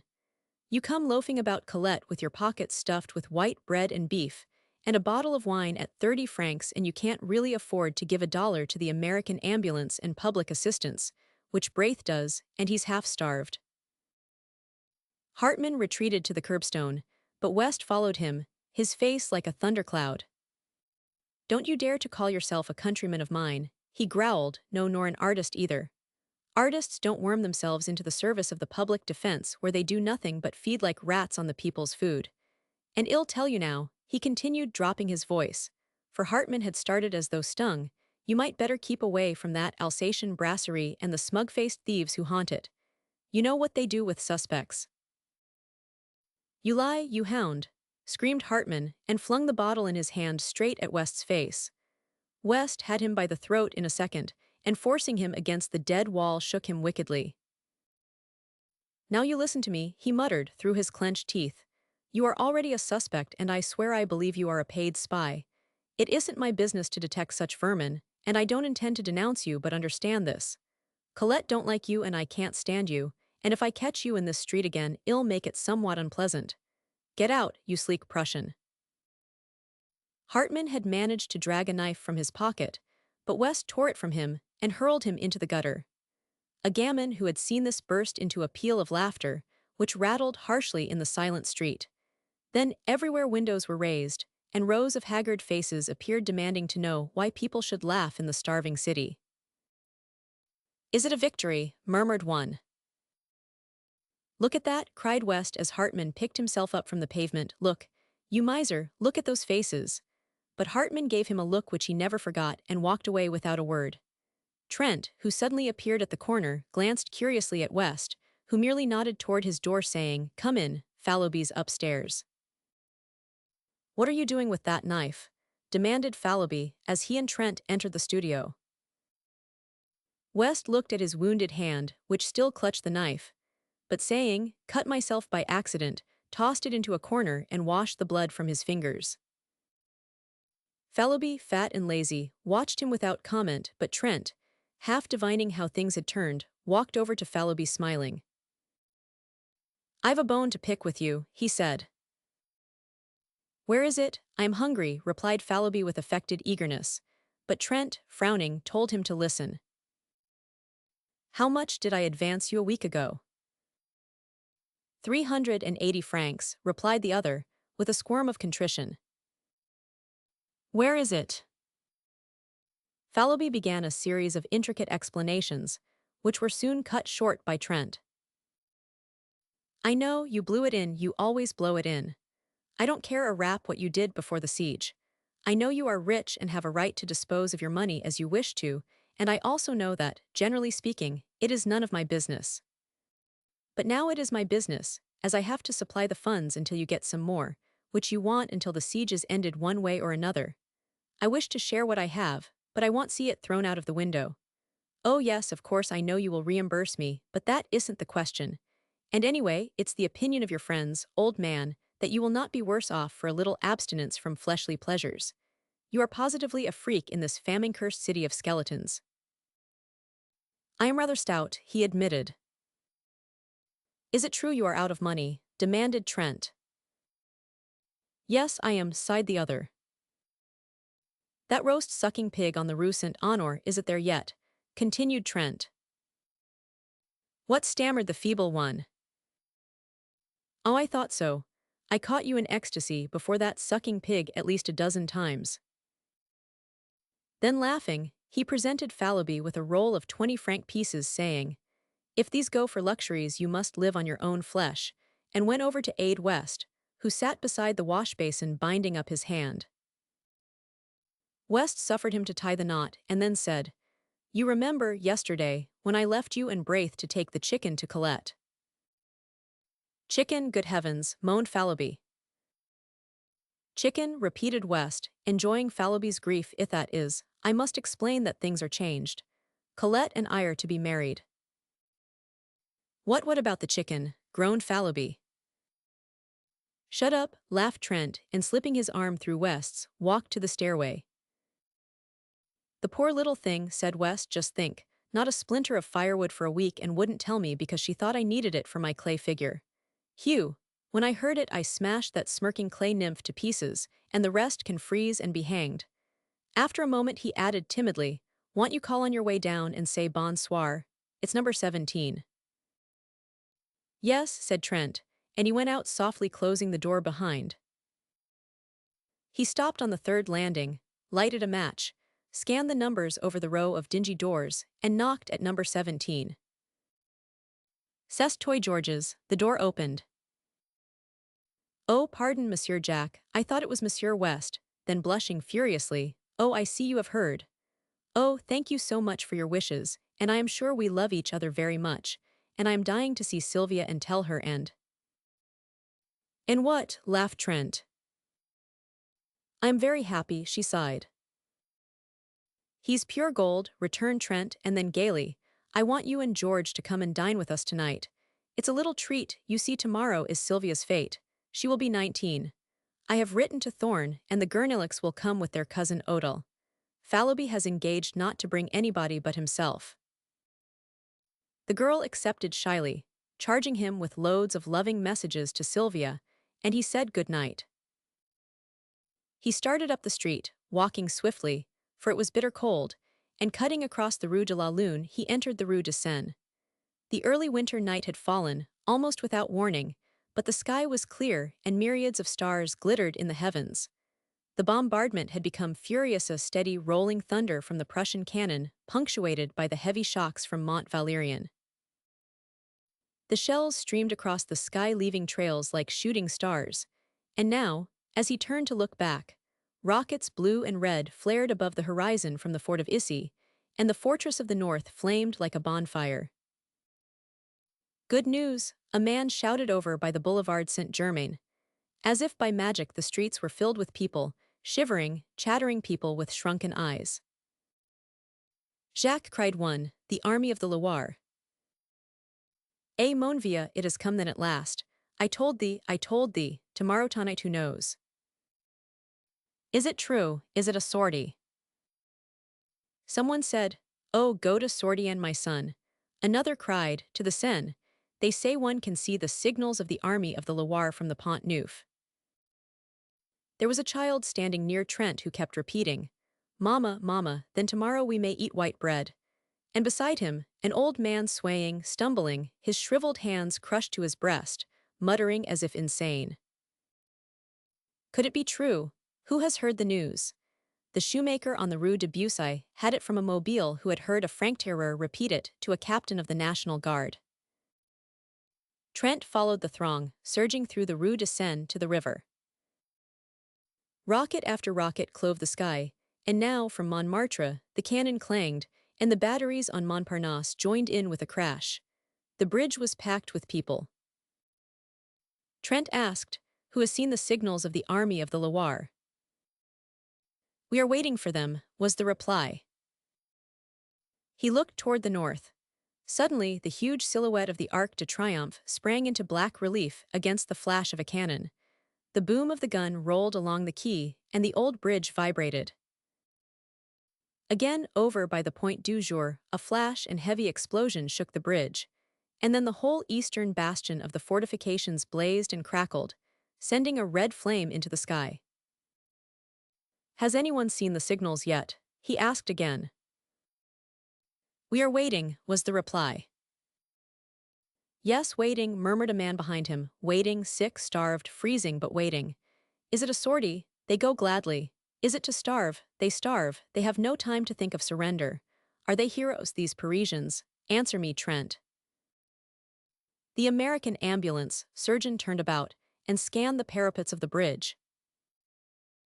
"Any news, doctor?" asked Trent mechanically. "News," said the doctor. "I don't know any. I haven't time to know any. What are these people after?" "They say that the army of the Loire has signaled Mont Valérien." "Poor devils." The doctor glanced about him for an instant and then, "I am so harried and worried that I don't know what to do. After the last sortie we had the work of 50 ambulances on our poor little corps. Tomorrow there's another sortie, and I wish you fellows could come over to headquarters. We may need volunteers. How is Madame?" he added abruptly. "Well," replied Trent, "but she seems to grow more nervous every day. I ought to be with her now." "Take care of her," said the doctor, then with a sharp look at the people, "I can't stop, no good night." And he hurried away muttering, "Poor devils." Trent leaned over the parapet and blinked at the black river surging through the arches. Dark objects, carried swiftly on the breast of the current, struck with a grinding, tearing noise against the stone piers, spun around for an instant, and hurried away into the darkness. The ice from the Marne. As he stood staring into the water, a hand was laid on his shoulder. "Hello, Southwark," he cried, turning around. "This is a queer place for you." "Trent, I have something to tell you. Don't stay here, don't believe in the army of the Loire." And the attaché of the American legation slipped his arm through Trent's and drew him toward the Louvre. "Then it's another lie," said Trent bitterly. "Worse, you know, at the legation I can't speak of it. But that's not what I have to say. Something happened this afternoon. The Alsatian brasserie was visited and an American named Hartmann has been arrested. Do you know him?" "I know a German who calls himself an American. His name is Hartmann." "Well, he was arrested about 2 hours ago. They mean to shoot him." "What?" "Of course we at the legation can't allow them to shoot him offhand, but the evidence seems conclusive." "Is he a spy?" "Well, the papers seized in his rooms are pretty damning proofs, and besides he was caught, they say, swindling the Public Food Committee. He drew rations for 50, how I don't know. He claims to be an American artist here, and we have been obliged to take notice of it at the legation. It's a nasty affair. To cheat the people at such a time is worse than robbing the poor box," cried Trent angrily. "Let them shoot him. He's an American citizen." "Yes, oh yes," said the other with bitterness. "American citizenship is a precious privilege when every goggly German his anger choked him." Southwark shook hands with him warmly. "It can't be helped. We must own the carrion. I am afraid you may be called upon to identify him as an American artist," he said with a ghost of a smile on his deep-lined face, and walked away through the Cours la Réunie. Trent swore silently for a moment and then drew out his watch. 7 o'clock. Sylvia will be anxious, he thought, and hurried back to the river. The crowd still huddled shivering on the bridge, a somber, pitiful congregation, peering out into the night for the signals of the army of the Loire. And their hearts beat time to the pounding of the guns, their eyes lighted with each flash from the bastions, and hope rose with the drifting rockets. A black cloud hung over the fortifications. From horizon to horizon the cannon smoke stretched in wavering bands, now capping the spires and domes with cloud, now blowing in streamers and shreds along the streets, now descending from the housetops, enveloping quays, bridges, and river in a sulphurous mist. And through the smoke pall the lightning of the cannon played, while from time to time a rift above showed a fathomless black vault set with stars. He turned again into the Rue de Seine, that sad abandoned street, with its rows of closed shutters and desolate ranks of unlighted lamps. He was a little nervous and wished once or twice for a revolver, But the slinking forms which passed him in the darkness were too weak with hunger to be dangerous, he thought, and he passed on unmolested to his doorway. But there somebody sprang at his throat. Over and over the icy pavement he rolled with his assailant, tearing at the noose about his neck, and then with a wrench sprang to his feet. "Get up," he cried to the other. Slowly and with great deliberation, a small gamin picked himself out of the gutter and surveyed Trent with disgust. "That's a nice clean trick," said Trent, "a whelp of your age. Y'all finish against a dead wall. Give me that cord." The urchin handed him the noose without a word. Trent struck a match and looked at his assailant. It was the rat killer of the day before. "I thought so," he muttered. "Tines sestoy," said the gamin tranquilly. The impudence, the overpowering audacity of the ragamuffin took Trent's breath away. "Do you know, you young strangler," he gasped, "that they shoot thieves of your age?" The child turned a passionless face to Trent. "Shoot, then." That was too much, and he turned on his heel and entered his hotel. Groping up the unlighted stairway, he at last reached his own landing and felt about in the darkness for the door.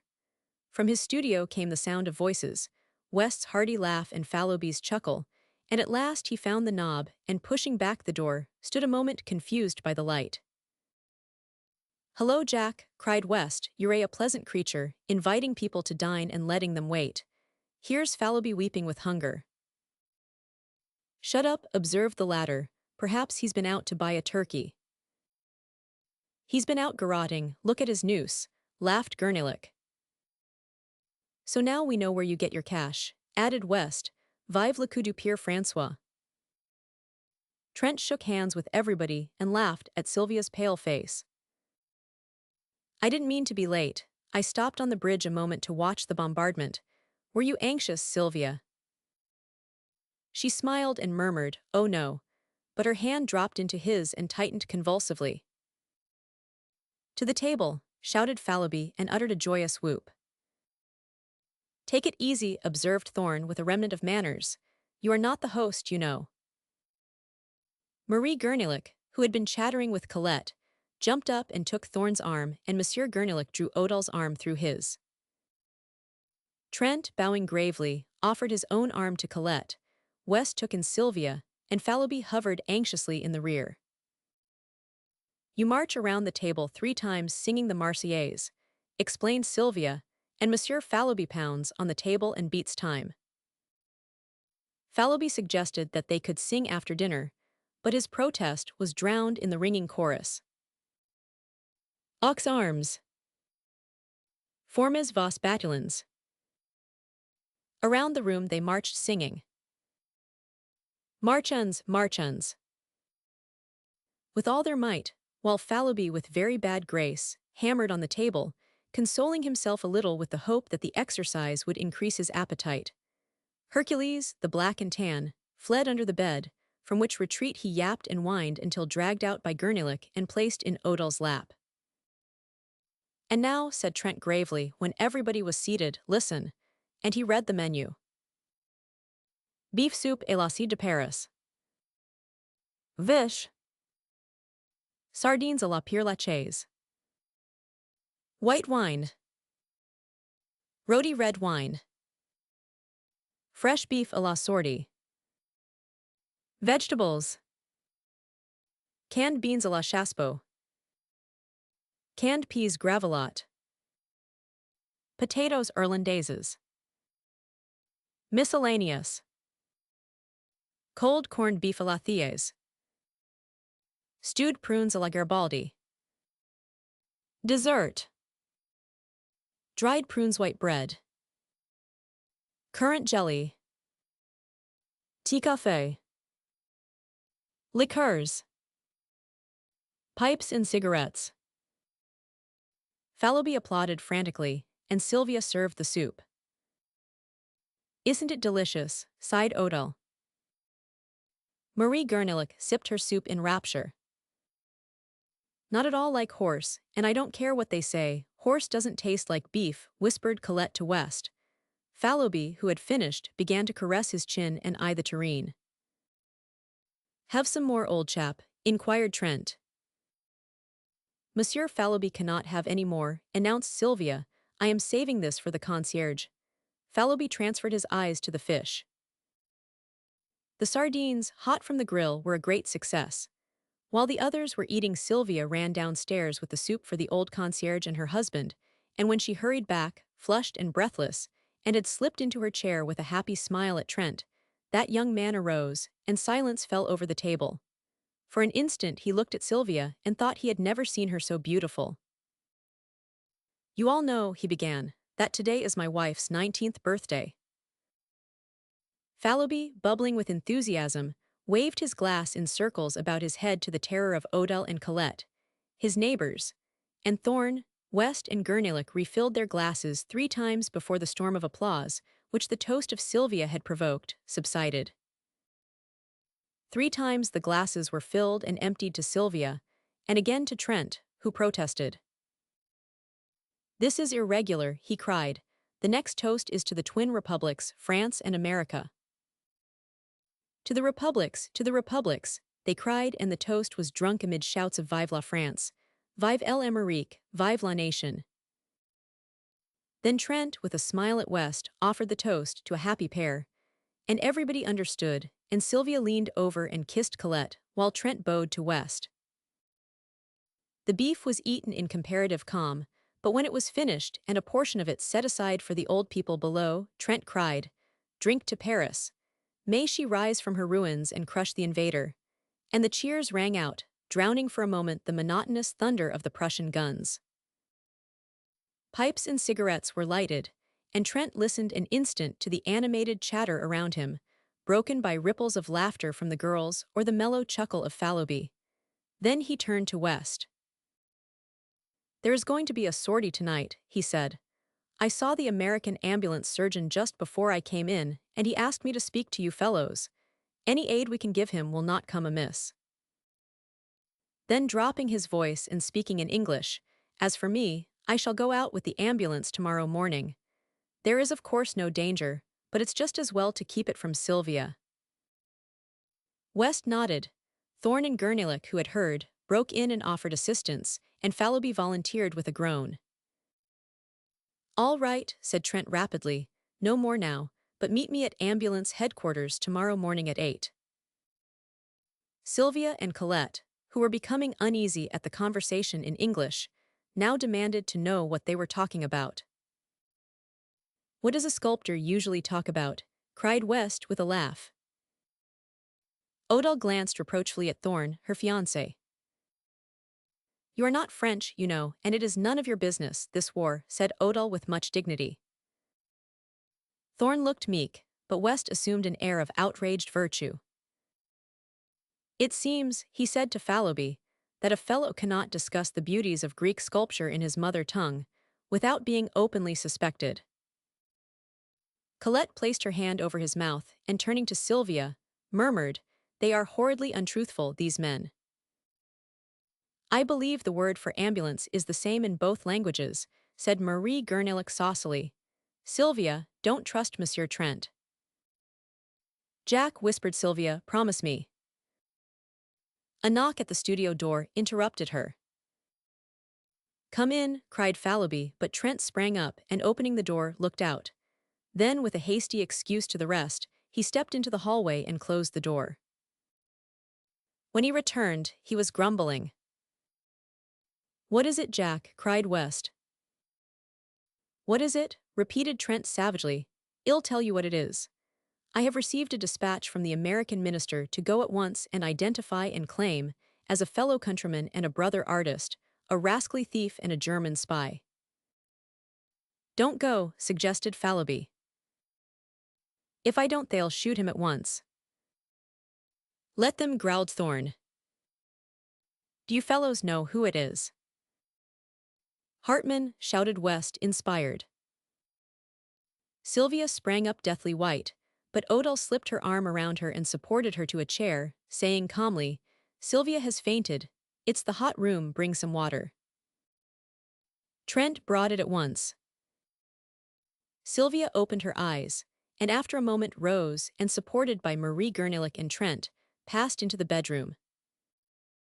It was the signal for breaking up, and everybody came and shook hands with Trent, saying they hoped Sylvia would sleep it off and that it would be nothing. When Marie Gernelick took leave of him, she avoided his eyes, but he spoke to her cordially and thanked her for her aid. "Anything I can do, Jack?" inquired West, lingering, and then hurried downstairs to catch up with the rest. Trent leaned over the banisters, listening to their footsteps and chatter, and then the lower door banged and the house was silent. He lingered, staring down into the blackness, biting his lips, then with an impatient movement, "I am crazy," he muttered, and lighting a candle, went into the bedroom. Sylvia was lying on the bed. He bent over her, smoothing the curly hair on her forehead. "Are you better, dear Sylvia?" She did not answer, but raised her eyes to his. For an instant he met her gaze, but what he read there sent a chill to his heart, and he sat down covering his face with his hands. At last she spoke in a voice, changed and strained, a voice which he had never heard, and he dropped his hands and listened, bolt upright in his chair. "Jack, it has come at last. I have feared it and trembled. Ah, how often have I lain awake at night with this on my heart, and prayed that I might die before you should ever know of it. For I love you, Jack, and if you go away, I cannot live. I have deceived you, it happened before I knew you, but since that first day when you found me weeping in the Luxembourg and spoke to me, Jack, I have been faithful to you in every thought and deed.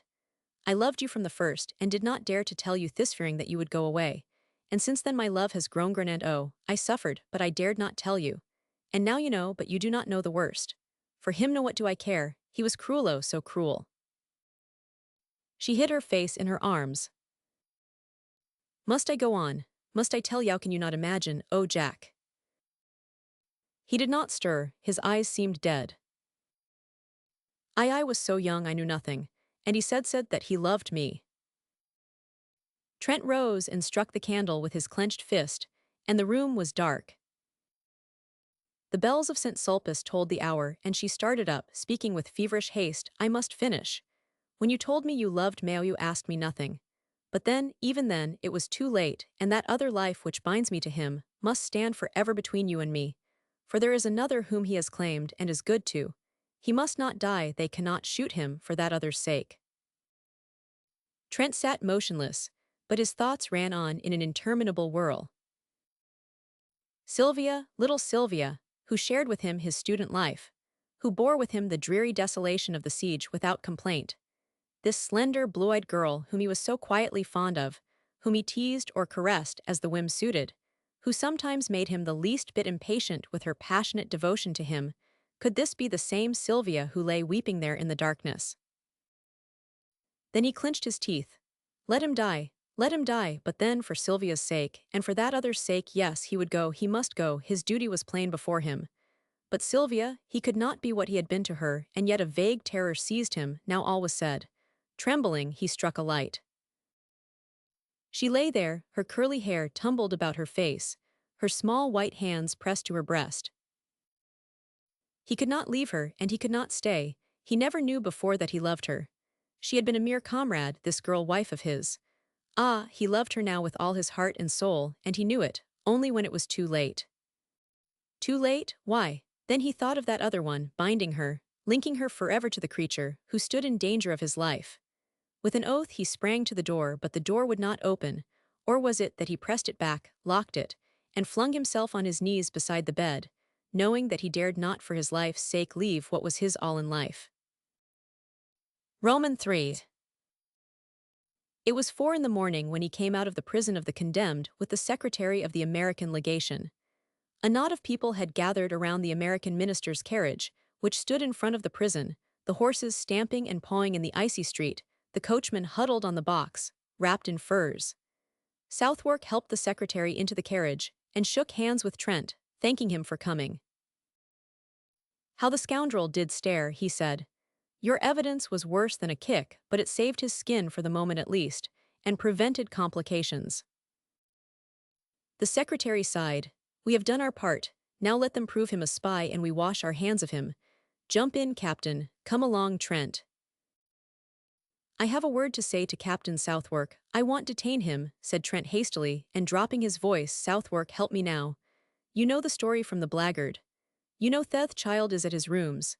Get it and take it to my own apartment, and if he is shot, I will provide a home for it. I understand, said the captain gravely. Will you do this at once? At once, he replied.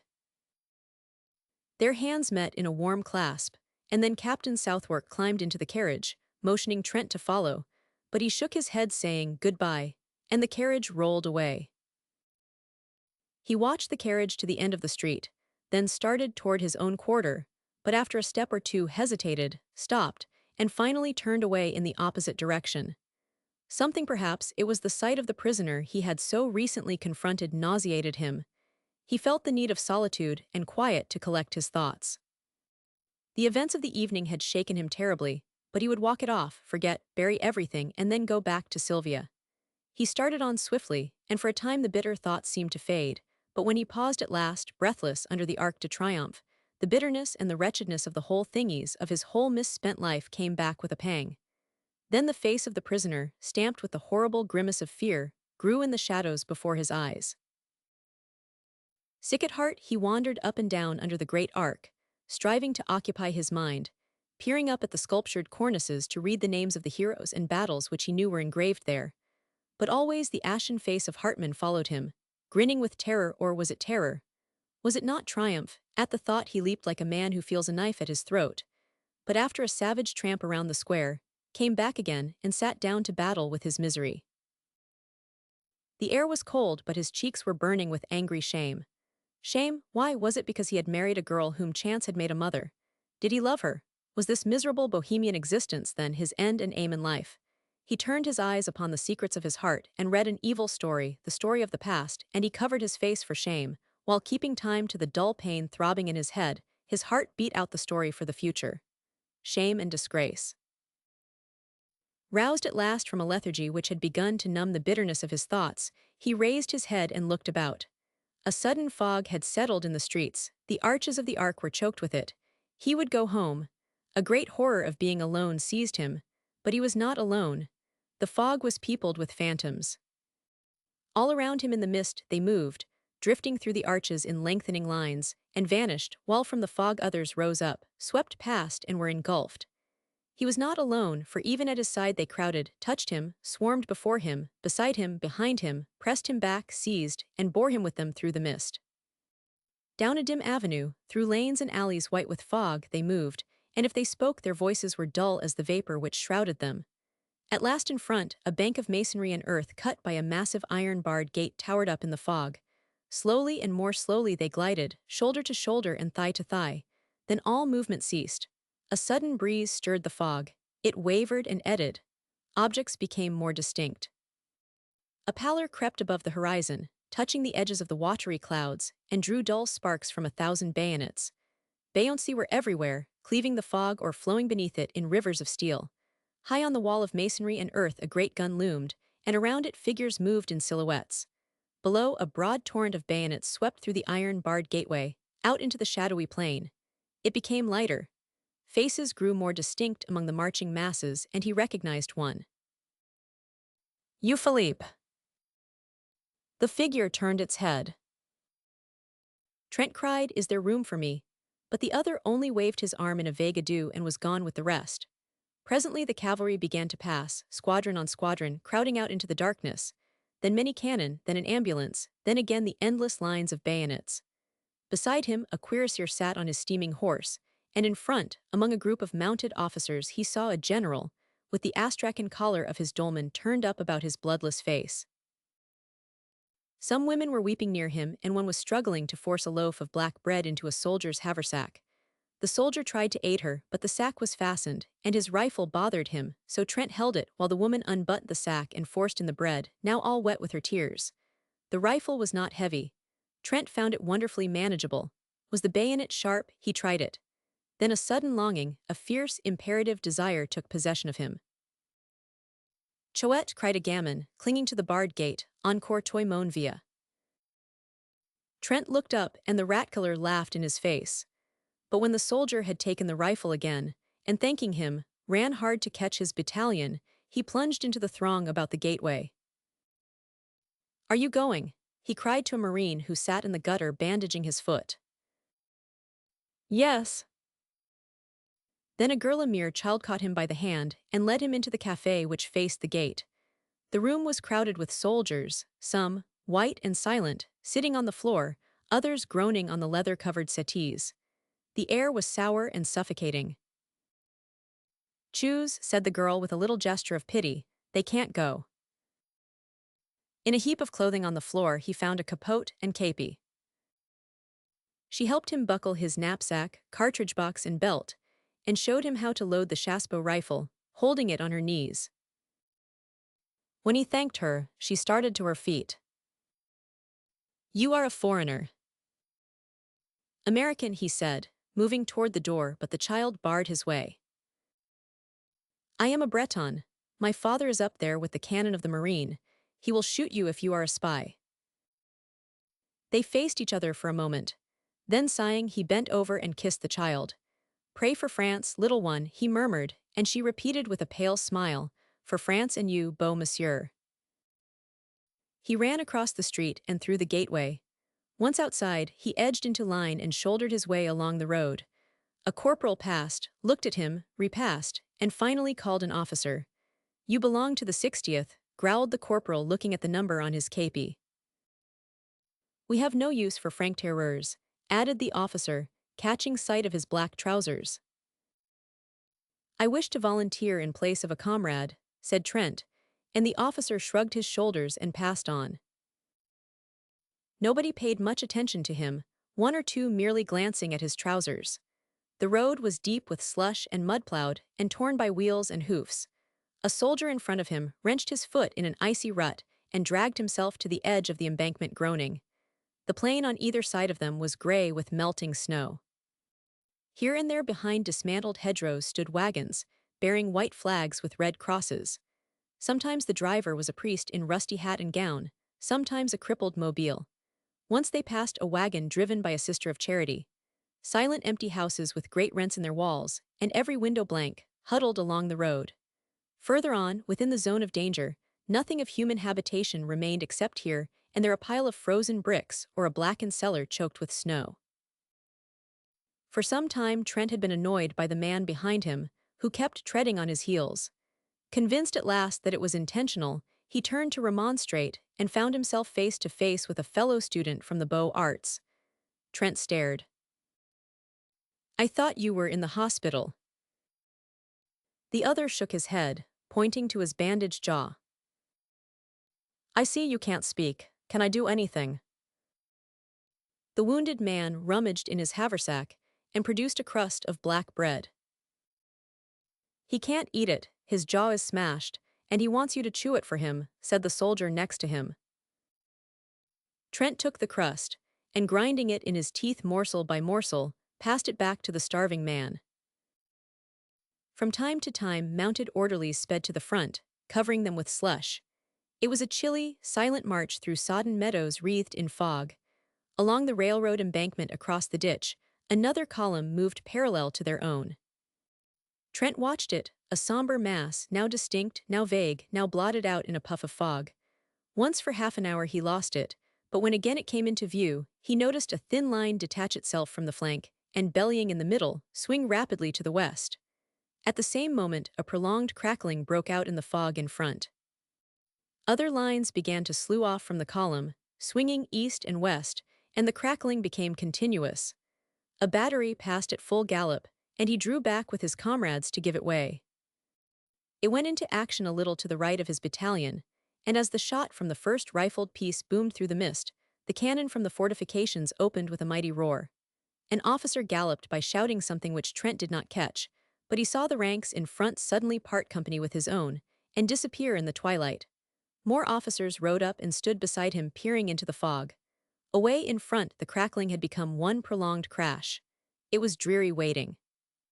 Trent chewed some bread for the man behind, who tried to swallow it, and after a while shook his head, motioning Trent to eat the rest himself.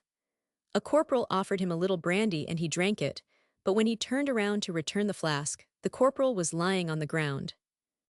Alarmed, he looked at the soldier next to him, who shrugged his shoulders and opened his mouth to speak, but something struck him and he rolled over and over into the ditch below. At that moment, the horse of one of the officers gave a bound and backed into the battalion, lashing out with his heels. One man was ridden down, another was kicked in the chest and hurled through the ranks. The officer sank his spurs into the horse and forced him to the front again, where he stood trembling. The cannonade seemed to draw nearer.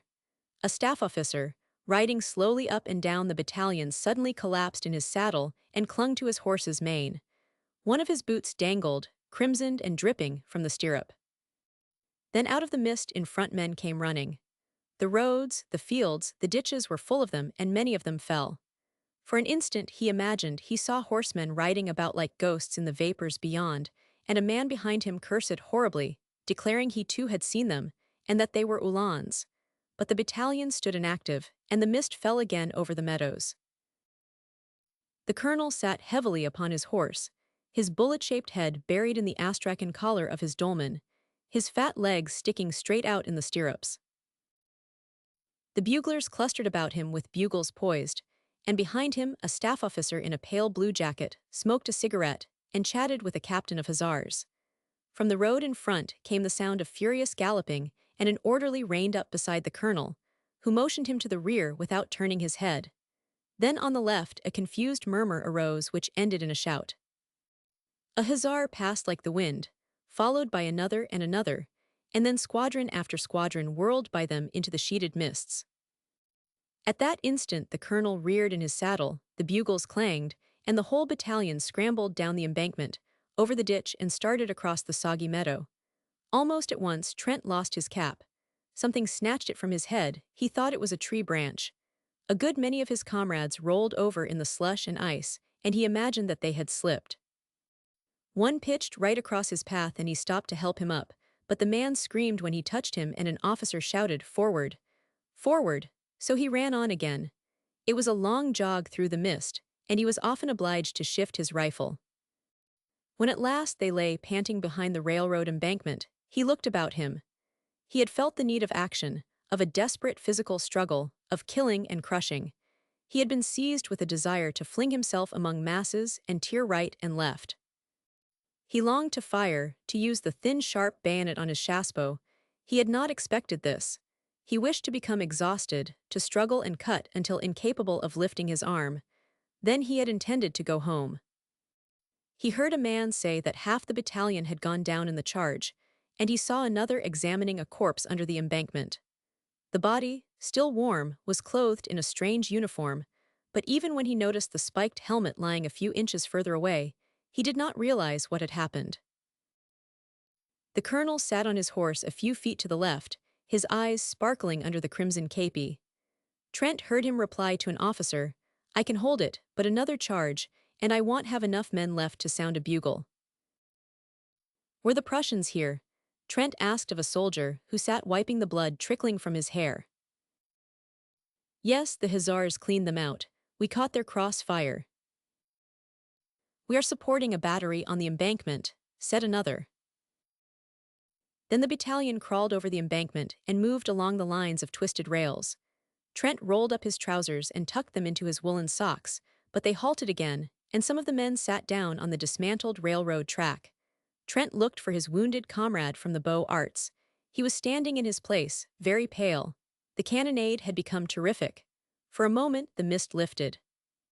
He caught a glimpse of the 1st Battalion motionless on the railroad track in front, of regiments on either flank, and then, as the fog settled again, the drums beat and the music of the bugles began away on the extreme left. A restless movement passed among the troops.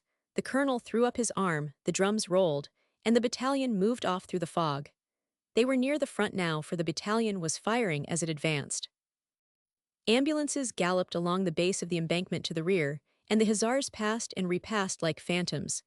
They were in the front at last, for all about them was movement and turmoil, while from the fog, close at hand, came cries and groans and crashing volleys. Shells fell everywhere, bursting along the embankment, splashing them with frozen slush. Trent was frightened. He began to dread the unknown, which lay there crackling and flaming in obscurity. The shock of the cannon sickened him. He could even see the fog light up with a dull orange as the thunder shook the earth. It was near, he felt certain, for the colonel shouted forward, and the 1st Battalion was hastening into it. He felt its breath, he trembled, but hurried on. A fearful discharge in front terrified him. Somewhere in the fog men were cheering, and the colonel's horse, streaming with blood, plunged about in the smoke. Another blast and shock, right in his face, almost stunned him, and he faltered. All the men to the right were down. His head swam, the fog and smoke stupefied him. He put out his hand for support and caught something. It was the wheel of a gun carriage, and a man sprang from behind it, aiming a blow at his head with a rammer, but stumbled back shrieking with a bayonet through his neck, and Trent knew that he had killed. Mechanically he stooped to pick up his rifle, but the bayonet was still in the man, who lay, beating with red hands against the sod. It sickened him, and he leaned on the cannon. Men were fighting all around him now, and the air was foul with smoke and sweat. Somebody seized him from behind and another in front, but others in turn seized them or struck them solid blows. The click, click, click of bayonets infuriated him, and he grasped the rammer and struck out blindly until it was shivered to pieces. A man threw his arm around his neck and bore him to the ground, but he throttled him and raised himself on his knees. He saw a comrade seize the cannon and fall across it with his skull crushed in. He saw the colonel tumble clean out of his saddle into the mud. Then consciousness fled. When he came to himself, he was lying on the embankment among the twisted rails. On every side huddled men who cried out and cursed and fled away into the fog, and he staggered to his feet and followed them. Once he stopped to help a comrade with a bandaged jaw, who could not speak but clung to his arm for a time and then fell dead in the freezing mire. And again he aided another, who groaned. Trent, c'est moi Philippe, until a sudden volley in the midst relieved him of his charge. An icy wind swept down from the heights, cutting the fog into shreds. For an instant, with an evil leer, the sun peered through the naked woods of Vincennes, sank like a blood clot in the battery smoke, lower, lower, into the blood-soaked plain. Roman 4. When midnight sounded from the belfry of St. Sulpice, the gates of Paris were still choked with fragments of what had once been an army. They entered with the night, a sullen horde, spattered with slime, faint with hunger and exhaustion. There was little disorder at first, and the throng at the gates parted silently as the troops tramped along the freezing streets. Confusion came as the hours passed. Swiftly and more swiftly, crowding squadron after squadron and battery on battery, horses plunging and caissons jolting, the remnants from the front surged through the gates, a chaos of cavalry and artillery struggling for the right of way.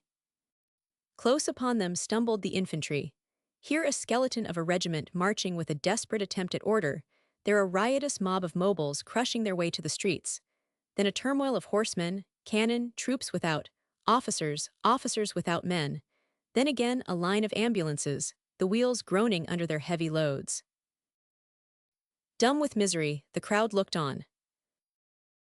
All through the day the ambulances had been arriving, and all day long the ragged throng whimpered and shivered by the barriers. At noon the crowd was increased tenfold, filling the squares about the gates, and swarming over the inner fortifications. At 4 o'clock in the afternoon, the German batteries suddenly wreathed themselves in smoke, and the shells fell fast on Montparnasse. At 20 minutes after 4, 2 projectiles struck a house in the Rue de Bac, and a moment later the first shell fell in the Latin Quarter. Braith was painting in bed, when West came in very much scared. "I wish you would come down.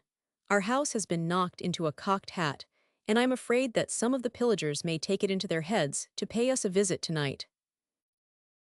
Braith jumped out of bed, and bundled himself into a garment which had once been an overcoat. "Anybody hurt?" he inquired, struggling with a sleeve full of dilapidated lining. "No, Colette is barricaded in the cellar, and the concierge ran away to the fortifications. There will be a rough gang there if the bombardment keeps up. You might help us." "Of course," said Braith, but it was not until they had reached the Rue Serpent and had turned in the passage which led to West's cellar that the latter cried, "Have you seen Jack Trent today?" "No," replied Braith, looking troubled. "He was not at ambulance headquarters." "He stayed to take care of Sylvia, I suppose." A bomb came crashing through the roof of a house at the end of the alley and burst in the basement, showering the street with slate and plaster. A second struck a chimney and plunged into the garden, followed by an avalanche of bricks, and another exploded with a deafening report in the next street. They hurried along the passage to the steps which led to the cellar. Here again Braith stopped. "Don't you think I had better run up to see if Jack and Sylvia are well entrenched? I can get back before dark." "No, go in and find Colette, and I'll go."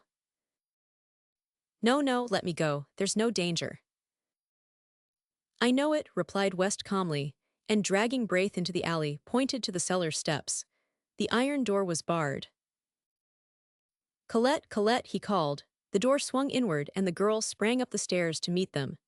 At that instant, Braith, glancing behind him, gave a startled cry, and pushing the two before him into the cellar, jumped down after them and slammed the iron door. A few seconds later, a heavy jar from the outside shook the hinges. "They are here," muttered West, very pale. "That door," observed Colette calmly, "will hold forever." Braith examined the low iron structure, now trembling with the blows rained on it from without. West glanced anxiously at Colette, who displayed no agitation, and this comforted him. "I don't believe they will spend much time here," said Braith. "They only rummage in cellars for spirits, I imagine. Unless they hear that valuables are buried there." "But surely nothing is buried here," exclaimed Braith uneasily. "Unfortunately there is," growled West, "that miserly landlord of mine."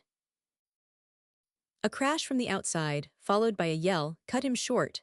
Then blow after blow shook the doors, until there came a sharp snap, a clinking of metal, and a triangular bit of iron fell inwards, leaving a hole through which struggled a ray of light. Instantly West knelt, and shoving his revolver through the aperture fired every cartridge. For a moment the alley resounded with the racket of the revolver, then absolute silence followed. Presently a single questioning blow fell upon the door, and a moment later another, and then a sudden crack zigzagged across the iron plate. "Here," said West, seizing Colette by the wrist, "you follow me, Braith," and he ran swiftly toward a circular spot of light at the further end of the cellar. The spot of light came from a barred manhole above. West motioned Braith to mount on his shoulders. "Push it over, you must." With little effort Braith lifted the barred cover, scrambled out on his stomach, and easily raised Colette from West's shoulders.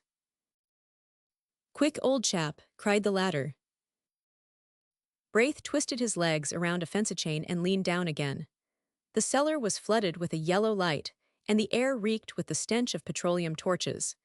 The iron door still held, but a whole plate of metal was gone, and now as they looked a figure came creeping through, holding a torch. "Quick," whispered Braith, "jump," and West hung dangling until Colette grasped him by the collar and he was dragged out. Then her nerves gave way and she wept hysterically, but West threw his arm around her and led her across the gardens into the next street, where Braith, after replacing the manhole cover and piling some stone slabs from the wall over it, rejoined them. It was almost dark. They hurried through the street, now only lighted by burning buildings or the swift glare of the shells. They gave wide berth to the fires, but at a distance saw the flitting forms of pillagers among the debris. Sometimes they passed a female fury crazed with drink shrieking anathemas upon the world, or some slouching lout whose blackened face and hands betrayed his share in the work of destruction.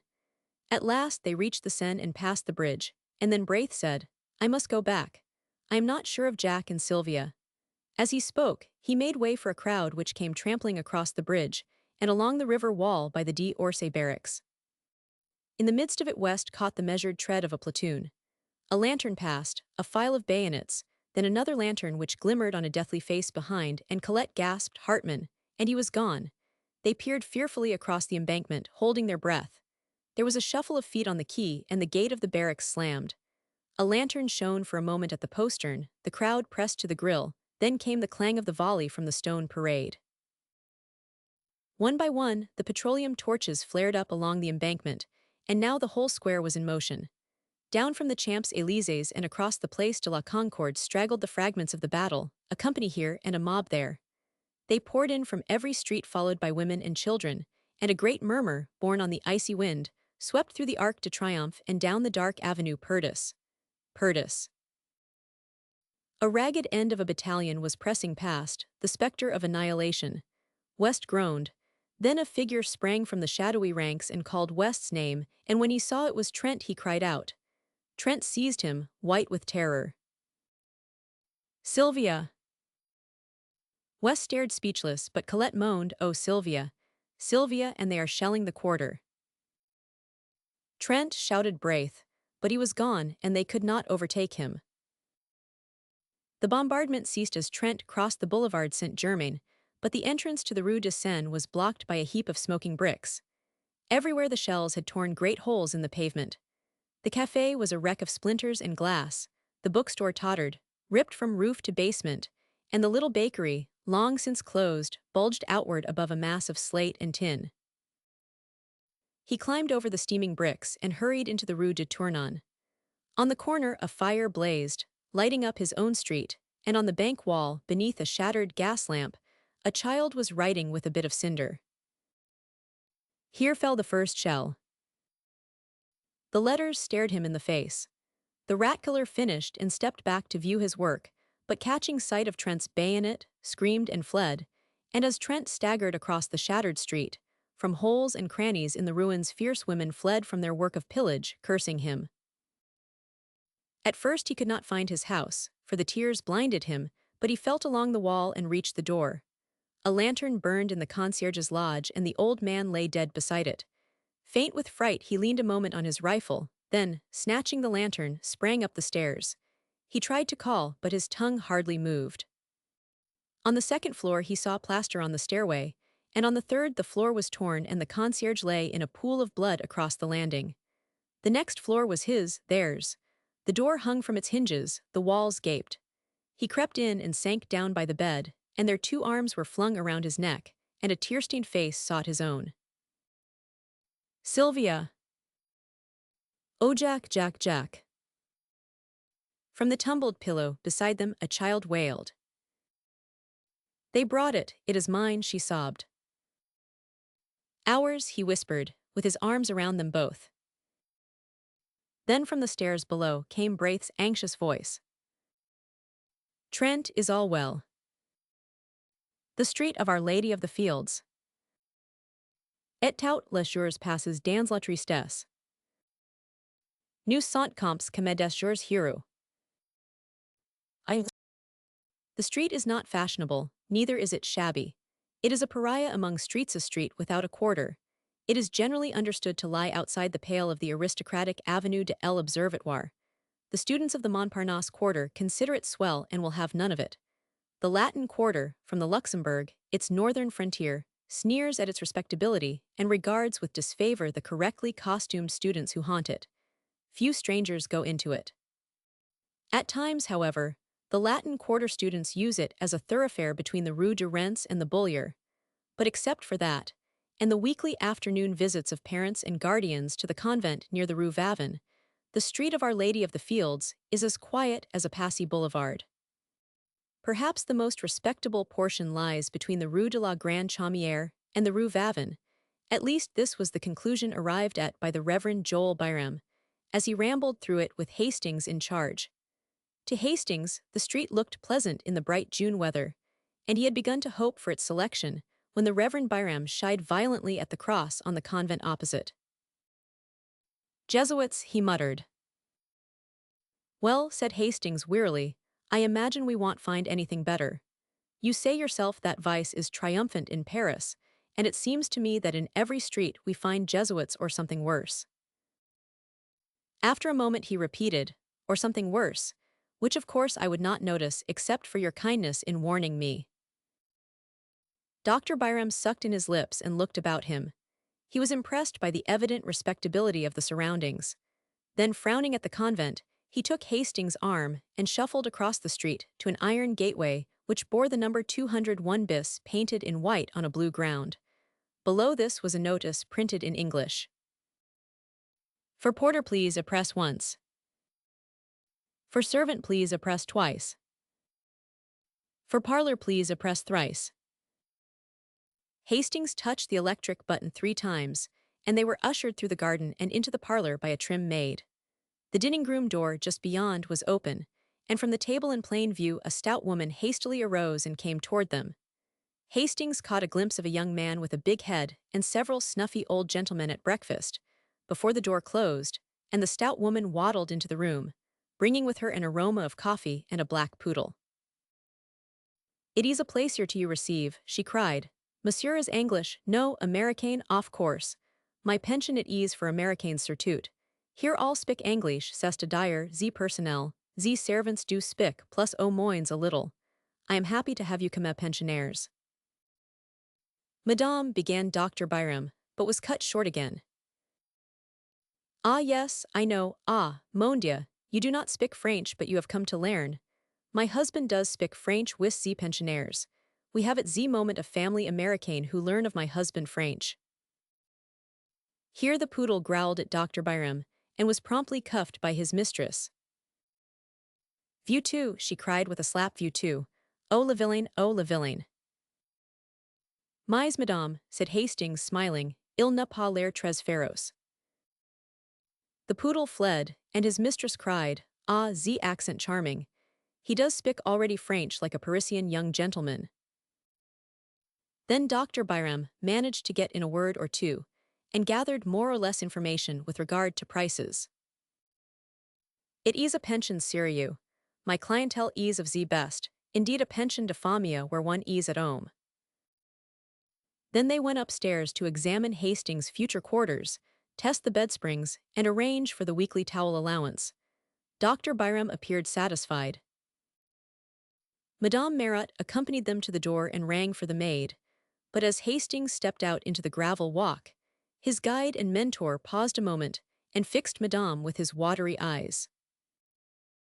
"You understand," he said, "that he is a youth of most careful bringing up, and his character and morals are without a stain. He is young and has never been abroad, never even seen a large city, and his parents have requested me, as an old family friend living in Paris, to see that he is placed under good influences. He is to study art, but on no account would his parents wish him to live in the Latin Quarter if they knew of the immorality which is rife there." A sound like the click of a latch interrupted him, and he raised his eyes, but not in time to see the maid slap the big-headed young man behind the parlor door. Madame coughed, cast a deadly glance behind her, and then beamed on Dr. Byram. "It is well that he come here. The pension more serious, il n'en existe pas, it is not any," she announced with conviction. So, as there was nothing more to add, Dr. Byram joined Hastings at the gate. "I trust," he said, eyeing the convent, "that you will make no acquaintances among Jesuits." Hastings looked at the convent until a pretty girl passed before the gray facade, and then he looked at her. A young fellow with a paintbox and canvas came swinging along, stopped before the pretty girl, said something during a brief but vigorous handshake at which they both laughed, and he went his way, calling back, "A Demain Valentine." As in the same breath she cried, "A Demain." Valentine, thought Hastings, what a quaint name, and he started to follow the Reverend Joel Byram, who was shuffling towards the nearest tramway station. Roman 2. "And you are pleased with Paris, Monsieur Estang?" demanded Madame Marat the next morning as Hastings came into the breakfast room of the pension, rosy from his plunge in the limited bath above. "I am sure I shall like it," he replied, wondering at his own depression of spirits. The maid brought him coffee and rolls. He returned the vacant glance of the big-headed young man and acknowledged diffidently the salutes of the snuffy old gentleman. He did not try to finish his coffee and sat crumbling a roll, unconscious of the sympathetic glances of Madame Marat, who had tact enough not to bother him. Presently a maid entered with a tray on which were balanced 2 bowls of chocolate, and the snuffy old gentleman leered at her ankles. The maid deposited the chocolate at a table near the window and smiled at Hastings. Then a thin young lady, followed by her counterpart in all except years, marched into the room and took the table near the window. They were evidently American, but Hastings, if he expected any sign of recognition, was disappointed. To be ignored by compatriots intensified his depression. He fumbled with his knife and looked at his plate. The thin young lady was talkative enough. She was quite aware of Hastings' presence, ready to be flattered if he looked at her, but on the other hand she felt her superiority, for she had been 3 weeks in Paris, and he, it was easy to see, had not yet unpacked his steamer trunk. Her conversation was complacent. She argued with her mother upon the relative merits of the Louvre and the Bon Marché, but her mother's part of the discussion was mostly confined to the observation, "Why, Susie?" The snuffy old gentleman had left the room in a body, outwardly polite and inwardly raging. They could not endure the Americans, who filled the room with their chatter. The big-headed young man looked after them with a knowing cough, murmuring, "Gay old birds." "They look like bad old men, Mr. Bladen," said the girl. To this Mr. Bladen smiled and said, "They've had their day," in a tone which implied that he was now having his. "And that's why they all have baggy eyes," cried the girl. "I think it's a shame for young gentlemen." "Why, Susie," said the mother, and the conversation lagged. After a while Mr. Bladen threw down the petty journal, which he daily studied at the expense of the house, and turning to Hastings, started to make himself agreeable. He began by saying, "I see you are American." To this brilliant and original opening, Hastings, deadly homesick, replied gratefully, and the conversation was judiciously nourished by observations from Miss Susie Byng distinctly addressed to Mr. Bladen. In the course of events, Miss Susie, forgetting to address herself exclusively to Mr. Bladen, and Hastings replying to her general question, the entente cordiale was established, and Susie and her mother extended a protectorate over what was clearly neutral territory. "Mr. Hastings, you must not desert the pension every evening as Mr. Bladen does. Paris is an awful place for young gentlemen, and Mr. Bladen is a horrid cynic." Mr. Bladen looked gratified. Hastings answered, "I shall be at the studio all day, and I imagine I shall be glad enough to come back at night." Mr. Bladen, who, at a salary of $15 a week, acted as agent for the Pewley Manufacturing Company of Troy, NY, smiled a skeptical smile and withdrew to keep an appointment with a customer on the Boulevard Magenta. Hastings walked into the garden with Mrs. Byng and Susie, and, at their invitation, sat down in the shade before the iron gate. The chestnut trees still bore their fragrant spikes of pink and white, and the bees hummed among the roses, trellised on the white-walled house. A faint freshness was in the air. The watering carts moved up and down the street, and a clear stream bubbled over the spotless gutters of the Rue de la Grande Chaumière. The sparrows were merry along the curbstones, taking bath after bath in the water and ruffling their feathers with delight. In a walled garden across the street, a pair of blackbirds whistled among the almond trees. Hastings swallowed the lump in his throat, for the song of the birds and the ripple of water in a Paris gutter brought back to him the sunny meadows of Millbrook. "That's a blackbird," observed Miss Byng. "See him there on the bush with pink blossoms. He's all black except his bill, and that looks as if it had been dipped in an omelette, as some Frenchman says."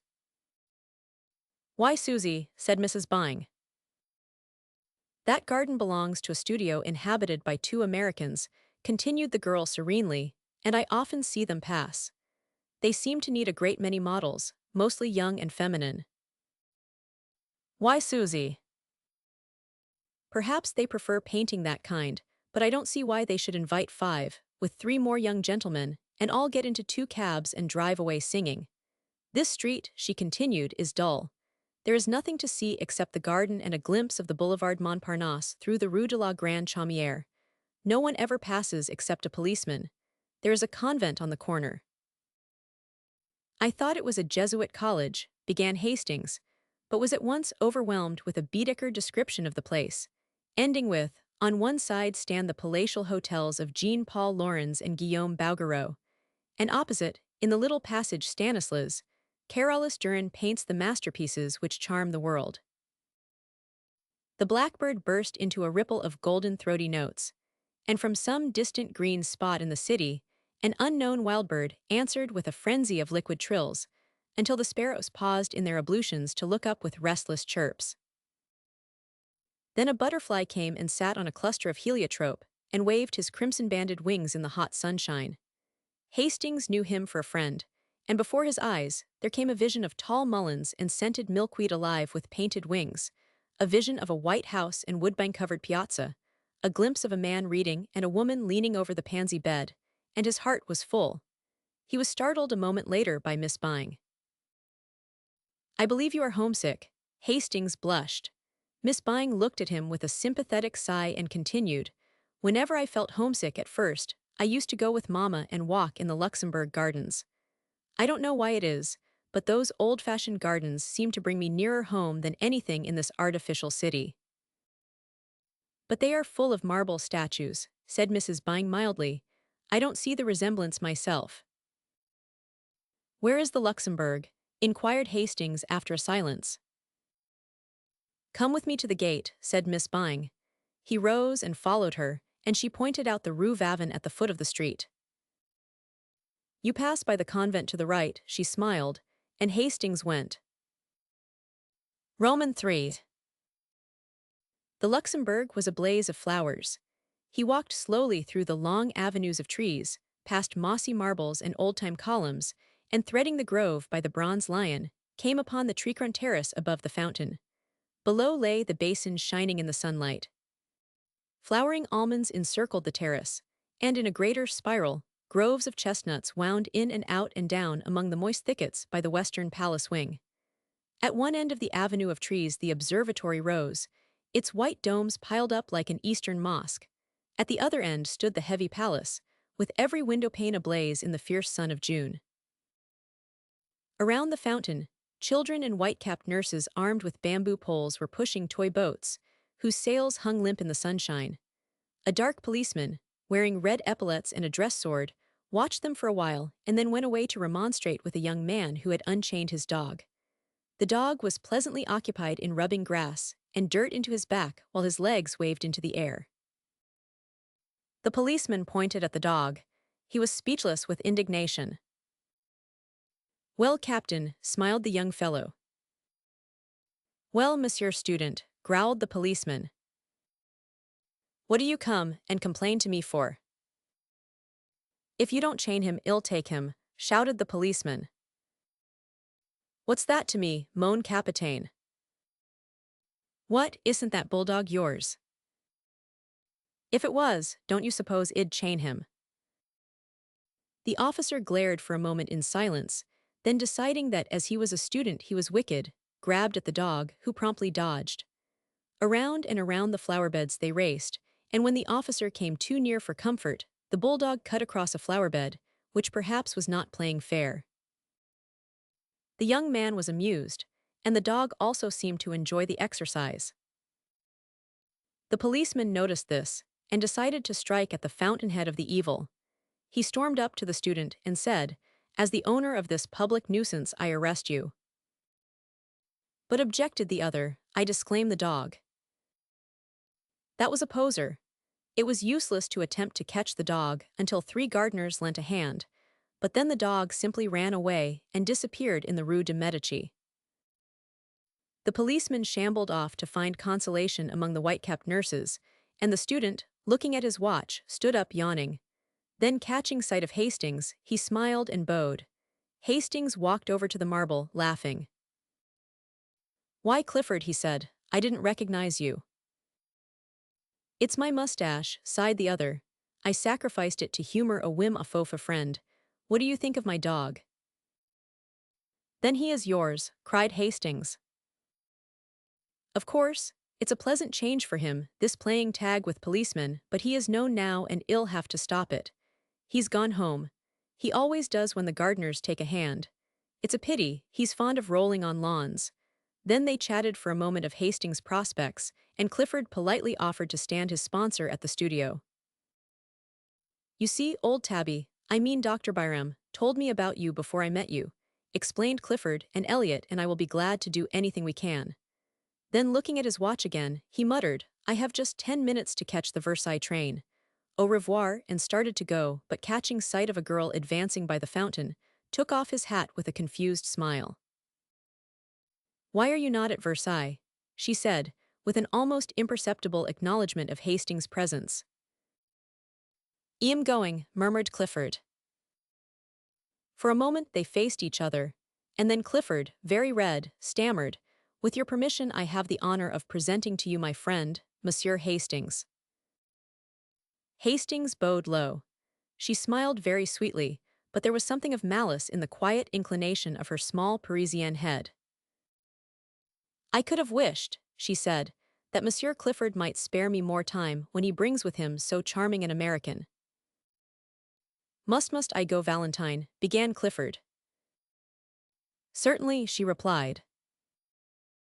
Clifford took his leave with very bad grace, wincing when she added, "And give my dearest love to Cecile."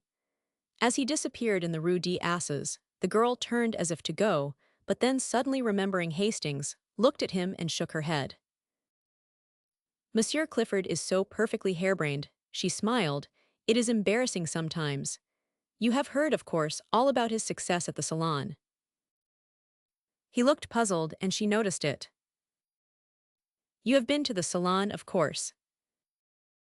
"Why no," he answered, "I only arrived in Paris 3 days ago." She seemed to pay little heed to his explanation, but continued.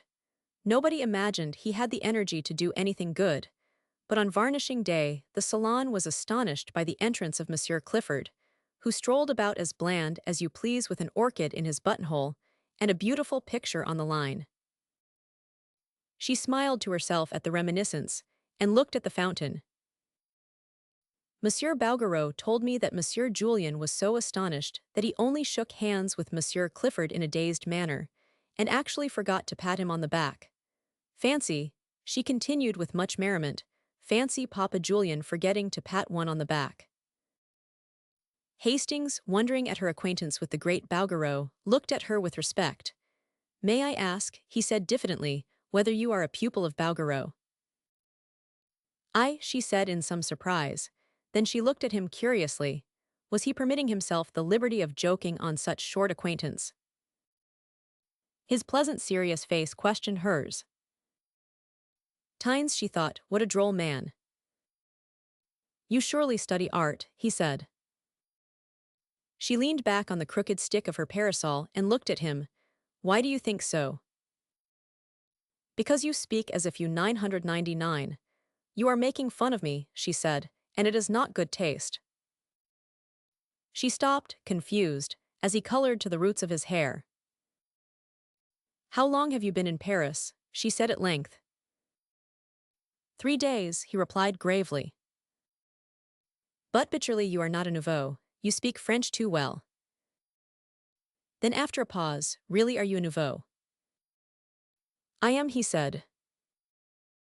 She sat down on the marble bench lately occupied by Clifford, and tilting her parasol over her small head looked at him. "I don't believe it."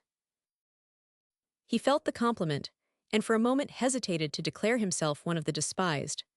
Then mustering up his courage, he told her how new and green he was, and all with a frankness which made her blue eyes open very wide and her lips part in the sweetest of smiles. "You have never seen a studio?" "Never." "Nor a models?" "No." "How funny," she said solemnly. Then they both laughed. "And you," he said, "have seen studios?" "Hundreds." "And models?" "Millions." "And you know Bouguereau?" "Yes, and Henner, and Constant, and Laurens, and Puvis de Chavins, and Dagnan, and Courtois, and all the rest of them." "And yet you say you are not an artist." "Pardon," she said gravely, "did I say I was not?" "Won't you tell me?" He hesitated. At first she looked at him, shaking her head and smiling, then of a sudden her eyes fell and she began tracing figures with her parasol in the gravel at her feet. Hastings had taken a place on the seat, and now, with his elbows on his knees, sat watching the spray drifting above the fountain jet. A small boy, dressed as a sailor, stood poking his yacht and crying, "I want go home. I want go home." His nurse raised her hands to heaven. Just like a little American boy, thought Hastings, and a pang of homesickness shot through him. Presently the nurse captured the boat, and the small boy stood at bay. Monsieur René, when you decide to come here, you may have your boat. The boy backed away scowling. Give me my boat, I say, he cried, and don't call me René, for my name's Randall and you know it. Hello, said Hastings Randall, that's English. I am American, announced the boy in perfectly good English, turning to look at Hastings, and she's such a fool she calls me René because Mama calls me Ranny. Here he dodged the exasperated nurse and took up his station behind Hastings, who laughed, and catching him around the waist lifted him into his lap. One of my countrymen, he said to the girl beside him. He smiled while he spoke, but there was a queer feeling in his throat. Don't you see the stars and stripes on my yacht? Demanded Randall. Sure enough, the American colors hung limply under the nurse's arm. Oh, cried the girl, he is charming, and impulsively stooped to kiss him. But the infant Randall wriggled out of Hastings' arms, and his nurse pounced upon him with an angry glance at the girl. She reddened and then bit her lips as the nurse, with eyes still fixed on her, dragged the child away and ostentatiously wiped his lips with her handkerchief. Then she stole a look at Hastings and bit her lip again. What an ill-tempered woman, he said. In America, most nurses are flattered when people kiss their children. For an instant, she tipped the parasol to hide her face, then closed it with a snap and looked at him defiantly. Do you think it strange that she objected? Why not, he said in surprise. Again she looked at him with quick searching eyes. His eyes were clear and bright, and he smiled back, repeating why not. You are droll, she murmured, bending her head. Why? But she made no answer and sat silent, tracing curves and circles in the dust with her parasol. After a while he said, I am glad to see that young people have so much liberty here. I understood that the French were not at all like us. You know, in America, or at least where I live in Millbrook, girls have every liberty, go out alone and receive their friends alone, and I was afraid I should miss it here. But I see how it is now, and I am glad I was mistaken. She raised her eyes to his and kept them there. He continued pleasantly, since I have sat here, I have seen a lot of pretty girls walking alone on the terrace there, and then you are alone too. Tell me, for I do not know French customs, do you have the liberty of going to the theater without a chaperone? For a long time she studied his face, and then with a trembling smile said, Why do you ask me?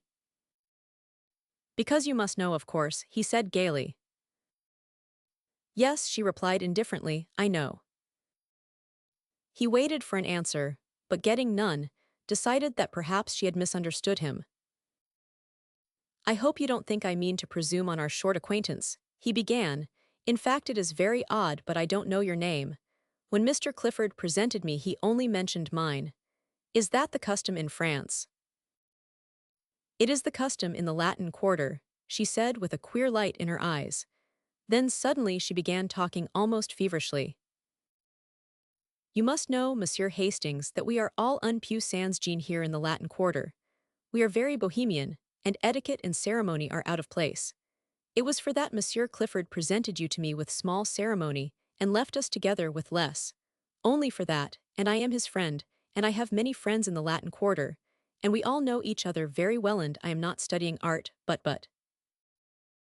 what, he said, bewildered. I shall not tell you, it is a secret, she said with an uncertain smile. On both cheeks a pink spot was burning, and her eyes were very bright. Then in a moment her face fell. Do you know Monsieur Clifford very intimately? Not very. After a while she turned to him, grave and a little pale. My name is Valentine Tissot. Might I ask a service of you on such very short acquaintance? Oh, he cried, I should be honored. It is only this, she said gently, it is not much. Promise me not to speak to Monsieur Clifford about me. Promise me that you will speak to no one about me. I promise, he said, greatly puzzled. She laughed nervously. I wish to remain a mystery. It is a caprice. But he began. I had wished. I had hoped that you might give Monsieur Clifford permission to bring me, to present me at your house. My house, she repeated. I mean, where you live, in fact, to present me to your family. The change in the girl's face shocked him. I beg your pardon, he cried, I have hurt you. And as quick as a flash, she understood him because she was a woman. My parents are dead, she said. Presently he began again, very gently. Would it displease you if I beg you to receive me? It is the custom. I cannot, she answered. Then glancing up at him, I am sorry, I should like to, but believe me, I cannot. He bowed seriously and looked vaguely uneasy. It isn't because I don't wish to. I like you, you are very kind to me. Kind, he cried, surprised and puzzled. I like you, she said slowly, and we will see each other sometimes if you will. At friends' houses. No, not at friends' houses. Where? Here, she said with defiant eyes. Why, he cried, in Paris you are much more liberal in your views than we are. She looked at him curiously. Yes, we're very bohemian. I think it is charming, he declared. You see, we shall be in the best of society, she ventured timidly, with a pretty gesture toward the statues of the dead queens, ranged in stately ranks above the terrace. He looked at her, delighted, and she brightened at the success of her innocent little pleasantry. Indeed, she smiled, I shall be well chaperoned, because you see we are under the protection of the gods themselves. Look, there are Apollo and Juno and Venus on their pedestals, counting them on her small gloved fingers, and Ceres, Hercules, and but I can't make out. Hastings turned to look up at the winged god, under whose shadow they were seated. Why, it's love, he said. Roman 4. There is a nouveau here, drawled Lafayette, leaning around his easel and addressing his friend Bowles. There is a nouveau here who is so tender and green and appetizing that heaven help him if he should fall into a salad bowl. Hayseed, inquired Bowles, plastering in a background with a broken palatinate and squinting at the effect with approval. Yes, Squeedunk or Oshkosh, and how he ever grew up among the daisies and escaped the cows, heaven alone knows. Bowles rubbed his thumb across the outlines of his study to throw in a little atmosphere, as he said, glared at the model, pulled at his pipe, and finding it out struck a match on his neighbor's back to relight it. His name, continued Lafayette, hurling a bit of bread at the hatrack, his name is Hastings. He is a berry. He knows no more about the world, and here Mr. Lafayette's face spoke volumes for his own knowledge of that planet, than a maiden cat on its first moonlight stroll. Bowles, now having succeeded in lighting his pipe, repeated the thumb touch on the other edge of the study, and said, Ah. Yes, continued his friend, and would you imagine it, he seems to think that everything here goes on as it does in his little backwoods ranch at home, talks about the pretty girls who walk alone in the street, says how sensible it is, and how French parents are misrepresented in America, says that for his part he finds French girls and he confessed to only knowing one as jolly as American girls. I tried to set him right, tried to give him a pointer as to what sort of ladies walk about alone or with students, and he was either too stupid or too innocent to catch on. Then I gave it to him straight, and he said I was a vile-minded fool and marched off. Did you assist him with your shoe? Inquired Bowles, languidly interested. Well, no. He called you a vile-minded fool. He was correct, said Clifford from his easel in front. What do you mean? Demanded Lafayette, turning red. That, replied Clifford. Who spoke to you? Is this your business? Sneered Bowles, but nearly lost his balance as Clifford swung about and eyed him. Yes, he said slowly, it's my business. No one spoke for some time. Then Clifford sang out, I say Hastings. And when Hastings left his easel and came around, he nodded toward the astonished Lafayette. This man has been disagreeable to you, and I want to tell you that any time you feel inclined to kick him, why, I will hold the other creature." Hastings, embarrassed, said, "Why no, I don't agree with his ideas, nothing more." Clifford said naturally, and slipping his arm through Hastings, strolled about with him, and introduced him to several of his own friends, at which all the nouveaux opened their eyes with envy, and the studio were given to understand that Hastings, although prepared to do menial work as the latest nouveau, was already within the charmed circle of the old, respected and feared, the truly great. The rest finished, the model resumed his place, and work went on in a chorus of songs and yells, and every ear-splitting noise which the art student utters when studying the beautiful. 5 o'clock struck, the model yawned, stretched and climbed into his trousers, and the noisy contents of 6 studios crowded through the hall and down into the street. 10 minutes later, Hastings found himself on top of a Montrouge tram, and shortly afterward was joined by Clifford. They climbed down at the Rue Gay-Lussac. "I always stop here," observed Clifford. "I like the walk through the Luxembourg." "By the way," said Hastings, "how can I call on you when I don't know where you live?" "Why, I live opposite you." "What studio in the garden, where the almond trees are and the blackbirds?" "Exactly," said Clifford. "I am with my friend Elliot." Hastings thought of the description of the 2 American artists, which he had heard from Miss Susie Byng, and looked blank. Clifford continued, "Perhaps you had better let me know when you think of coming so that I will be sure to be there." He ended rather lamely. "I shouldn't care to meet any of your model friends there," said Hastings, smiling. "You know me ideas are rather straight-laced, I suppose you would say puritanical. I shouldn't enjoy it and wouldn't know how to behave." "Oh, I understand," said Clifford, but added with great cordiality, "I'm sure we'll be friends although you may not approve of me and my set. But you will like Severn and Selby because, well, they are like yourself, old chap." After a moment he continued, "There is something I want to speak about. You see, when I introduced you, last week, in the Luxembourg to Valentine—" "Not a word," cried Hastings, smiling. "You must not tell me a word of her." "Why?" "No, not a word," he said gaily. "I insist, promise me upon your honor you will not speak of her until I give you permission, promise." "I promise," said Clifford, amazed. "She is a charming girl.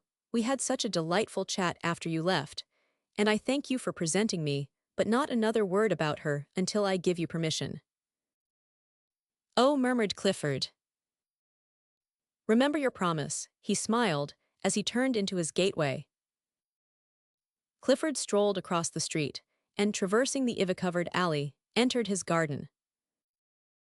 He felt for his studio key, muttering, I wonder, but of course he doesn't." He entered the hallway, and fitting the key into the door, stood staring at the 2 cards tacked over the panels. Vauxhall Clifford. Richard Osborne Elliot. Why the devil doesn't he want me to speak of her? He opened the door, and discouraging the caresses of 2 brindle bulldogs, sank down on the sofa. Elliot sat smoking and sketching, with a piece of charcoal by the window. "Hello," he said without looking around. Clifford gazed absently at the back of his head, murmuring, I am afraid that man is too innocent." "I say, Elliot," he said, at last, "Hastings, you know the chap that old Tabby Byram came around here to tell us about the day you had to hide Colette in the armoire?" "Yes, what's up?" "Oh, nothing, he's a brick." "Yes," said Elliot, without enthusiasm. "Don't you think so?" demanded Clifford. "Why, yes, but he is going to have a tough time when some of his illusions are dispelled." "More shame to those who dispel M." "Yes, wait until he comes to pay his call on us, unexpectedly, of course." Clifford looked virtuous, and lighted a cigar. "I was just going to say," he observed, "that I have asked him not to come without letting us know, so I can postpone any orgy you may have intended." "Ah," cried Elliot indignantly, "I suppose you put it to him in that way." Not exactly, grinned Clifford. Then more seriously, I don't want anything to occur here to bother him. He's a brick, and it's a pity we can't be more like him. I am, observed Elliot complacently, only living with you. Listen, cried the other. I have managed to put my foot in it in great style. Do you know what I've done? Well, the first time I met him in the street, or rather it was in the Luxembourg, I introduced him to Valentine. Did he object? Believe me, said Clifford, solemnly, this rustic Hastings has no more idea that Valentine is in fact is Valentine than he has that he himself is a beautiful example of moral decency in a quarter where morals are as rare as elephants. I heard enough in a conversation between that blackguard Lafayette and the little immoral eruption, Bowles, to open my eyes. I tell you Hastings is a trump. He's a healthy, clean-minded young fellow, bred in a small country village, brought up with the idea that saloons are way stations to Helland as for women. Well, demanded Elliot. Well, said Clifford, his idea of the dangerous woman is probably a painted Jezebel. Probably, replied the other. He's a trump, said Clifford, and if he swears the world is as good and pure as his own heart, I'll swear he's right. Elliot rubbed his charcoal on his file to get a point, and turned to his sketch saying, he will never hear any pessimism from Richard Osborne E. He's a lesson to me, said Clifford.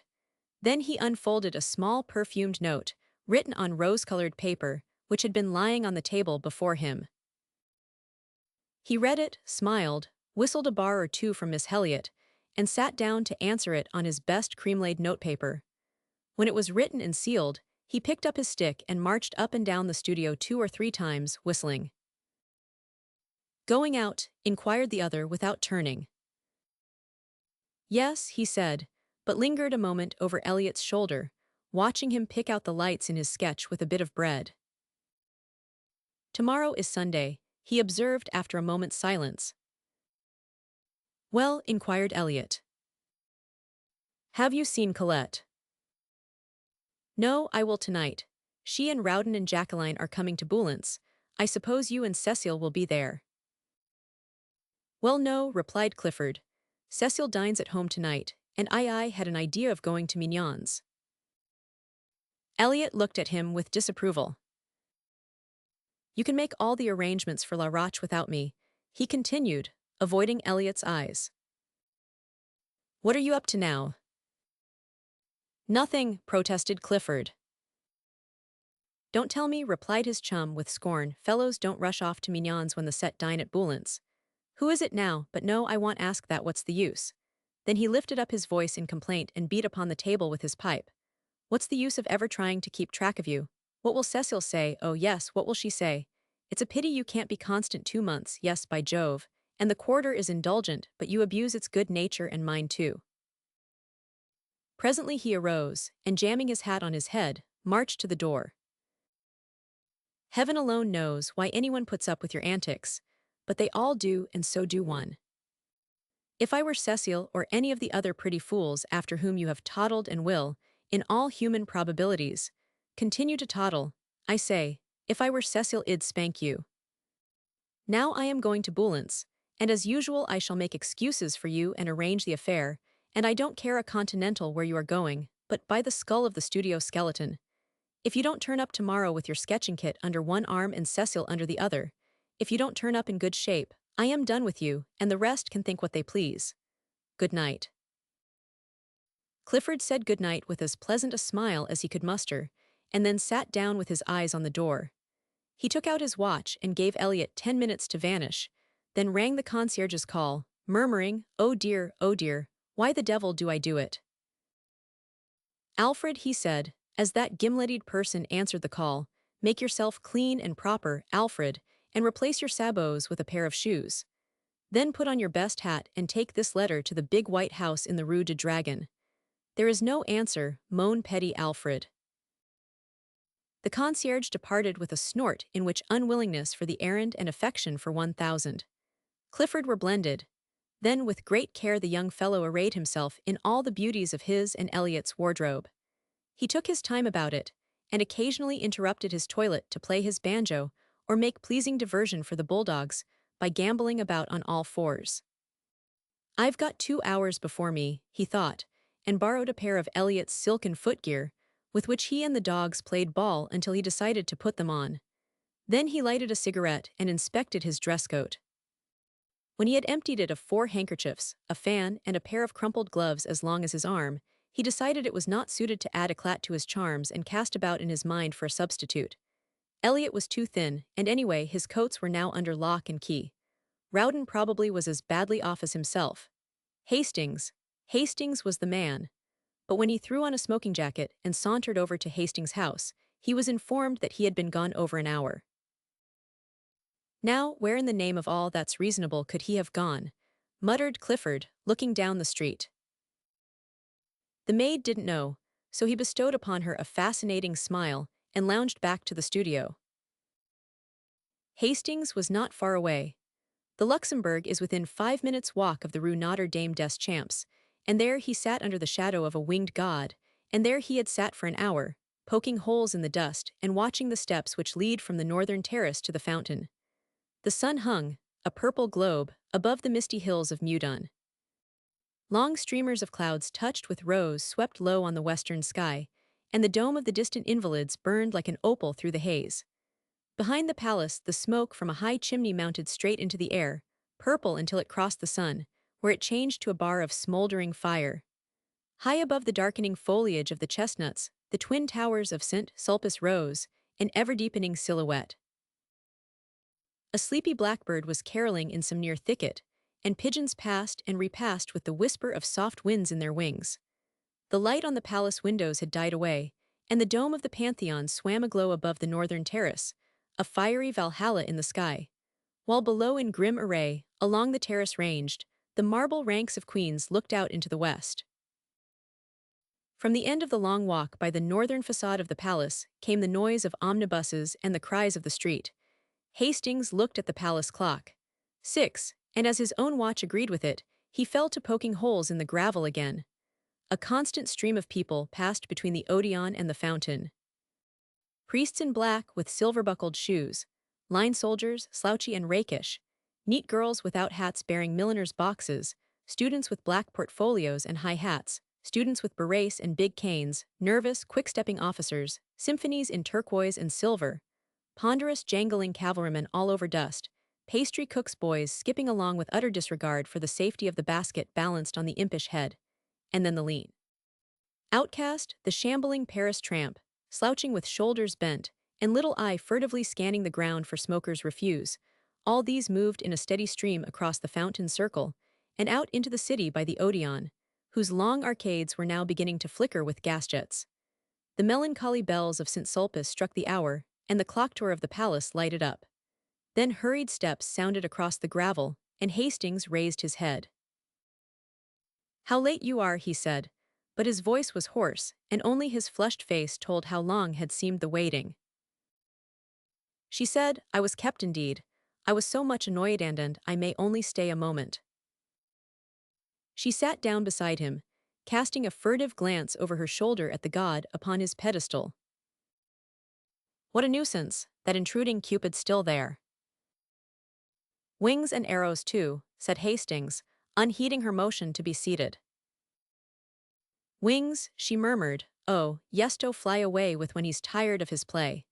Of course it was a man who conceived the idea of wings, otherwise Cupid would have been insupportable. "Do you think so?" "Ma foi, it's what men think." "And women's?" "Oh," she said, with a toss of her small head, "I really forget what we were speaking of." "We were speaking of love," said Hastings. "I was not," said the girl. Then looking up at the marble god, "I don't care for this one at all. I don't believe he knows how to shoot his arrosno. Indeed, he is a coward. He creeps up like an assassin in the twilight." "I don't approve of cowardice," she announced, and turned her back on the statue. "I think," said Hastings quietly, "that he does shoot fairly eyes, and even gives one warning." "Is it your experience, Monsieur Hastings?" He looked straight into her eyes and said, "He is warning me." Heed the warning then, she cried with a nervous laugh. As she spoke, she stripped off her gloves and then carefully proceeded to draw them on again. When this was accomplished, she glanced at the palace clock, saying, "Oh dear, how late it is," furled her umbrella, then unfurled it and finally looked at him. "No," he said, "I shall not heed his warning." "Oh dear," she sighed again, still talking about that tiresome statue. Then stealing a glance at his face, I suppose you are in love." "I don't know," he muttered, "I suppose I am." She raised her head with a quick gesture. "You seem delighted at the idea," she said, but bit her lip and trembled as his eyes met hers. Then sudden fear came over her and she sprang up, staring into the gathering shadows. "Are you cold?" he said. But she only answered, oh dear, it is so late. I must go good night." She gave him her gloved hand a moment, and then withdrew it with a start. "What is it?" he insisted. "Are you frightened?" She looked at him strangely. "No, not frightened, you are very good to me." "By Jove," he burst out, "what do you mean by saying I'm good to you? That's at least the third time, and I don't understand." The sound of a drum from the guardhouse at the palace cut him short. "Listen," she whispered, "they are going to close. It's late, oh so late." The rolling of the drum came nearer and nearer, and then the silhouette of the drummer cut the sky above the eastern terrace. The fading light lingered a moment on his belt and bayonet, then he passed into the shadows, drumming the echoes awake. The roll became fainter along the eastern terrace, then grew and rattled with increasing sharpness when he passed the avenue by the Bronze Lion and turned down the western terrace walk. Louder and louder the drum sounded, and the echoes struck back the notes from the gray palace wall. And now the drummer loomed up before them, his red trousers a dull spot in the gathering gloom, the brass of his drum and bayonet touched with a pale spark, his epaulets tossing on his shoulders. He passed, leaving the crash of the drum in their ears, and far into the alley of trees they saw his little tin cup shining on his haversack. Then the sentinels began the monotonous cry, on firm, and the bugle blew from the barracks in the Rue de Tournon. On firm, on firm. "Good night," she whispered, "I must return alone tonight." He watched her until she reached the northern terrace, and then sat down on the marble seat until a hand on his shoulder and a glimmer of bayonets warned him away. She passed on through the grove, and turning into the Rue de Medici, traversed it to the boulevard. At the corner, she bought a bunch of violets and walked on along the boulevard to the Rue des Écoles. A cab was drawn up before Boulogne, and a pretty girl aided by Elliot jumped out. "Valentine," cried the girl, "come with us." "I can't," she said, stopping a moment. "I have a rendezvous at Mignon's." "Not Victor?" cried the girl, laughing, but she passed with a little shiver, nodding good night, then turning into the Boulevard Saint-Germain, she walked a tittle faster to escape a gay party sitting before the Café Cluny who called to her to join them. At the door of the restaurant Mignon stood a coal-black Negro in buttons. He took off his peaked cap as she mounted the carpeted stairs. "Send Eugene to me," she said at the office, and passing through the hallway to the right of the dining room stopped before a row of paneled doors. A waiter passed, and she repeated her demand for Eugene, who presently appeared, noiselessly skipping, and bowed, murmuring, "Madame." "Who is here?" "No one in the cabinets, Madame. In the half, Madame Madelon and Monsieur Gay, Monsieur de Clamart, Monsieur Clisson, Madame Marie and their set." Then he looked around and bowing again murmured, "Monsieur awaits Madame since half an hour," and he knocked at one of the paneled doors bearing the number 6. Clifford opened the door, and the girl entered. The Garcon bowed her in, and whispering, "Will Monsieur have the goodness to ring?" vanished. He helped her off with her jacket, and took her hat and umbrella. When she was seated at the little table with Clifford opposite, she smiled and leaned forward on both elbows, looking him in the face. "What are you doing here?" she demanded. "Waiting," he replied, in accents of adoration. For an instant she turned and examined herself in the glass. The wide blue eyes, the curling hair, the straight nose and short curled lip flashed in the mirror an instant only, and then its depths reflected her pretty neck and back. Thus do I turn my back on vanity, she said, and then leaning forward again, what are you doing here? Waiting for you, repeated Clifford, slightly troubled. And Cecile. Now don't, Valentine. Do you know, she said calmly, I dislike your conduct. He was a little disconcerted, and rang for Eugene to cover his confusion. The soup was bisque, and the wine pommery, and the courses followed each other with the usual regularity until Eugene brought coffee, and there was nothing left on the table but a small silver lamp. Valentine, said Clifford, after having obtained permission to smoke, is it the vaudeville or the Eldorado or both, or the Nouveau Cirque? Or? It is here, said Valentine. Well, he said, greatly flattered, I'm afraid I couldn't amuse you. Oh yes, you are funnier than the Eldorado. Now see here, don't guy me, Valentine. You always do, and you know what they say, a good laugh kills. What? Eerily and all that. She laughed until her eyes were moist with tears. Tynes, she cried, he is dead then. Clifford eyed her with growing alarm. Do you know why I came? She said.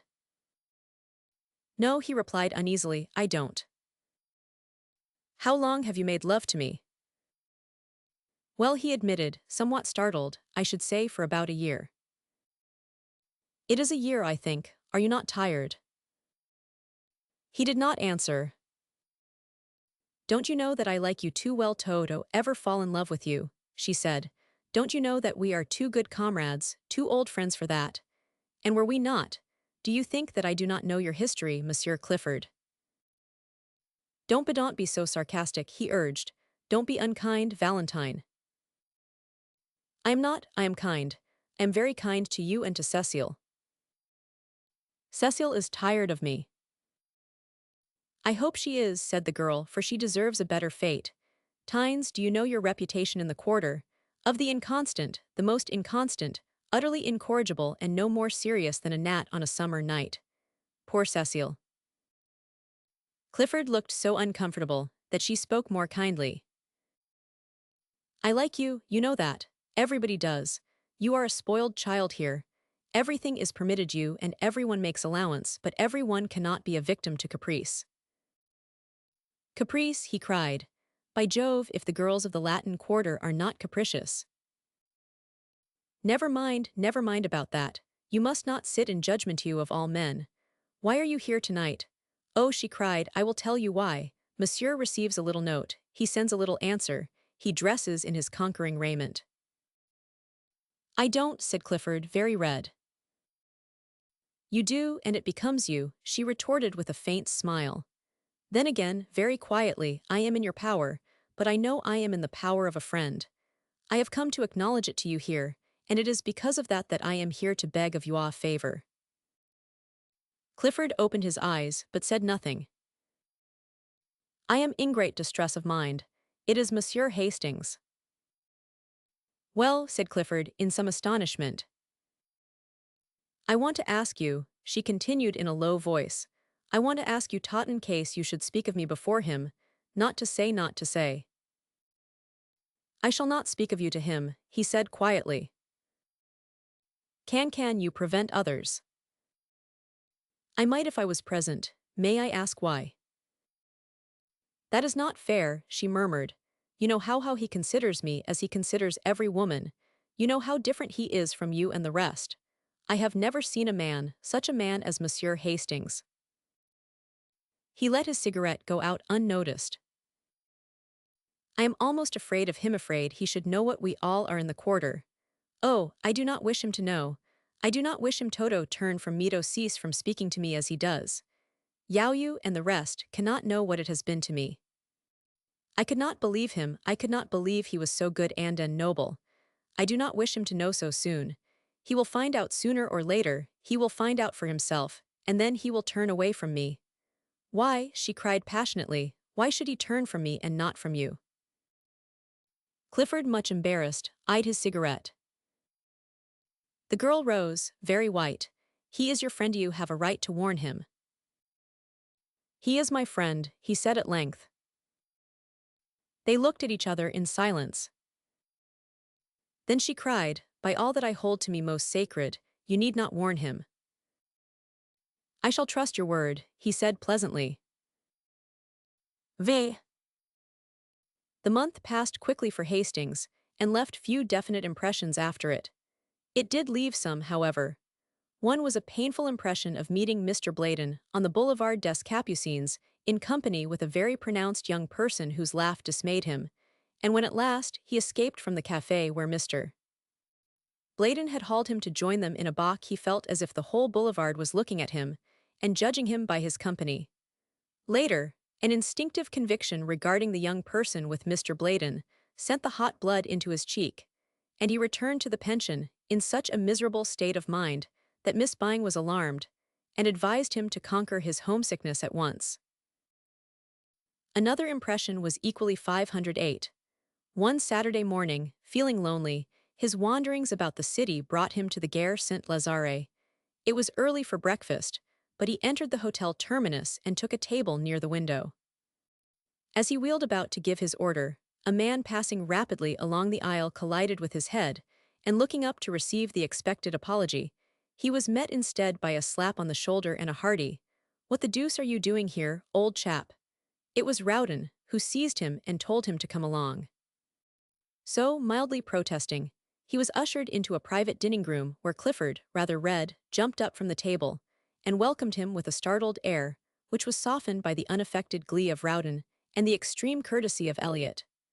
The latter presented him to three bewitching girls who welcomed him so charmingly, and seconded Rowden in his demand that Hastings should make one of the party, that he consented at once. While Eliot briefly outlined the projected excursion to La Roche, Hastings delightedly ate his omelette, and returned the smiles of encouragement from Cecile and Colette and Jacqueline. Meantime Clifford, in a bland whisper, was telling Rowden what an ass he was. Poor Rowden looked miserable until Eliot, divining how affairs were turning, frowned on Clifford, and found a moment to let Rowden know that they were all going to make the best of it. "You shut up," he observed to Clifford, "it's fate, and that settles it." "It's Rowden, and that settles it," murmured Clifford, concealing a grin, for after all he was not Hastings' wet nurse. So it came about that the train which left the Gare Saint-Lazare at 9 a.m. stopped a moment in its career towards Havre and deposited at the redroofed station of La Roche a merry party, armed with sunshades, trout rods, and one cane, carried by the noncombatant Hastings. Then, when they had established their camp in a grove of sycamores which bordered the little river Ept, Clifford, the acknowledged master of all that pertained to sportsmanship, took command. "You, Rowden," he said, "divide your flies with Eliot and keep an eye on him, or else hell be trying to put on a float and sinker. Prevent him by force from grubbing about for worms." Eliot protested, but was forced to smile in the general laugh. "You make me ill," he asserted. "Do you think this is my first trout?" "I shall be delighted to see your first trout," said Clifford, and dodging a fly hook, hurled with intent to hit, proceeded to sort and equip three slender rods destined to bring joy and fish to Cecile, Colette, and Jacqueline. With perfect gravity he ornamented each line with 4 split shot, a small hook, and a brilliant quill float. "I shall never touch the worms," announced Cecile with a shudder. Jacqueline and Colette hastened to sustain her, and Hastings pleasantly offered to act in the capacity of general baiter and Takaroff of fish. But Cecile, doubtless fascinated by the gaudy flies in Clifford's book, decided to accept lessons from him in the true art, and presently disappeared up the EPT with Clifford in tow. Eliot looked doubtfully at Colette. "I prefer gudgeons," said that damsel with decision, "and you and Monsieur Rowden may go away when you please. May they not, Jacqueline?" "Certainly," responded Jacqueline. Eliot, undecided, examined his rod and reel. "You've got your reel on wrong side up," observed Rowden. Eliot wavered and stole a glance at Colette. "I have almost decided to or not to flip the flies about just now," he began. "There's the pole that Cecile left." "Don't call it a pole," corrected Rowden. "Rod, then," continued Eliot, and started off in the wake of the two girls, but was promptly collared by Rowden. No, you don't. Fancy a man fishing with a float and sinker when he has a fly rod in his hand. You come along.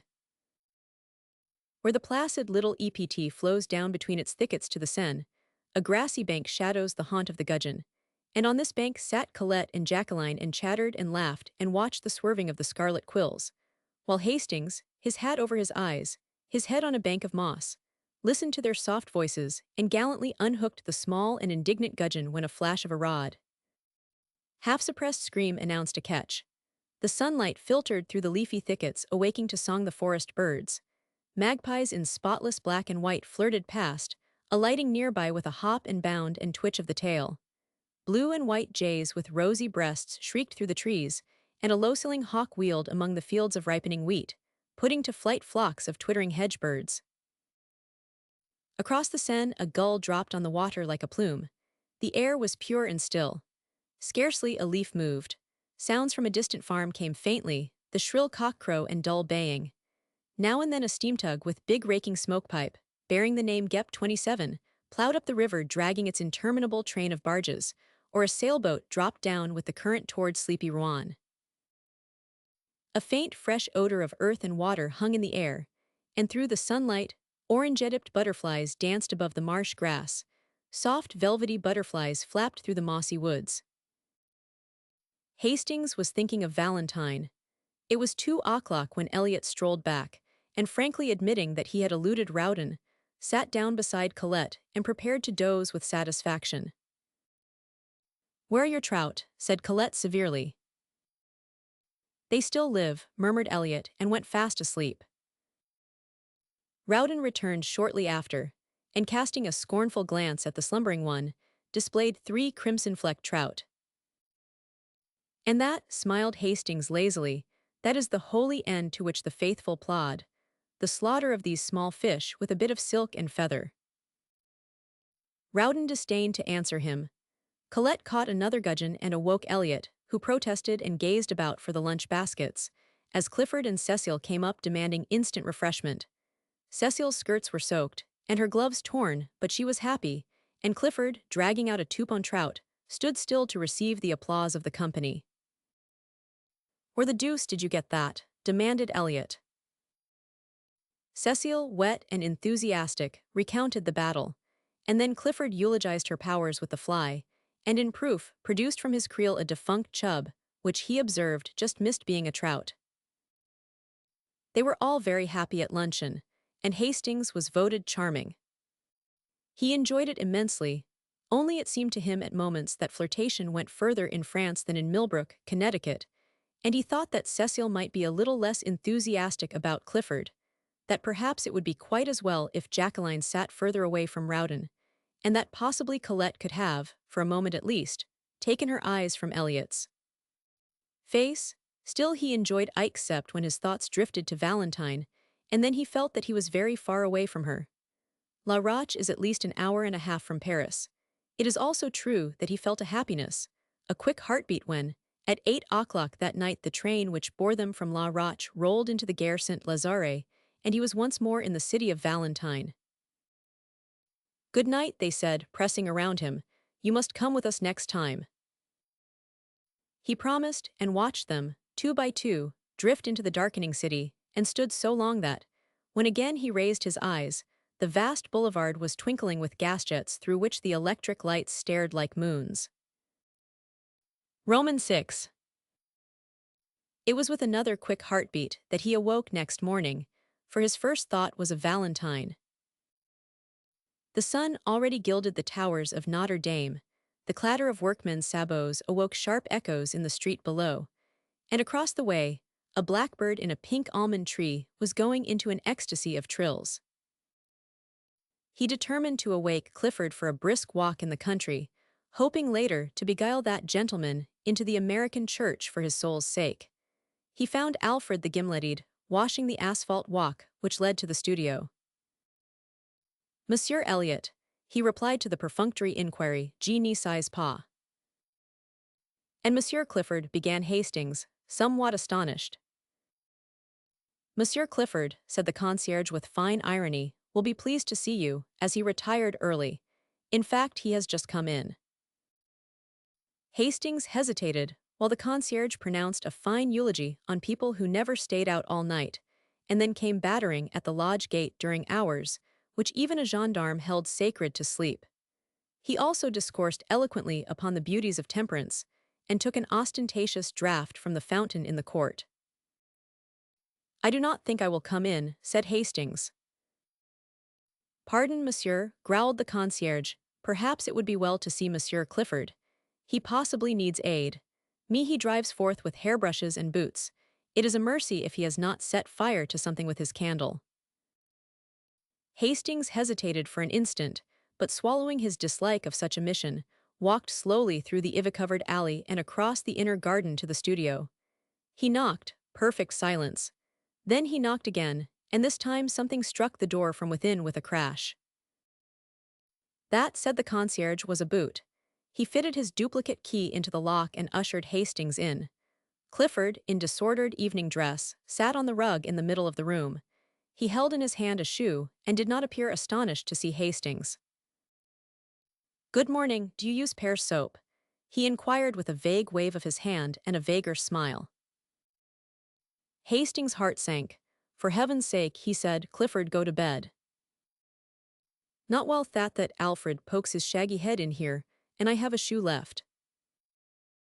Hastings blew out the candle, picked up Clifford's hat and cane, and said, with an emotion he could not conceal, "This is terrible, Clifford. I never knew you did this sort of thing." "Well, I do," said Clifford. "Where is Elliot?" "Old chap," returned Clifford, becoming maudlin. "Providence which feeds her sparrows and that sort of thing watcheth over the intemperate wanderer." "Where is Elliot?" But Clifford only wagged his head and waved his arm about. "He's out there, somewhere about."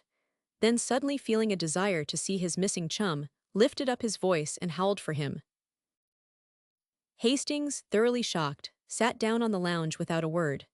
Presently, after shedding several scalding tears, Clifford brightened up and rose with great precaution. "Old chap," he observed, "do you want to see a miracle? Well, here goes. I am going to begin." He paused, beaming at vacancy. Miracle," he repeated. Hastings supposed he was alluding to the miracle of his keeping his balance, and said nothing. "I am going to bed," he announced. "Poor old Clifford's going to bed, and that's miracle." And he did, with a nice calculation of distance and equilibrium, which would have wrung enthusiastic yells of applause from Elliot, had he been there to assist en connaisseur. But he was not. He had not yet reached the studio. He was on his way, however, and smiled with magnificent condescension on Hastings, who, half an hour later, found him reclining upon a bench in the Luxembourg. He permitted himself to be aroused, dusted, and escorted to the gate. Here, however, he refused all further assistance, and bestowing a patronizing bow upon Hastings, steered a tolerably true course for the Rue Vavin. Hastings watched him out of sight, and then slowly retraced his steps toward the fountain. At first he felt gloomy and depressed, but gradually the clear air of the morning lifted the pressure from his heart, and he sat down on the marble seat under the shadow of the winged god. The air was fresh and sweet with perfume from the orange flowers. Everywhere pigeons were bathing, dashing the water over their Irish-hued breasts, flashing in and out of the spray or nestling almost to the neck along the polished basin. The sparrows, too, were abroad in force, soaking their dust-colored feathers in the limpid pool and chirping with might and main. Under the sycamores which surrounded the duck pond opposite the fountain of Marie de Medici, the waterfowl cropped the herbage, or waddled in rows down the bank to embark on some solemn, aimless cruise. Butterflies, somewhat lame from a chilly night's repose under the lilac leaves, crawled over and over the white phlox, or took a rheumatic flight toward some sun-warmed shrub. The bees were already busy among the heliotrope, and one or two gray flies with brick-colored eyes sat in a spot of sunlight beside the marble seat, or chased each other about, only to return again to the spot of sunshine and rub their forelegs, exulting. The sentries paced briskly before the painted boxes, pausing at times to look toward the guardhouse for their relief. They came at last, with a shuffle of feet and click of bayonets. The word was passed, the relief fell out, and away they went, crunch, crunch, across the gravel. A mellow chime floated from the clock tower of the palace. The deep bell of St. Sulpice echoed the stroke. Hastings sat dreaming in the shadow of the god, and while he mused, somebody came and sat down beside him. At first, he did not raise his head. It was only when she spoke that he sprang up. "You at this hour?" "I was restless, I could not sleep." Then in a low, happy voice, "And you, at this hour?" I slept, but the sun awoke me." "I could not sleep," she said, and her eyes seemed for a moment touched with an indefinable shadow. Then smiling, "I am so glad, I seemed to know you were coming. Don't laugh, I believe in dreams." "Did you really dream of my being here?" "I think I was awake when I dreamed it," she admitted. Then for a time they were mute, acknowledging by silence the happiness of being together. And after all, their silence was eloquent, for faint smiles, and glances born of their thoughts, crossed and recrossed, until lips moved and words were formed, which seemed almost superfluous. What they said was not very profound. Perhaps the most valuable jewel that fell from Hastings' lips bore direct reference to breakfast. "I have not yet had my chocolate," she confessed, "but what a material man you are." "Valentine," he said impulsively, I do wish that you would, just for this once. Give me the whole day, just for this once." "Oh dear," she smiled, "not only material but selfish." "Not selfish, hungry," he said, looking at her. "A cannibal too, oh dear." "Will you, Valentine?" "But my chocolate." "Take it with me." "But did you nerve?" "Together, at St. Cloud." "But I can't." "Together, all day long, will you, Valentine?" She was silent. "Only for this once." Again that indefinable shadow fell across her eyes, and when it was gone she sighed. "Yes, together, only for this once." "All day," he said, doubting his happiness. "All day," she smiled, "and oh, I am so hungry." He laughed, enchanted. "What a material young lady it is." On the Boulevard St. Michel there is a cremerie painted white and blue outside, and neat and clean as a whistle inside. The auburn-haired young woman who speaks French like a native, and rejoices in the name of Murphy, smiled at them as they entered, and tossing a fresh napkin over the zinc tete-a-tete table, whisked before them 2 cups of chocolate and a basket full of crisp, fresh croissants. The primrose-colored pats of butter, each stamped with a shamrock in relief, seemed saturated with the fragrance of Normandy pastures. "How delicious," they said in the same breath, and then laughed at the coincidence. With but a single thought, he began. "How absurd," she cried with cheeks all rosy. "I am thinking id like a croissant." "So am I," he replied triumphant, "that proves it." Then they had a quarrel, she accusing him of behavior unworthy of a child in arms, and he denying it, and bringing counter-charges, until Mademoiselle Murphy laughed in sympathy, and the last croissant was eaten under a flag of truce. Then they rose, and she took his arm with a bright nod to Mile.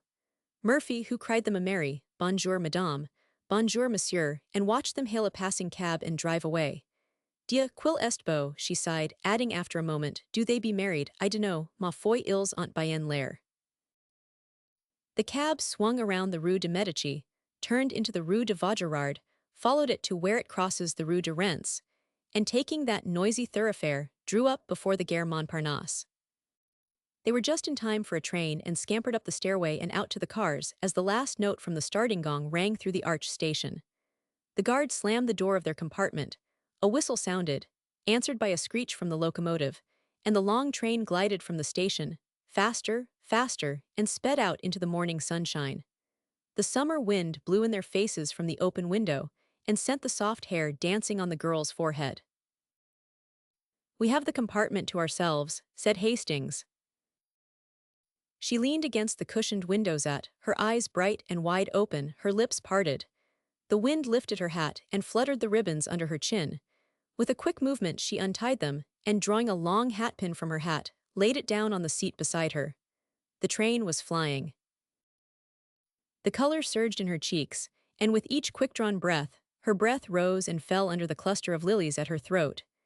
Trees, houses, ponds danced past, cut by a mist of telegraph poles. Faster, faster, she cried. His eyes never left her, but hers, wide open and blue as the summer sky, seemed fixed on something far ahead, something which came no nearer but fled before them as they fled. Was it the horizon, cut now by the grim fortress on the hill, now by the cross of a country chapel? Was it the summer moon, ghost-like, slipping through the vaguer blue above? Faster, faster, she cried. Her parted lips burned scarlet. The car shook and shivered, and the fields streamed by like an emerald torrent. He caught the excitement, and his face glowed. Oh, she cried, and with an unconscious movement caught his hand, drawing him to the window beside her. Look, lean out with me. He only saw her lips move. Her voice was drowned in the roar of a trestle, but his hand closed in hers and he clung to the sill. The wind whistled in their ears. Not so far out, Valentine, take care, he gasped. Below, through the ties of the trestle, a broad river flashed into view and out again, as the train thundered along a tunnel and away once more through the freshest of green fields. The wind roared about them. The girl was leaning far out from the window and he caught her by the waist, crying, not too far. But she only murmured, faster, faster. Away out of the city, out of the land, faster, faster. Away out of the world. What are you saying all to yourself? He said, but his voice was broken, and the wind whirled it back into his throat. She heard him and turning from the window looked down at his arm about her. Then she raised her eyes to his. The car shook and the windows rattled. They were dashing through a forest now, and the sun swept the dewy branches with running flashes of fire. He looked into her troubled eyes, he drew her to him and kissed the half-parted lips, and she cried out, a bitter, hopeless cry, not that, not that. But he held her close in strong, whispering words of honest love and passion, and when she sobbed, not that I have promised. You must know I am not worthy in the purity of his own heart her words were, to him, meaningless then, meaningless forever after. Presently her voice ceased, and her head rested on his breast. He leaned against the window, his ears swept by the furious wind, his heart in a joyous tumult. The forest was past, and the sun slipped from behind the trees, flooding the earth again with brightness. She raised her eyes and looked out into the world from the window. Then she began to speak, but her voice was faint, and he bent his head close to hers and listened. I cannot turn from you, I am too weak. You were long ago my master of my heart and soul. I have broken my word to one who trusted me, but I have told you all, what matters the rest? He smiled at her innocence and she worshipped his. She spoke again, take me or cast me away, what matters it? Now with a word you can kill me, and it might be easier to die than to look upon happiness as great as mine. He took her in his arms, hush, what are you saying? Look out at the sunlight, the meadows and the streams. We shall be very happy in so bright a world.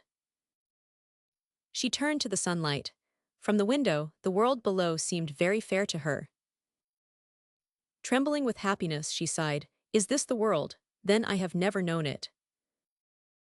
Nor have I, God forgive me, he murmured. Perhaps it was our gentle lady of the fields, who forgave them both. Rue Barry's. For let philosopher and doctor preach of what they will and what they will not each is but one link in an eternal chain that none can slip nor break nor overreach. Crimson nor yellow roses nor the savor of the mounting sea are worth the perfume I adore that clings to thee. The languid-headed lilies tire. The changeless waters weary me. I ache with passionate desire of thine and thee. There are but these things in the world. Thy mouth of fire. Thy breasts, thy hands, thy hair upcurled. And my desire. One morning at Julian's, a student said to Selby, that is Foxhall Clifford, pointing with his brushes at a young man who sat before an easel doing nothing. Selby, shy and nervous, walked over and began. My name is Selby, I have just arrived in Paris, and bring a letter of introduction. His voice was lost in the crash of a falling easel, the owner of which promptly assaulted his neighbor, and for a time the noise of battle rolled through the studios of 2000. Boulanger and Lefebvre, presently subsiding into a scuffle on the stairs outside. Selby, apprehensive as to his own reception in the studio, looked at Clifford, who sat serenely watching the fight. It's a little noisy here, said Clifford, but you will like the fellows when you know them. His unaffected manner delighted Selby. Then, with a simplicity that won his heart, he presented him to half a dozen students of as many nationalities. Some were cordial, all were polite. Even the majestic creature who held the position of massier, unbent enough to say, My friend, when a man speaks French as well as you do, and is also a friend of Monsieur Clifford, he will have no trouble in the studio. You expect, of course, to fill the stove until the next new man comes. Of course. And you don't mind chaff? No, replied Selby, who hated it. Clifford, much amused, put on his hat, saying, You must expect lots of it at first. Selby placed his own hat on his head and followed him to the door. As they passed the model stand, there was a furious cry of chapeau, chapeau, and a student sprang from his easel menacing Selby, who reddened but looked at Clifford. Take off your hat for them, said the latter, laughing. A little embarrassed, he turned and saluted the studio. Et moi, cried the model. You are charming, replied Selby, astonished at his own audacity, but the studio rose as one man, shouting, He has done well, he's all right, while the model, laughing, kissed her hand to him and cried, A demain beau jeune homme. All that week Selby worked at the studio unmolested. The French students christened him l'enfant prodigue, which was freely translated, the prodigious infant, the kid, Kid Selby and Kidby. But the disease soon ran its course from Kidby to kidney, and then naturally to Tidbits, where it was arrested by Clifford's authority and ultimately relapsed to Kid. Wednesday came, and with it 1,000. Boulanger. For 3 hours the students writhed under his biting sarcasms, among the others Clifford, who was informed that he knew even less about a work of art than he did about the art of work. Selby was more fortunate. The professor examined his drawing in silence, looked at him sharply, and passed on with a noncommittal gesture. He presently departed arm in arm with Bouguereau, to the relief of Clifford, who was then at liberty to jam his hat on his head and depart. The next day he did not appear, and Selby, who had counted on seeing him at the studio, a thing which he learned later it was vanity to count on, wandered back to the Latin Quarter alone. Paris was still strange and new to him. He was vaguely troubled by its splendor. No tender memories stirred his American bosom at the Place du Châtelet, nor even by Notre Dame. The Palais de Justice, with its clock and turrets, and stalking sentinels in blue and vermilion, the place sent. Mitchell, with its jumble of omnibuses and ugly water-spitting griffins, the hill of the boulevard St. Mitchell, the tooting trams, the policemen dawdling 2 by 2, and the table-lined terraces of the Café Vaissit were nothing to him, as yet, nor did he even know, when he stepped from the stones of the Place St. Mitchell to the asphalt of the boulevard, that he had crossed the frontier and entered the student zone, the famous Latin Quarter. A cabman hailed him as bourgeois and urged the superiority of driving over walking. A gamin, with an appearance of great concern, requested the latest telegraphic news from London, and then, standing on his head, invited Selby to feats of strength. A pretty girl gave him a glance from a pair of violet eyes. He did not see her, but she, catching her own reflection in a window, wondered at the color burning in her cheeks. Turning to resume her course, she met Foxhall Clifford and hurried on. Clifford, open-mouthed, followed her with his eyes. Then he looked after Selby, who had turned into the boulevard Saint-Germain toward the Rue de Seine. Then he examined himself in the shop window. The result seemed to be unsatisfactory. I am not a beauty, he mused, but neither am I a hobgoblin. What does she mean by blushing at Selby? I never before saw her look at a fellow in my life, neither has anyone in the quarter. Anyway, I can swear she never looks at me, and goodness knows I have done all that respectful adoration can do. He sighed, and murmuring a prophecy concerning the salvation of his immortal soul, swung into that graceful lounge, which at all times characterized Clifford. With no apparent exertion, he overtook Selby at the corner, and together they crossed the sunlit boulevard and sat down under the awning of the Café du Cercle. Clifford bowed to everybody on the terrace, saying, "You shall meet them all later, but now let me present you to two of the sights of Paris, Mr. Richard Elliot and Mr. Stanley Rowden." The sights looked amiable and took vermouth.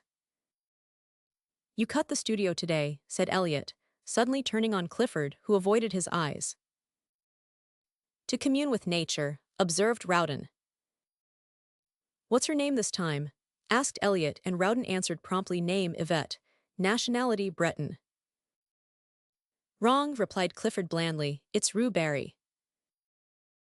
The subject changed instantly, and Selby listened in surprise to names which were new to him, and eulogies on the latest Prix de Rome winner.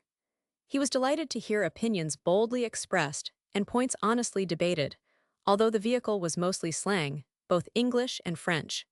He longed for the time when he too should be plunged into the strife for fame. The bells of St. Sulpice struck the hour, and the Palace of the Luxembourg answered chime on chime. With a glance at the sun, dipping low in the golden dust behind the Palais Bourbon, they rose, and turning to the east, crossed the Boulevard Saint-Germain and sauntered toward the École de Médecine. At the corner a girl passed them, walking hurriedly. Clifford smirked, Elliot and Rowden were agitated, but they all bowed, and without raising her eyes she returned their salute. But Selby, who had lagged behind, fascinated by some gay shop window, looked up to meet two of the bluest eyes he had ever seen. The eyes were dropped in an instant, and the young fellow hastened to overtake the others. "By Jove," he said, "do you fellows know I have just seen the prettiest girl?" An exclamation broke from the trio, gloomy, foreboding, like the chorus in a Greek play. "Rue Barry." "What?" cried Selby, bewildered. The only answer was a vague gesture from Clifford. 2 hours later, during dinner, Clifford turned to Selby and said, "You want to ask me something. I can tell by the way you fidget about." "Yes, I do," he said, innocently enough. "It's about that girl. Who is she?" In Rowden's smile there was pity, in Elliot's bitterness. "Her name," said Clifford solemnly, "is unknown to anyone, at least," he added with much conscientiousness, "as far as I can learn. Every fellow in the quarter bows to her, and she returns the salute gravely, but no man has ever been known to obtain more than that. Her profession, judging from her music roll, is that of a pianist. Her residence is in a small and humble street which is kept in a perpetual process of repair by the city authorities, and from the black letters painted on the barrier which defends the street from traffic, she has taken the name by which we know her, Rue Barry. Mr. Rowden, in his imperfect knowledge of the French tongue, called our attention to it as Rue Barry." "I didn't," said Rowden hotly. "And Rue Barry, or Rue Barry, is today an object of adoration to every rapin in the quarter." "We are not rapins," corrected Elliot. "I am not," returned Clifford, "and I beg to call to your attention, Selby, that these two gentlemen have at various and apparently unfortunate moments offered to lay down life and limb at the feet of Rue Barry. The lady possesses a chilling smile which she uses on such occasions, and here he became gloomily impressive. I have been forced to believe that neither the scholarly grace of my friend Elliot nor the buxom beauty of my friend Rowden have touched that heart of ice." Elliot and Rowden, boiling with indignation, cried out, "And you?" "I," said Clifford blandly, "do fear to tread where you rush in." Roman 2. 24 hours later Selby had completely forgotten Rue Barry. During the week, he worked with might and main at the studio, and Saturday night found him so tired that he went to bed before dinner and had a nightmare about a river of yellow ochre in which he was drowning.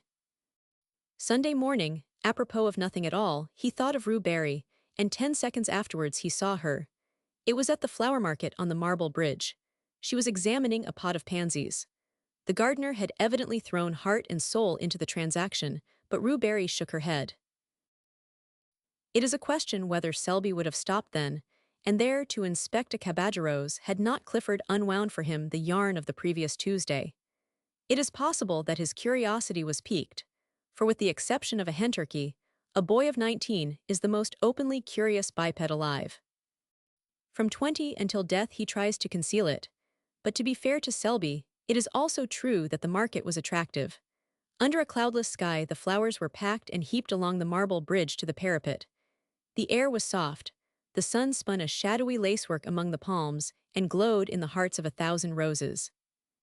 Spring had come, was in full tide. The watering carts and sprinklers spread freshness over the boulevard, the sparrows had become vulgarly obtrusive, and the credulous Seine angler anxiously followed his gaudy quill floating among the soapsuds of the lavoirs. The white-spiked chestnuts clad in tender green vibrated with the hum of bees.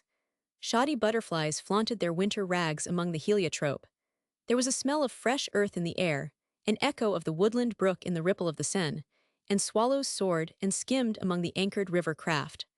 Somewhere in a window, a caged bird was singing its heart out to the sky. Selby looked at the caballeros and then at the sky. Something in the song of the caged bird may have moved him, or perhaps it was that dangerous sweetness in the air of May. At first he was hardly conscious that he had stopped, then he was scarcely conscious why he had stopped, then he thought he would move on, then he thought he wouldn't, then he looked at Rue Barry. The gardener said, "Mademoiselle, this is undoubtedly a fine pot of pansies." Rue Barry shook her head. The gardener smiled. She evidently did not want the pansies. She had bought many pots of pansies there, 2 or 3 every spring, and never argued. What did she want then? The pansies were evidently a feeler toward a more important transaction. The gardener rubbed his hands and gazed about him. "These tulips are magnificent," he observed, and these hyacinths. He fell into a trance at the mere sight of the scented thickets. "That," murmured Rue, pointing to a splendid rosebush with her furled parasol, but in spite of her, her voice trembled a little. Selby noticed it, more shame to him that he was listening, and the gardener noticed it, and burying his nose in the roses scented a bargain. Still, to do him justice, he did not add a centime to the honest value of the plant, for after all, Rue was probably poor, and anyone could see she was charming. 50 francs, mademoiselle." The gardener's tone was grave. Rue felt that argument would be wasted. They both stood silent for a moment. The gardener did not eulogize his prize, the rose tree was gorgeous, and anyone could see it. "I will take the pansies," said the girl, and drew 2 francs from a worn purse. Then she looked up. A teardrop stood in the way, refracting the light like a diamond. But as it rolled into a little corner by her nose, a vision of Selby replaced it, and when a brush of the handkerchief had cleared the startled blue eyes, Selby himself appeared, very much embarrassed. He instantly looked up into the sky, apparently devoured with a thirst for astronomical research, and as he continued his investigations for fully 5 minutes, the gardener looked up too, and so did a policeman. Then Selby looked at the tips of his boots, the gardener looked at him, and the policeman slouched on. Rue Barry had been gone some time. "What," said the gardener, "may I offer monsieur?" Selby never knew why, but he suddenly began to buy flowers. The gardener was electrified. Never before had he sold so many flowers, never at such satisfying prices, and never, never with such absolute unanimity of opinion with a customer. But he missed the bargaining, the arguing, the calling of heaven to witness. The transaction lacked spice. "These tulips are magnificent." "They are," cried Selby warmly. "But alas, they are dear." "I will take them." "Dia," murmured the gardener in a perspiration, "he's madder than most Englishmen." "This cactus is gorgeous." "Alas." "Send it with the rest." The gardener braced himself against the river wall. "That splendid rosebush," he began faintly. "That is a beauty, I believe it is 50 francs. He stopped, very red. The gardener relished his confusion. Then a sudden cool self-possession took the place of his momentary confusion, and he held the gardener with his eye and bullied him. "I'll take that bush. Why did not the young lady buy it?" "Mademoiselle is not wealthy." "How do you know?" "Dame, I sell her many pansies. Pansies are not expensive." Those are the pansies she bought. These, monsieur, the blue and gold. Then you intend to send them to her. At midday after the market. Take this rosebush with them, and he glared at the gardener. Don't you dare say from whom they came. The gardener's eyes were like saucers, but Selby, calm and victorious, said, Send the others to the Hotel du Sénat, 7 Rue de Tournon. I will leave directions with the concierge. Then he buttoned his glove with much dignity and stalked off, but when well around the corner and hidden from the gardener's view, the conviction that he was an idiot came home to him in a furious blush.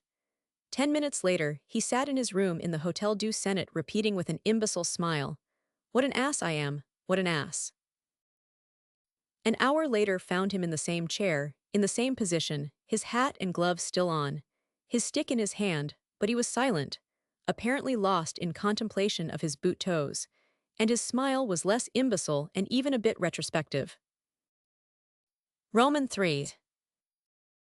About 5 o'clock that afternoon, the little sadied woman who fills the position of concierge at the Hotel du Sénat held up her hands in amazement to see a wagon-load of flower-bearing shrubs draw up before the doorway. She called Joseph, the intemperate Garcon, who, while calculating the value of the flowers in petits verres, gloomily disclaimed any knowledge as to their destination.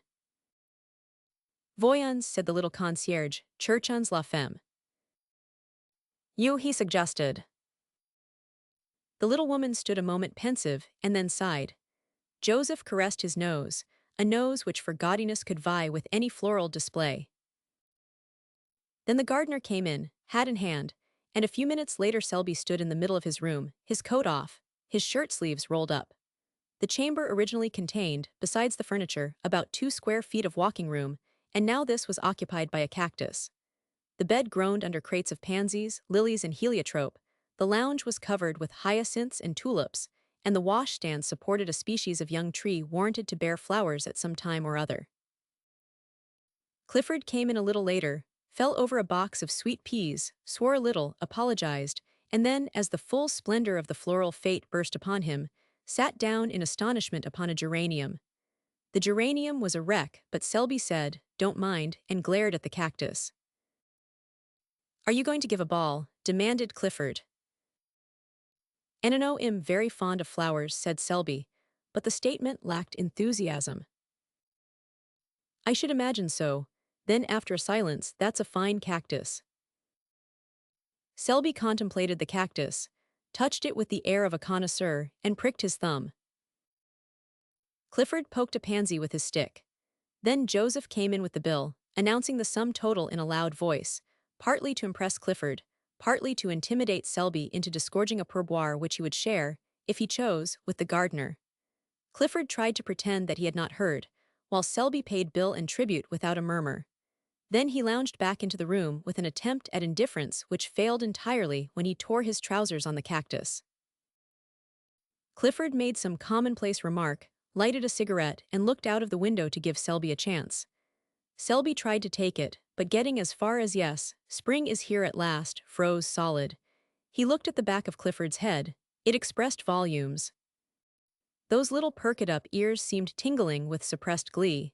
He made a desperate effort to master the situation, and jumped up to reach for some Russian cigarettes as an incentive to conversation, but was foiled by the cactus, to whom again he fell a prey. The last straw was added. Damn the cactus! This observation was wrung from Selby against his will, against his own instinct of self-preservation, but the thorns on the cactus were long and sharp, and at their repeated prick his pent-up wrath escaped. It was too late now, it was done, and Clifford had wheeled around.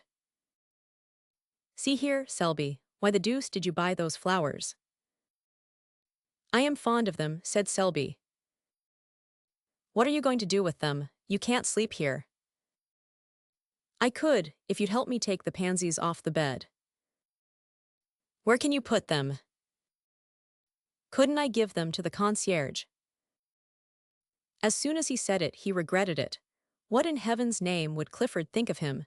He had heard the amount of the bill. Would he believe that he had invested in these luxuries as a timid declaration to his concierge? And would the Latin Quarter comment upon it in their own brutal fashion? He dreaded ridicule, and he knew Clifford's reputation. Then somebody knocked. Selby looked at Clifford with a hunted expression which touched that young man's heart. It was a confession and at the same time a supplication. Clifford jumped up, threaded his way through the floral labyrinth, and putting an eye to the crack of the door said, "Who the devil is it?" This graceful style of reception is indigenous to the quarter. "It's Elliot," he said, looking back and Rowden too and their bulldogs. Then he addressed them through the crack. "Sit down on the stairs. Selby and I are coming out directly." Discretion is a virtue. The Latin Quarter possesses few, and discretion seldom figures on the list. They sat down and began to whistle. Presently Rowden called out, "I smell flowers. They feast within." "You ought to know Selby better than that," growled Clifford behind the door, while the other hurriedly exchanged his torn trousers for others. "We know Selby," said Elliot with emphasis. "Yes," said Rowden. "He gives receptions with floral decorations and invites Clifford, while we sit on the stairs." "Yes, while the youth and beauty of the quarter revel," suggested Rowden. Then, with sudden misgiving, "Is Odette there?" "See here," demanded Elliot, "is Colette there?"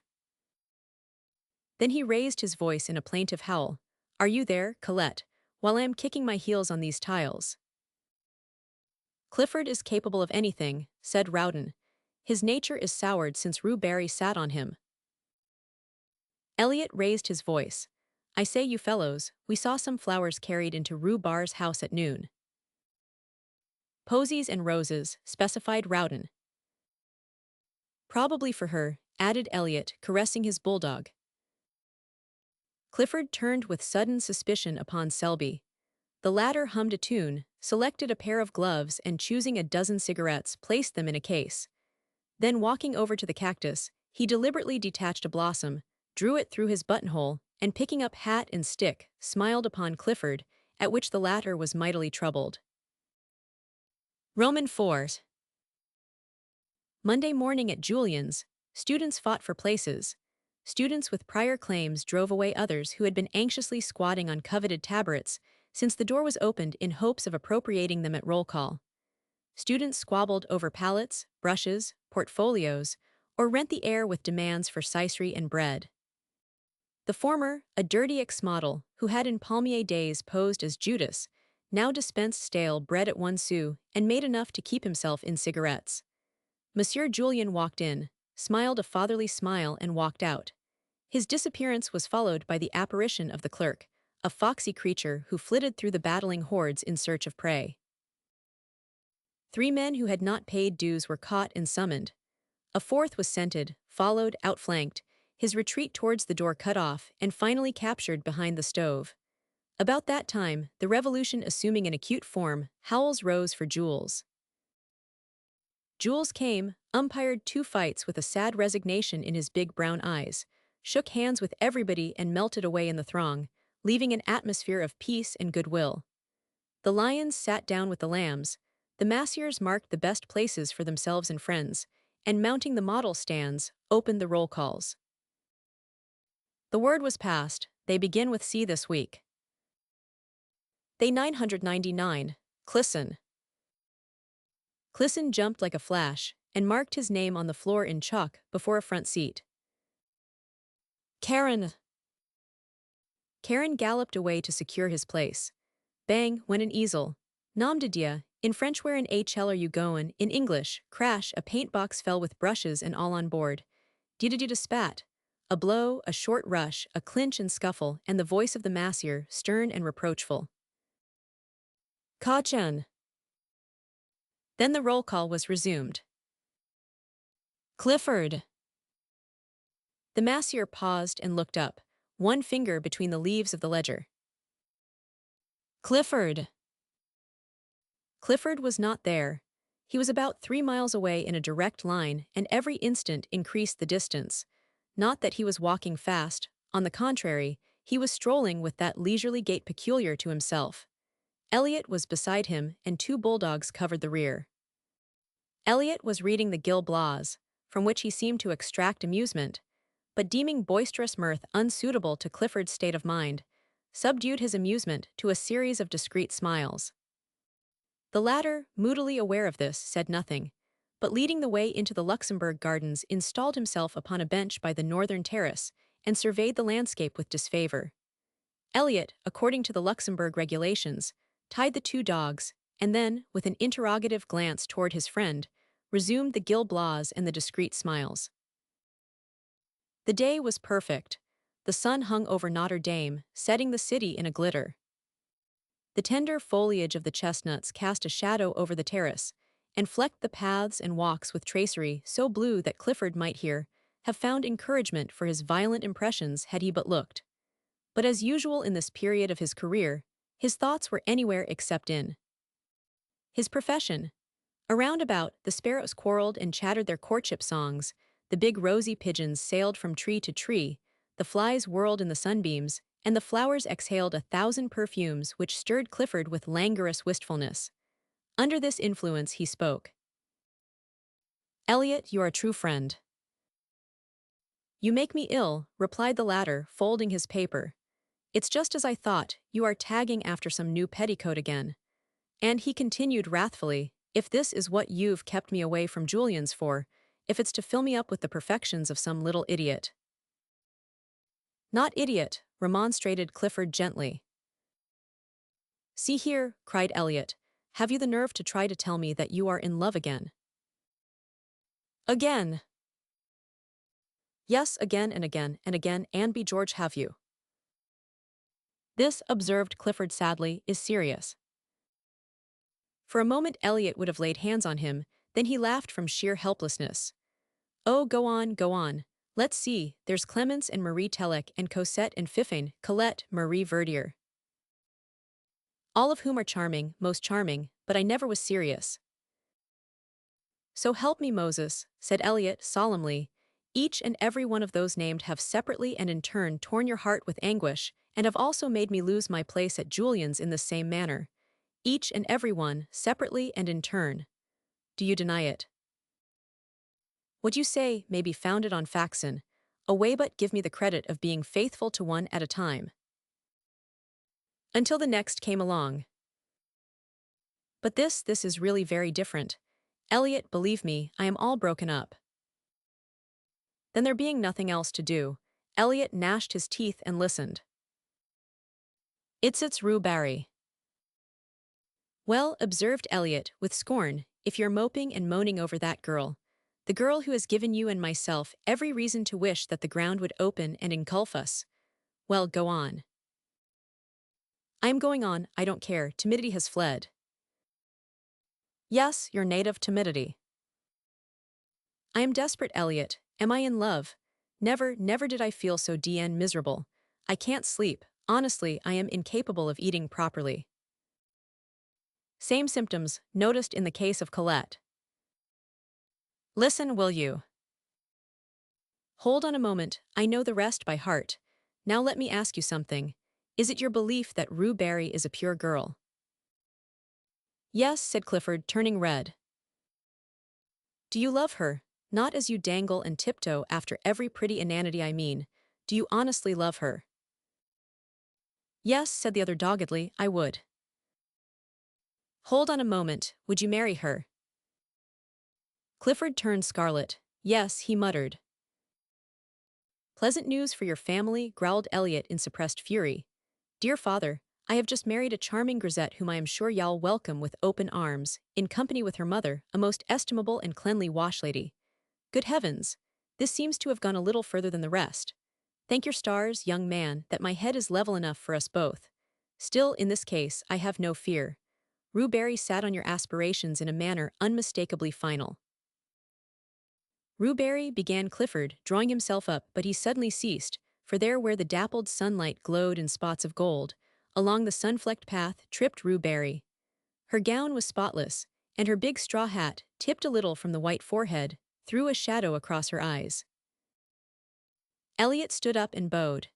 Clifford removed his head covering with an air so plaintive, so appealing, so utterly humble that Rue Barry smiled. The smile was delicious, and when Clifford, incapable of sustaining himself on his legs from sheer astonishment, toppled slightly. She smiled again in spite of herself. A few moments later she took a chair on the terrace and drawing a book from her music roll, turned the pages, found the place, and then placing it open downwards in her lap, sighed a little, smiled a little, and looked out over the city. She had entirely forgotten Foxhall Clifford. After a while she took up her book again, but instead of reading began to adjust a rose in her corsage. The rose was big and red. It glowed like fire there over her heart, and like fire it warmed her heart, now fluttering under the silken petals. Rue Barry sighed again. She was very happy. The sky was so blue, the air so soft and perfumed, the sunshine so caressing, and her heart sang within her, sang to the rose in her breast. This is what it sang.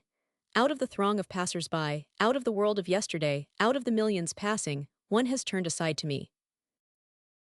So her heart sang under his rose on her breast.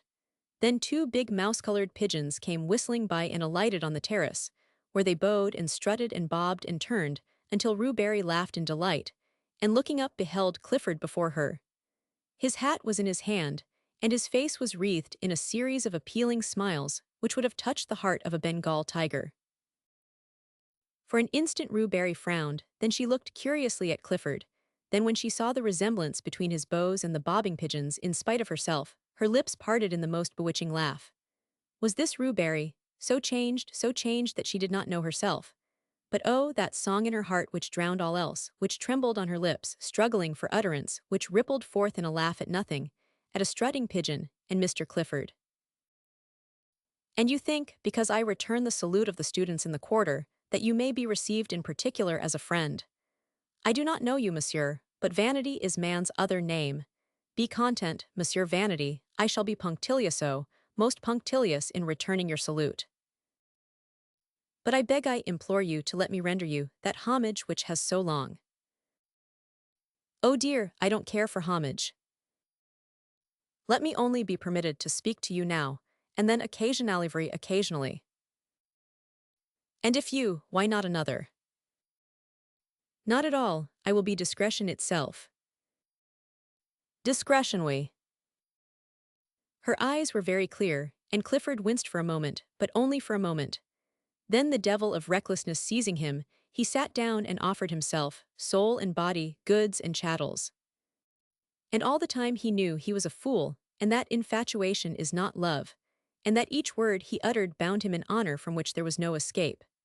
And all the time Elliot was scowling down on the Fountain Plaza, and savagely checking both bulldogs from their desire to rush to Clifford's rescue, for even they felt there was something wrong, as Elliot stormed within himself and growled maledictions. When Clifford finished, he finished in a glow of excitement, but Rue Barr's response was long in coming and his ardor cooled while the situation slowly assumed its just proportions. Then regret began to creep in, but he put that aside and broke out again in protestations. At the first word, Rue Barry checked him. I thank you, she said, speaking very gravely. No man has ever before offered me marriage. She turned and looked out over the city. After a while she spoke again. You offer me a great deal. I am alone, I have nothing, I am nothing. She turned again and looked at Paris, brilliant, fair, in the sunshine of a perfect day. He followed her eyes. Oh, she murmured, it is hard to work always alone with never a friend you can have in honor, and the love that is offered means the streets, the boulevard when passion is dead. I know it, we others who have nothing, have no one and who give ourselves, unquestioning when we love, yes, unquestioning heart and soul, knowing the end. She touched the rose at her breast. For a moment she seemed to forget him, then quietly I thank you, I am very grateful. She opened the book and plucking a petal from the rose, dropped it between the leaves. Then looking up she said gently, I cannot accept. V. It took Clifford a month to entirely recover. Although at the end of the first week, he was pronounced convalescent by Elliot, who was an authority, and his convalescence was aided by the cordiality with which Rue Barry acknowledged his solemn salutes. 40 times a day he blessed Rue Barry for her refusal, and thanked his lucky stars, and at the same time, oh, wondrous heart of ours, he suffered the tortures of the blighted. Elliot was annoyed, partly by Clifford's reticence, partly by the unexplainable thaw in the frigidity of Rue Barry.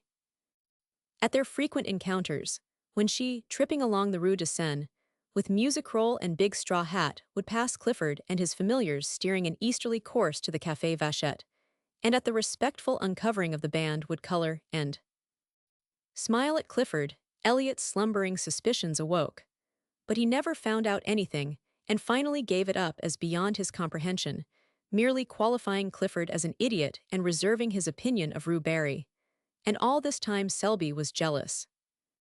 At first he refused to acknowledge it to himself, and cut the studio for a day in the country, but the woods and fields of course aggravated his case, and the brooks babbled of Rue Barry, and the mowers calling to each other across the meadow ended in a quavering Rue Barry. That day spent in the country made him angry for a week, and he worked sulkily at Julian's, all the time tormented by a desire to know where Clifford was and what he might be doing. This culminated in an erratic stroll on Sunday which ended at the flower market on the Pont au Change, began again, was gloomily extended to the morgue, and again ended at the Marble Bridge. It would never do, and Selby felt it, so he went to see Clifford, who was convalescing on mint juleps in his garden. They sat down together and discussed morals and human happiness, and each found the other most entertaining. Only Selby failed to pump Clifford, to the other's unfeigned amusement. But the juleps spread balm on the sting of jealousy, and trickled hope to the blighted, and when Selby said he must go, Clifford went too, and when Selby, not to be outdone, insisted on accompanying Clifford back to his door, Clifford determined to see Selby back halfway, and then finding it hard to part, they decided to dine together and flit. To flit, a verb applied to Clifford's nocturnal prowls, expressed perhaps as well as anything the gaiety proposed. Dinner was ordered at Mignon's, and while Selby interviewed the chef, Clifford kept a fatherly eye on the butler. The dinner was a success, or was of the sort generally termed a success. Toward the dessert Selby heard someone say as at a great distance, "Kid Selby, drunk as a lord." A group of men passed near them. It seemed to him that he shook hands and laughed a great deal, and that everybody was very witty.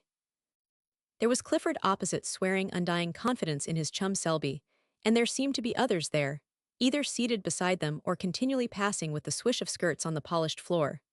The perfume of roses, the rustle of fans, the touch of rounded arms and the laughter grew vaguer and vaguer. The room seemed enveloped in mist.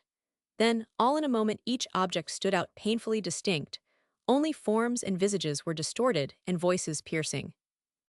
He drew himself up, calm, grave, for the moment master of himself, but very drunk.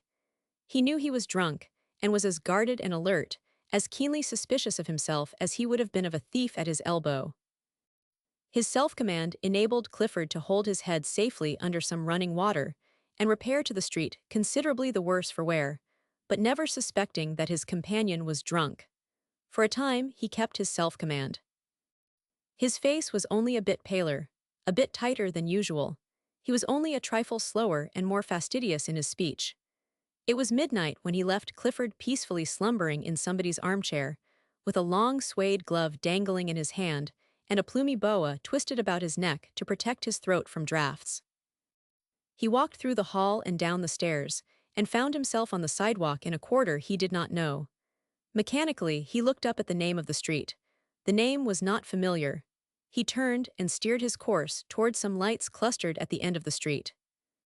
They proved farther away than he had anticipated, and after a long quest, he came to the conclusion that his eyes had been mysteriously removed from their proper places, and had been reset on either side of his head like those of a bird.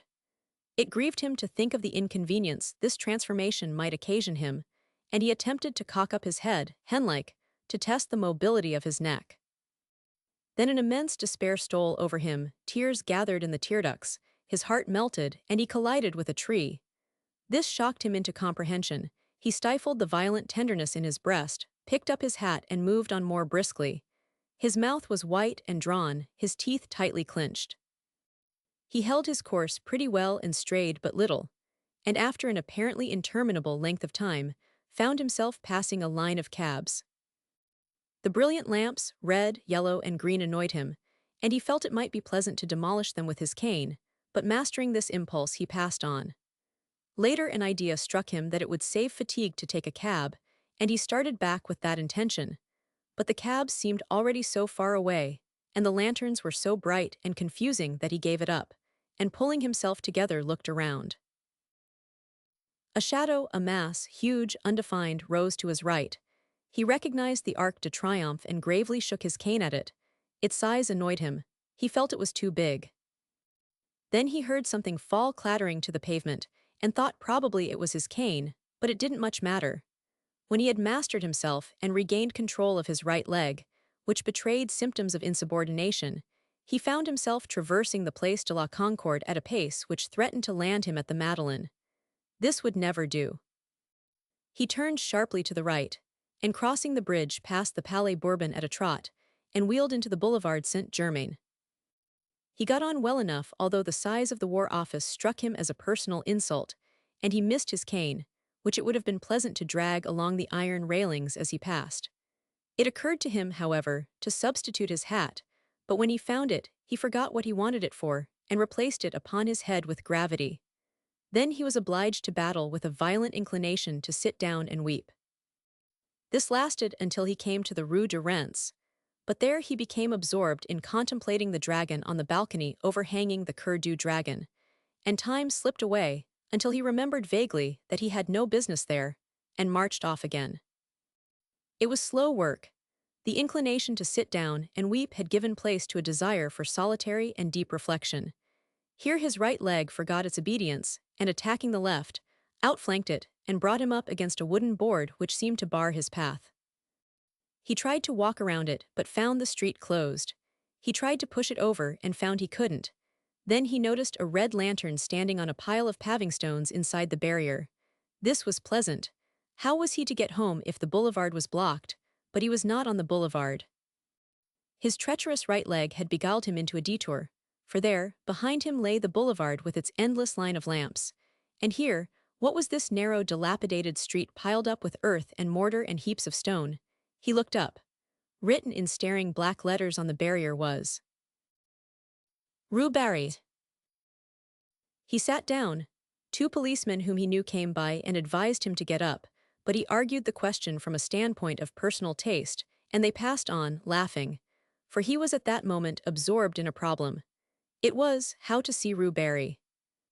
She was somewhere or other in that big house with the iron balconies, and the door was locked, but what of that? The simple idea struck him to shout until she came.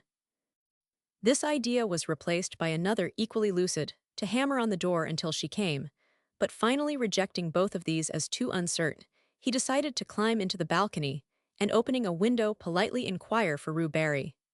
There was but one lighted window in the house that he could see. It was on the 2nd floor, and toward this he cast his eyes. Then mounting the wooden barrier and clambering over the piles of stones, he reached the sidewalk and looked up at the facade for a foothold. It seemed impossible. But a sudden fury seized him, a blind, drunken obstinacy, and the blood rushed to his head, leaping, beating in his ears like the dull thunder of an ocean.